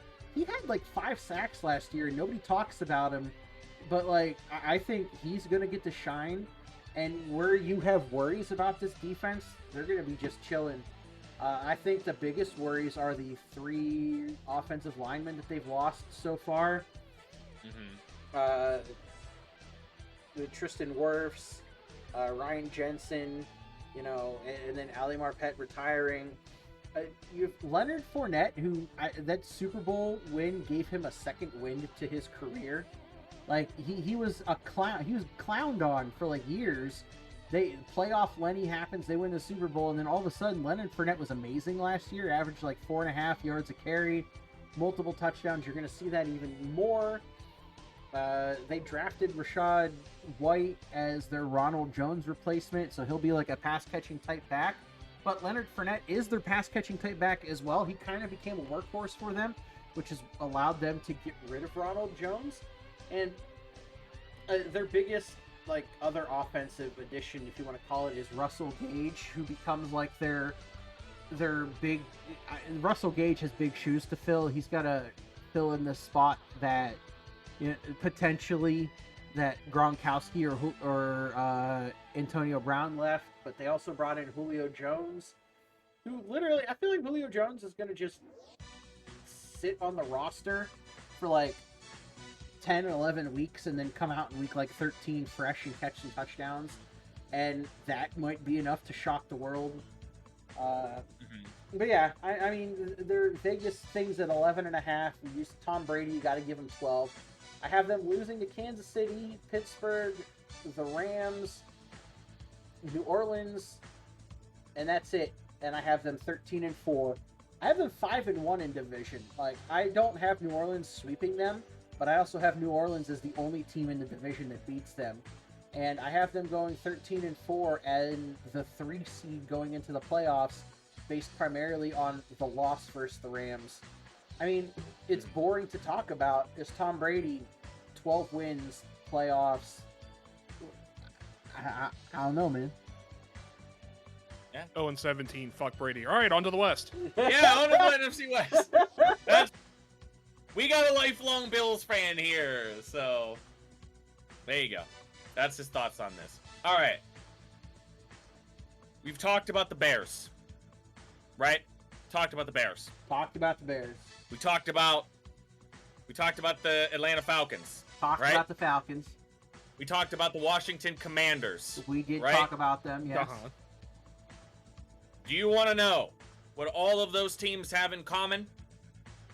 They're just as bad as Seattle. They will not be the worst team in the NFL. Because the Seattle Seahawks will be. And you want to know why the Seattle Seahawks are going to be the worst team in the NFL? Because I fucking want them to be. That's why. I want Pete Carroll's first year without Russell Wilson to be his worst year ever.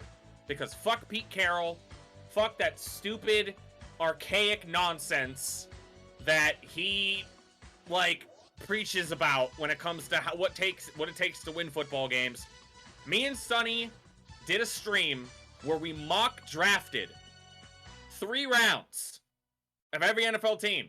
And I jokingly mocked the Seattle Seahawks to draft, what the fuck's his name? Where is it? Kenneth Walker. I jokingly did it because I'm like, of course Pete Carroll's going to take a running back. Why wouldn't he? And then the Seahawks actually did it. That is how predictable the Seahawks are. I memed in a mock draft, and they did what I expected them to do. The only redeemable quality about Seattle is they have DK Metcalf. That is it. Their defense sucks. Their offensive line is still bad. I don't know who's going to be their starting running back because Rashard Penny already got a groin injury. Kenneth Walker went out and got hernia surgery. Drew Lock is terrible. Geno Smith is fucking terrible. Tyler Lockett's okay, but he's getting up there in age. I don't know who their starting tight ends are. I don't care. I have Seattle winning 1 game. It is against Atlanta. One That game. Is it. One game. 1-16 for the Seattle Seahawks. Oh my god. 1-16. 1-16. Fuck Pete Carroll. Man, this man Fuck just... Pete Carroll, man. Listen, bringing back the house analogies and Pete Carroll's porch, you just wanted a hurricane to come through. You didn't want to kill Pete Carroll's porch. You wanted to kill his entire house. Whole thing's rolled over. The man's dead. Whole house getting sucked up into the ocean. Man. All right. Well, with that, I mean, I have the Giants and Commanders as the worst team in the NFL, but Seattle's right next to them. Because I had Chicago and Atlanta and stuff at like 5 and 6 wins. I have Seattle at 4 wins. They didn't I mean, they got all those draft picks for getting rid of Russell Wilson, and I feel like they didn't do shit with them. I mean, like, boy math's interesting. I like that you talked about memeing them Kenneth Walker, and then they go and do it. Because that is the most Pete Carroll thing in the world. I don't know what to say about them except they're bad. They're really bad. There's no hope for... I mean, if you're a Geno Smith fan, if you're a Geno Smith meme man, you're hoping he does some stuff, but, like... There are Geno Smith fans out there? Yeah, well, there were last year when he got to start. You know, you got a win against Atlanta, the Giants, San Fran, and the Jets. And realistically, maybe the Giants beat them, and then they are the worst team in the NFL, and they get the first overall pick. But, like, I mean, Seattle sucks. Pete Carroll doesn't have a porch anymore. Doesn't have a house. Yeah, man doesn't even have a house. They're just off in the... Is that the Pacific Ocean? Is that the Pacific Ocean on that side? Pacific Ocean, yeah. Thank Yes. you. I know my geometry. Oh my god, geography. I almost said geometry. What the fuck is wrong with me? I know my shapes. The ocean's that way. Yeah, the ocean's in a direction. It's a mass body of water. That's why it rains all the time in Seattle. Anyway, I don't know. Did you know Nintendo's based in Seattle? That's a cool thing about Seattle. Yeah, that's a good thing. That's about all I can say about... They got the Space Needle. I think that's a thing that people care about still. Woo! Yeah, that's all I had dinged the Commanders being the worst team, but then I forgot that I actually had Seattle doing worse and losing to Atlanta. Fuck this team. This team is terrible. And I cannot stand Pete Carroll. And the fact that he drafted Kenneth Walker after a meme. Oh man, this team is doo-doo. What makes me even more mad about the Seahawks is that everyone was mocking them an offensive lineman, and it was very clear that Charles Cross was the best pass blocking tackle, and that Ike Ekwonu was the best run blocking tackle. So it made sense for the fucking Seahawks to draft a tackle, and then they draft the wrong one for what they want to do. I hate this. Whatever. We're moving on. I hate the Seahawks. We're moving on. They're trash. We're moving on. We're moving on. All right. I feel like we talked about the Chargers, who I love, and I can't buy in. I just can't buy into the Chargers because I haven't seen it. Don't worry, I'll do it for you. This is my chance to be Matt about the Chiefs. Oh. The San Francisco 49ers are going to have the best record in the NFL. Oh! In the entire NFL, and they are going to go to the Super Bowl. The San Francisco 49ers, there is a website that you can go on called Football Outsiders. And they have a metric that calculates injuries, like it's called adjusted games lost.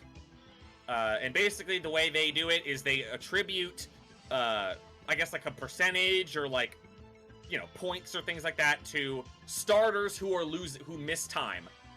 And then backups are obviously less, so on and so forth. The 49ers have been the most injured team of the last 5 years, and it's almost not even close. It doesn't make any sense. As a matter of fact, in the last 3 seasons, the 49ers have had one game in 3 years where their QB1, running back 1, wide receiver 1, wide receiver 2, and tight end 1 both started and finished the game. One time. Fuck? That has happened once. What the fuck? Okay. That has happened one time in the last 3 years for the San Francisco 49ers. That's not to mention the fact that they've lost Nick Bosa, that they've lost offensive linemen, that they've lost additional running backs, that they've lost defensive backs, like when they brought in Richard Sherman. This team, it doesn't make any sense why they are so injured. And at some fucking point, At some point, that has to stop. And if you think about that, you're like, wow, the 49ers have been that injured. And during that time, the 49ers have been to a Super Bowl and been to an NFC Championship game. Despite all of that, is like mind-boggling, right? It doesn't make sense. If Trey Lance, who I have loved, I've loved Trey Lance since 2018, when I saw Trey Lance in North Dakota State. I've always been a big Trevor Lawrence fan, but Trey Lance was... I remember messaging my brother when he was his last year at North Dakota State, when he had like 22 touchdowns and like no interceptions, or 28 touchdowns and no interceptions. I remember telling him, I'm still convinced Trevor's going to be the best, but I'm not sure if Trey Lance won't be the second best quarterback in that draft class. And then he goes to the 49ers, and I remember popping off and being like, oh my god, I'm so happy, because I think Trey Lance has the potential to be so good, and he went to the 49ers. If this team will just fucking stop getting injured, for the love of God, stop tearing things, stop getting hurt. If Trey Lance, if these two things happen, if the 49ers just regress to like average, I'm not even saying the best injury luck, just be average, just have average injury luck, and Trey Lance is anything other than an abject disaster at quarterback, this offense is going to be fucking nuts. This offense is going to be so insane when you consider the fact that they have two of the most ridiculous matchup nightmares in Deebo Samuel and George Kittle. They got Brandon Ayuk, who was a yards after the catch monster. They got a fucking fullback in Kyle Juszczyk, who lines up at wide receiver and can run like post routes, right? They got a offensive system that you could plug in a fucking janitor at running back and get 1,000 yards out of him, right? Doesn't even fucking matter who their running back is. They got one of the best left tackles in the National Football League. They have a fantastic pass rusher with Nick Bosa. They got one of the best middle linebackers in the league in Fred Warner, who can cover deep down the field. I hope that their defensive backfield can be better than it was last year, even though it was one of the worst third down defenses I've ever seen in my fucking life. And they still made the NFC Championship game. Despite that, if Trey Lance is just okay, if he is just not a disaster, this is one of the best offenses in the league. They are one of the best teams in the league. I am buying in so fucking hard to the positive regression. The 49ers go 14-3. Woo!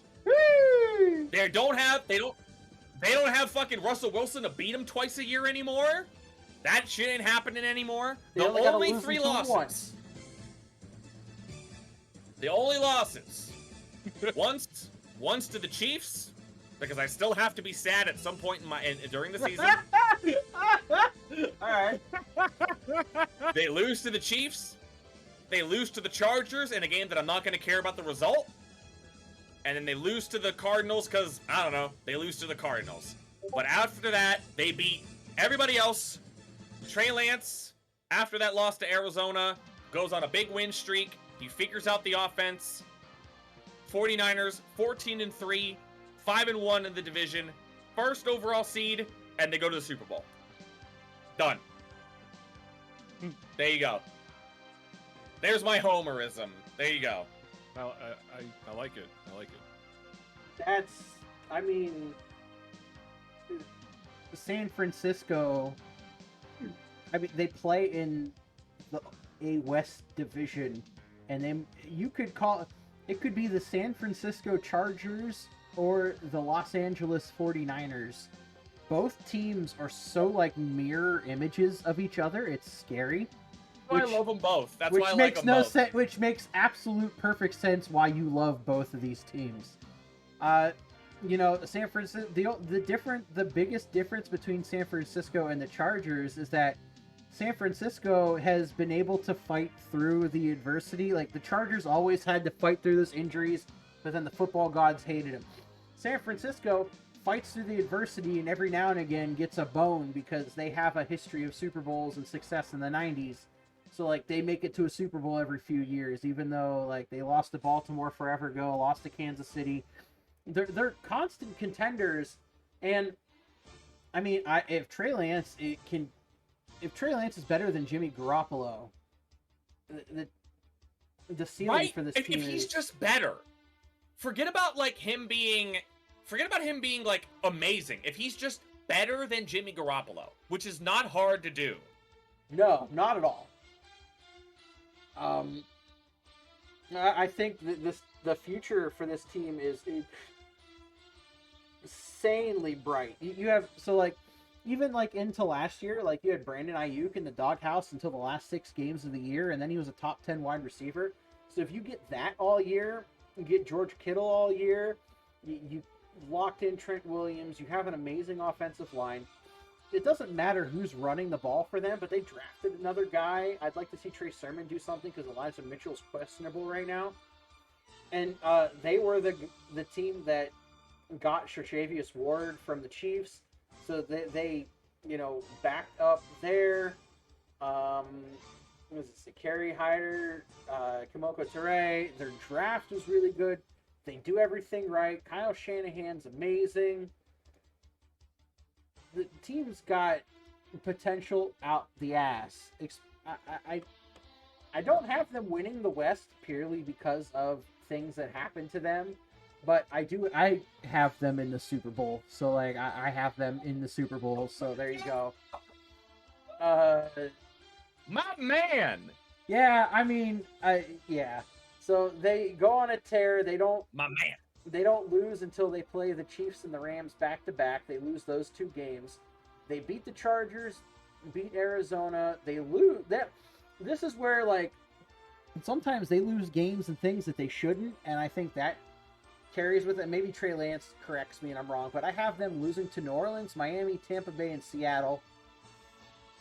Beat Washington, lose Las Vegas, beat Arizona. I have them 10-7 and the 5 seed going into the playoffs. The wild card team going into the playoffs. But again, for them, San Francisco, if they have a healthy roster, they just make the playoffs.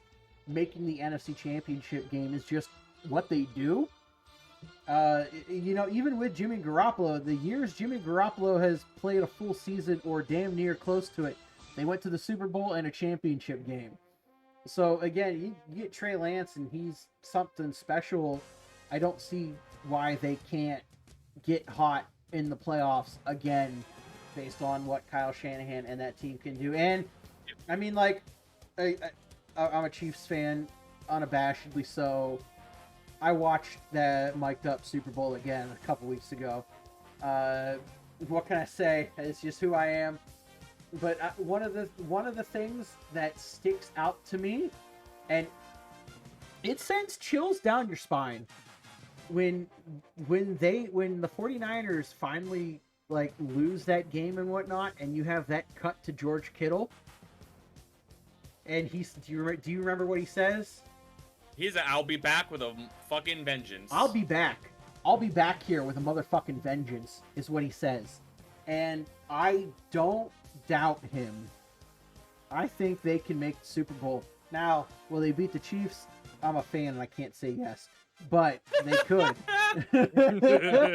I have them in the Super Bowl, dude. I like Kyle Shanahan, and he gets a bad rap, and I feel bad that he has to play against Kansas City in the Super Bowl. But yeah, there you go. Thank you. 49ers are amazing. I love the 49ers. It's so crazy because I didn't know that little statistic about the injuries. I mean, you watch football, you know that this team gets injured and just plagued with it. Nobody really talks about their skill guys. They have probably the best talent on the team. We talk about Kansas City, we talk about Buffalo, we talk about Chargers. Nobody talks about San Francisco, and that's because they get hurt so much. This team is deadly on both sides. they just need Trey Lance to just be a little bit above game manager. Maybe make a good play with his legs, a good throw on occasion, and that's it. And this team could be number 1 seed. I just like it. The talent is outstanding. I won't spend any more time because we got 2 more teams. I will say this team was a Jaquiski Tart dropped interception that hit him in the fucking face away from the pass that Matt Stafford threw in the NFC Championship game that hit Jaquiski Tart in the goddamn face mask. If he comes down with that, Jimmy G's got a bum shoulder and a bum thumb, and Deebo Samuel's limping around. The team goes to the Super Bowl if Jaquiski Tart catches that interception. That's all I'm saying. San Francisco, please, just don't get injured. All I'm asking. Jesus Christ. Anyway, moving on to Arizona. Is Call of Duty coming out this year? Yes. Then we know what's going to happen. Kyler Murray gonna be bad. Yep. So, September and October are gonna be great. After October, no. Yep, that's it. Here are my thoughts about Arizona. God, there's so much gross stuff that's been coming out of Arizona this offseason with the whole Kyler Murray contract thing, and then they signed Kyler Murray, but it's got that weird film study clause in it, and then they remove it. And then Cliff Kingsbury puts the headset on Kyler Murray and makes him call plays to prove to him that it's hard. I already don't like this offense. I think it's very uncreative and boring. And Kyler Murray makes this offense cool. Like, this offense is very vanilla. It's very bland. Kyler Murray running around making crazy shit happen with his legs is what makes this offense good. They gave the bag to James Conner, which I think is stupid. And honestly, I mean, this defense is another one of those defenses last year that played better than the sum of its parts. And they didn't really add anything of note. I mean, they lost Chandler Jones, who was their best player defensively. And they gave up a first-round pick for Marquise Brown, who's maybe the second or third best receiver on the team, and they gave up a first-round pick for him. He's better than like what they have, especially now that they're going to be without DeAndre Hopkins for 6 games. I just don't like the Cardinals are just like, I know this is really like cheesy and like millennial for me to say, but like the Cardinals are just bad vibes, man. I just don't like I don't like the vibes from the Cardinals, man. Like they fall apart at the end of every year, whether it's injuries, whether it's Cliff Kingsbury's offense not adjusting. But at this point, like Matt's been the one that's been doing this all, you know, I guess stream long, is like, until I see something different, I'm going to assume that the same thing is going to continue to happen. And I feel that way with Arizona. And if I look at my numbers, I see, okay, so they start off with 2 losses. It's going to be tough without DeAndre Hopkins. You lose to the Chiefs, you lose to the Raiders. You do upset the Cardinals, and then you get a couple easy wins against Carolina and Seattle. And then you get DeAndre Hopkins back, but the schedule doesn't let up. You still got the Saints, you still got Minnesota, you got the Rams in San Francisco and the Chargers. And then that bye week comes up, and it's the end of the season, and they lose to Denver, and they lose to Tampa, and they get upset by the Falcons, and they lose to San Francisco. Like, until I see something different from the Cardinals, I'm just going to assume the same thing is going to continue to happen, except this time they don't start off 9-1, because it's going to be much harder without DeAndre Hopkins to do that. They go 8-9, and they miss the playoffs, despite going 4-2 in the division, which is a little bit of an outlier thing that doesn't normally happen. But I have the Cardinals missing the playoffs. I just don't like everything that's been coming out of the Cardinals camp all summer long. Yeah, so you say until you see something different, you have to think the same. I did see something different, but in a worse way. We saw a team melt down in the playoffs worse than I think we've seen a meltdown, and that's considering the fact that the Cowboys ran a quarterback draw with a few seconds to go, and that the poor Eagles ran into the Buccaneer buzzsaw. They had 8 drives in that game where they didn't get a first down, 3 and outs.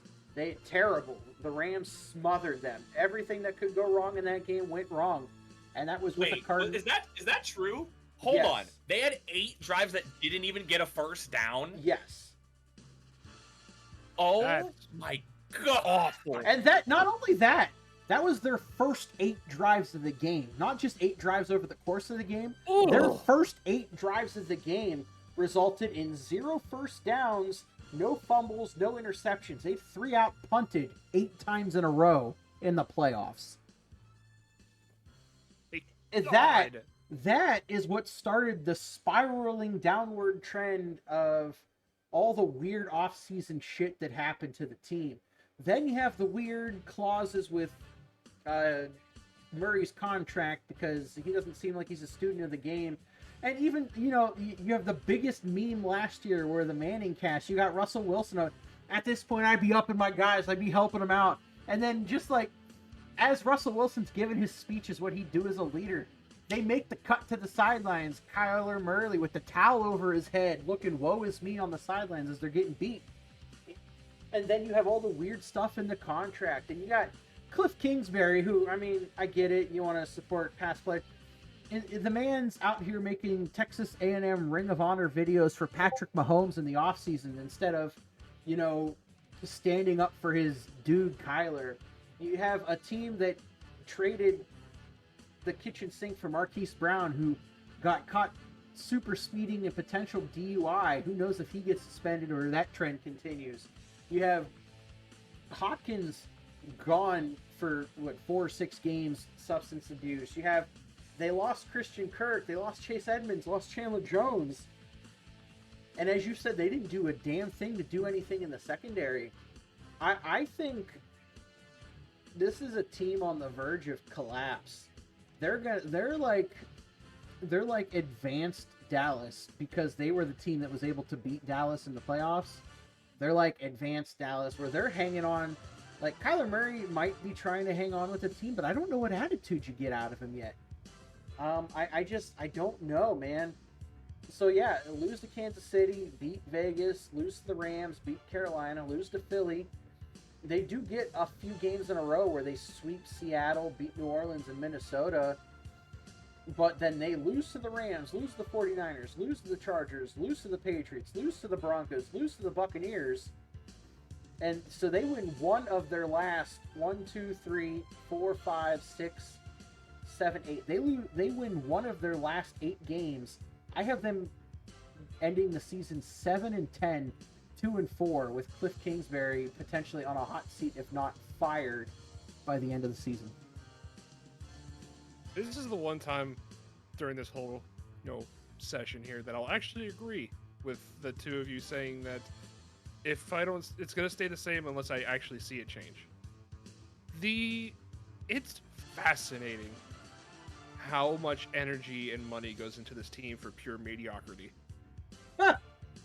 There's so many things that are going wrong, and yet they're just mediocre.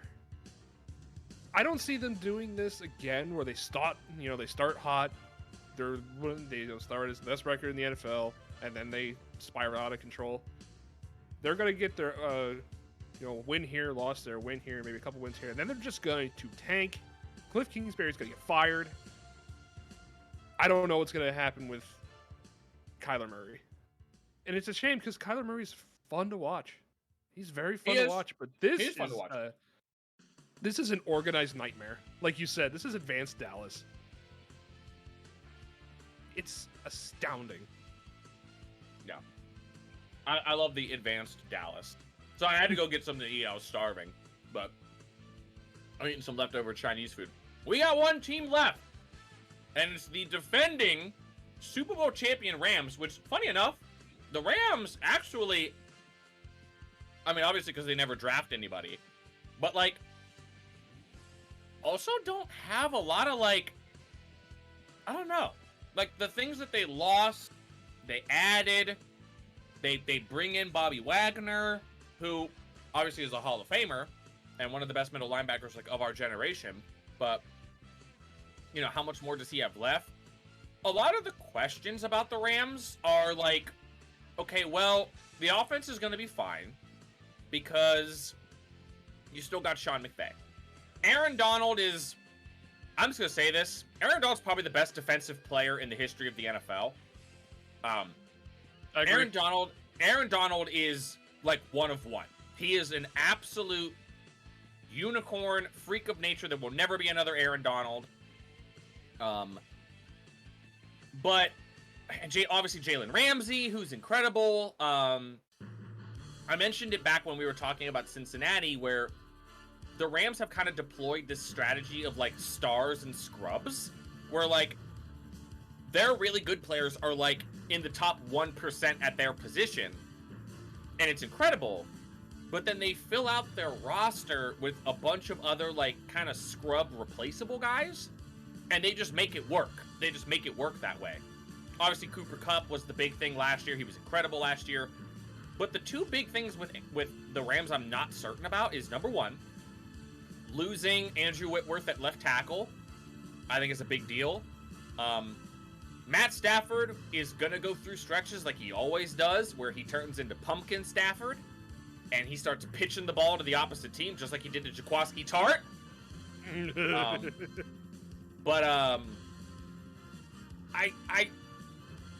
Listen, I'm not a Matt Stafford doubter anymore. Matt Stafford proved it. He won the Super Bowl, won the big game, had a great season, won the Super Bowl. All I'm saying is that Matt Stafford last year, even though they won more, even though they won the Super Bowl, Matt Stafford was still Matt Stafford. He was inconsistent. He had a lot of turnover-worthy plays, a lot of big-time throws. He's very volatile. He's better than Jared Goff, obviously, but the questions at left tackle, and then another thing with Stafford is this tendonitis thing in his elbow. I don't know what that's going to entail, because, I mean, obviously the Rams don't have any depth anywhere on their roster, let alone at quarterback. So if something does happen to Matt Stafford, this team all of a sudden takes like a massive nosedive at that position. But we're assuming health. We're not assuming injuries in this. And if we're not assuming injuries, the Rams are still one of the best teams in the National Football League. I think I have them going 13-4, only with losses to Arizona early in the year. I have them losing to Kansas City. And look, man, I know the streak got broken in the playoffs, but regular season, Kyle Shanahan owns regular season Sean McVay. And if this tendonitis thing is flaring up with Matt Stafford now, I can't imagine it's going to get any better as the season goes on. But the Rams, still the class of the NFL. Fuck them picks. I love the strategy. I love their team building strategy just because it's different. You could argue whether or not it's effective or not, but it is different. Obviously, you know, Aaron Donald's incredible. Cooper Kupp's incredible. Jalen Ramsey's incredible. Bobby Wagner's going to be a Hall of Famer. I don't know how much more in the tank Bobby Wagner's got, but he got four of the best players in the National Football League at their position. That's worth something. And to me, that works out to be 13 wins. Yeah, man, the fuck them pick strategy, I mean, you have to say it worked because they got a Super Bowl out of it. They got what they wanted. Now, can they sustain success from it? I don't know. Everything is such intricacies in the NFL. You already talked about it earlier. The only reason why they were in the Super Bowl with a chance to win in the first place was because of an interception that hit a face mask that got dropped. Otherwise, it's the 49ers and Bengals in the Super Bowl. And then even then, let's say the Chiefs don't have a second half collapse against the Bengals, and then you got Bengals, Rams instead. Well, now all of a sudden you're not playing against a shitty offensive line, and you have a defense that can do a little bit more. Matt Stafford maybe gives the ball up again. Matt Stafford is good for 1 to 2 times a game giving the ball away, and if you can capitalize on that, you're gonna beat the Rams. Just the issue is Matt Stafford caught fucking fire last year, and the couple times he tried to give it away, he got lucky. That aside,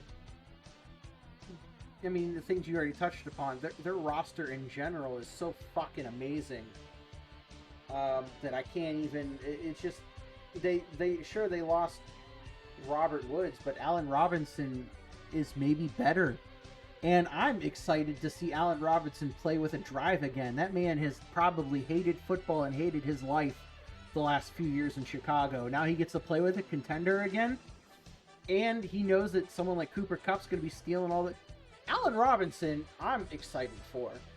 But yeah, man, I just... Everything about this team screams success. Unless teams are able to capitalize. That's why I have them losing to San Fran, losing to Dallas, losing to Kansas City, losing to Green Bay, but ending the season 13-4, 5-1 in division, because I have them getting San Fran off one game just like last year. And I have them as the 2 seed heading into the NFL playoffs. And the thing that's just the most fascinating thing about this team is with that kind of defense, there is no game that they won't be in. It's a matter of it's a matter of what kind of Matt Stafford will we get. He's a good quarterback. There's a lot of, I would take him a lot above a lot of others. But to your points, he's very inconsistent. And he's good for up to 2, maybe even 3 times a game, carelessly giving the ball away. All of their ducks fell in a row last season on top of all the talent on defense. That they still won the Super Bowl. They won the game, but that defense is pretty much the reason why this team is so good. On top of, Cooper Kupp being a fucking machine. The man is just unstoppable. But I agree with you both. I say about 13-4. I have San Francisco winning the division. I don't know. I think the Rams and the 49ers are probably the 2 teams I had the least amount of worry about. But yeah, so real quick, before we wrap up, first of all, that took about 4.5 hours, so not bad. First of all, obviously, before we end, I want to thank Matt for joining me doing this whole thing. Matt and I have been jonesing to talk about football for like weeks, and we got it all out. We poured ourselves into this 4.5 hours. It's out there now. And if you guys enjoyed it, whether you're watching the live stream from Matt or whether you're watching this highlight on my Twitch channel, I appreciate it very much. Thank you all for just, I don't know, treating this like a really super long podcast, or maybe you just tuned in to listen to your team. Just to kind of recap, we won't go over every team, but I will say Matt and I only disagree on 2 playoff teams. So, oh yeah, that is we right. both have, So we both have. Actually, wait. No, it's more. I'm sorry. It's 2 for the NFC. Excuse me. So, in the AFC, we both have Buffalo, Cincinnati, Kansas City, Denver, and the Chargers making the playoffs. I have Baltimore and Indy, whereas you have Miami and Tennessee. So those are the difference in the AFC. NFC, you have Dallas, I do not. I have New Orleans, and you do not, and everything else is the same. We both agree on Philadelphia.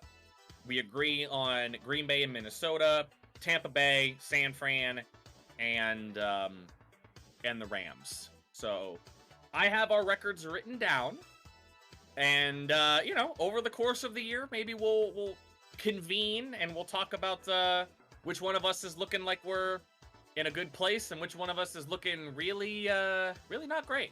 Oh, I can't wait. I mean, again, I took it a step further. It's been scrolling across the bottom, but since I seeded the teams in the AFC playoffs, the wild card round, Buffalo over Miami, Cincinnati over Denver, Chargers over Tennessee. Divisional round, Kansas City over Chargers, then Buffalo over Cincinnati. AFC Championship game. I'm sorry, Shane. I'm a fan. I can't help myself. Kansas City over Buffalo. NFC. Oh, wouldn't you know it? I have that reversed. There you go. Who would have thought? Yeah, well, NFC playoffs. I have the Rams over Dallas, Tampa Bay over Minnesota, San Francisco over Philly. In the divisional round, because of course I do, I have San Fran over Green Bay and Tampa Bay over the Rams. Championship game, San Fran over Tampa Bay. In the Super Bowl, I have Kansas City over San Fran 31-21. There you go. There you go. So I didn't actually pick the matchups. I was just like, San Fran's going to the Super Bowl. Am I going to get put on the spot to pick an AFC winner of going to the Super Bowl? Yeah, sure. Again, Listen. it's fine. Listen to how exciting it would be for a healthy San Fran going up against a healthy Buffalo. Think about it. You know who I'm picking to go to the Super Bowl? You know who I'm picking to go to the You know what we're doing? Here's what we're doing. Listen, he's not going to say it, but he wants a Chargers 49ers Super Bowl, okay? He'll never actually say it, but he wants a Chargers 49ers Super Bowl. Like, let's just fucking put it out there. I don't have to put him on the spot because we know deep down what he wants. It's his two favorite teams, of course. That way he could just sit and just be on cloud 9 for 3 hours. So the funny thing about that is I would be happy, but here's the thing about that. I would also be sad for whoever lost. Like, it would be an equal thing, right? Like, I'd be happy for whoever won between the Chargers and the 49ers, but I would also be, like, I'd be happy for whoever won, but I'd be sad for who lost, right? So in a perfect scenario, the team that goes to the Super Bowl in the AFC is a team that I don't want to win, right? Mm-hmm. So if I'm picking San Francisco to go to the playoffs and go to the Super Bowl, fuck it, I'm picking the Chargers. Right there, you just say it. Okay, I'm picking the Chargers. Chargers 49ers Super Bowl. All right, we gotta get him a shirt or a jersey and have it half Niners, half Chargers. I'll just wear both my hoodies. I have a 49ers hoodie and a Chargers hoodie. I'll just wear them both. You just keep changing them. Whoever takes the lead. Yeah, whoever takes the lead, I just swap them in a bathroom. I love it. I love it so well, hey, much. I can't wait to see how wrong we all are. Again, Matt, thank you so much for joining me. Shane, thanks for popping in when you can. Thanks for everybody watching. And I'm gonna bounce. I'm gonna head out of here. I gotta take this dirty plate that I scarfed down a bunch of leftover Chinese food while we were talking about the NFC West. And yeah, football's 3 weeks away. I'm so excited. I can't wait. Oh man, I'm gonna go back and watch this VOD and see what you guys said about Buffalo because I couldn't. Of course, I couldn't make it to that one. I think you'll be. Oh yeah, you'll see. All right, I'm gonna get out of here. Yeah, I think you won't be upset. All right, you guys. All right, guys. Everybody, I'm have gonna a bail. good day. Yep. I'll catch you guys later. Bye-bye. Bye, everyone. Bye.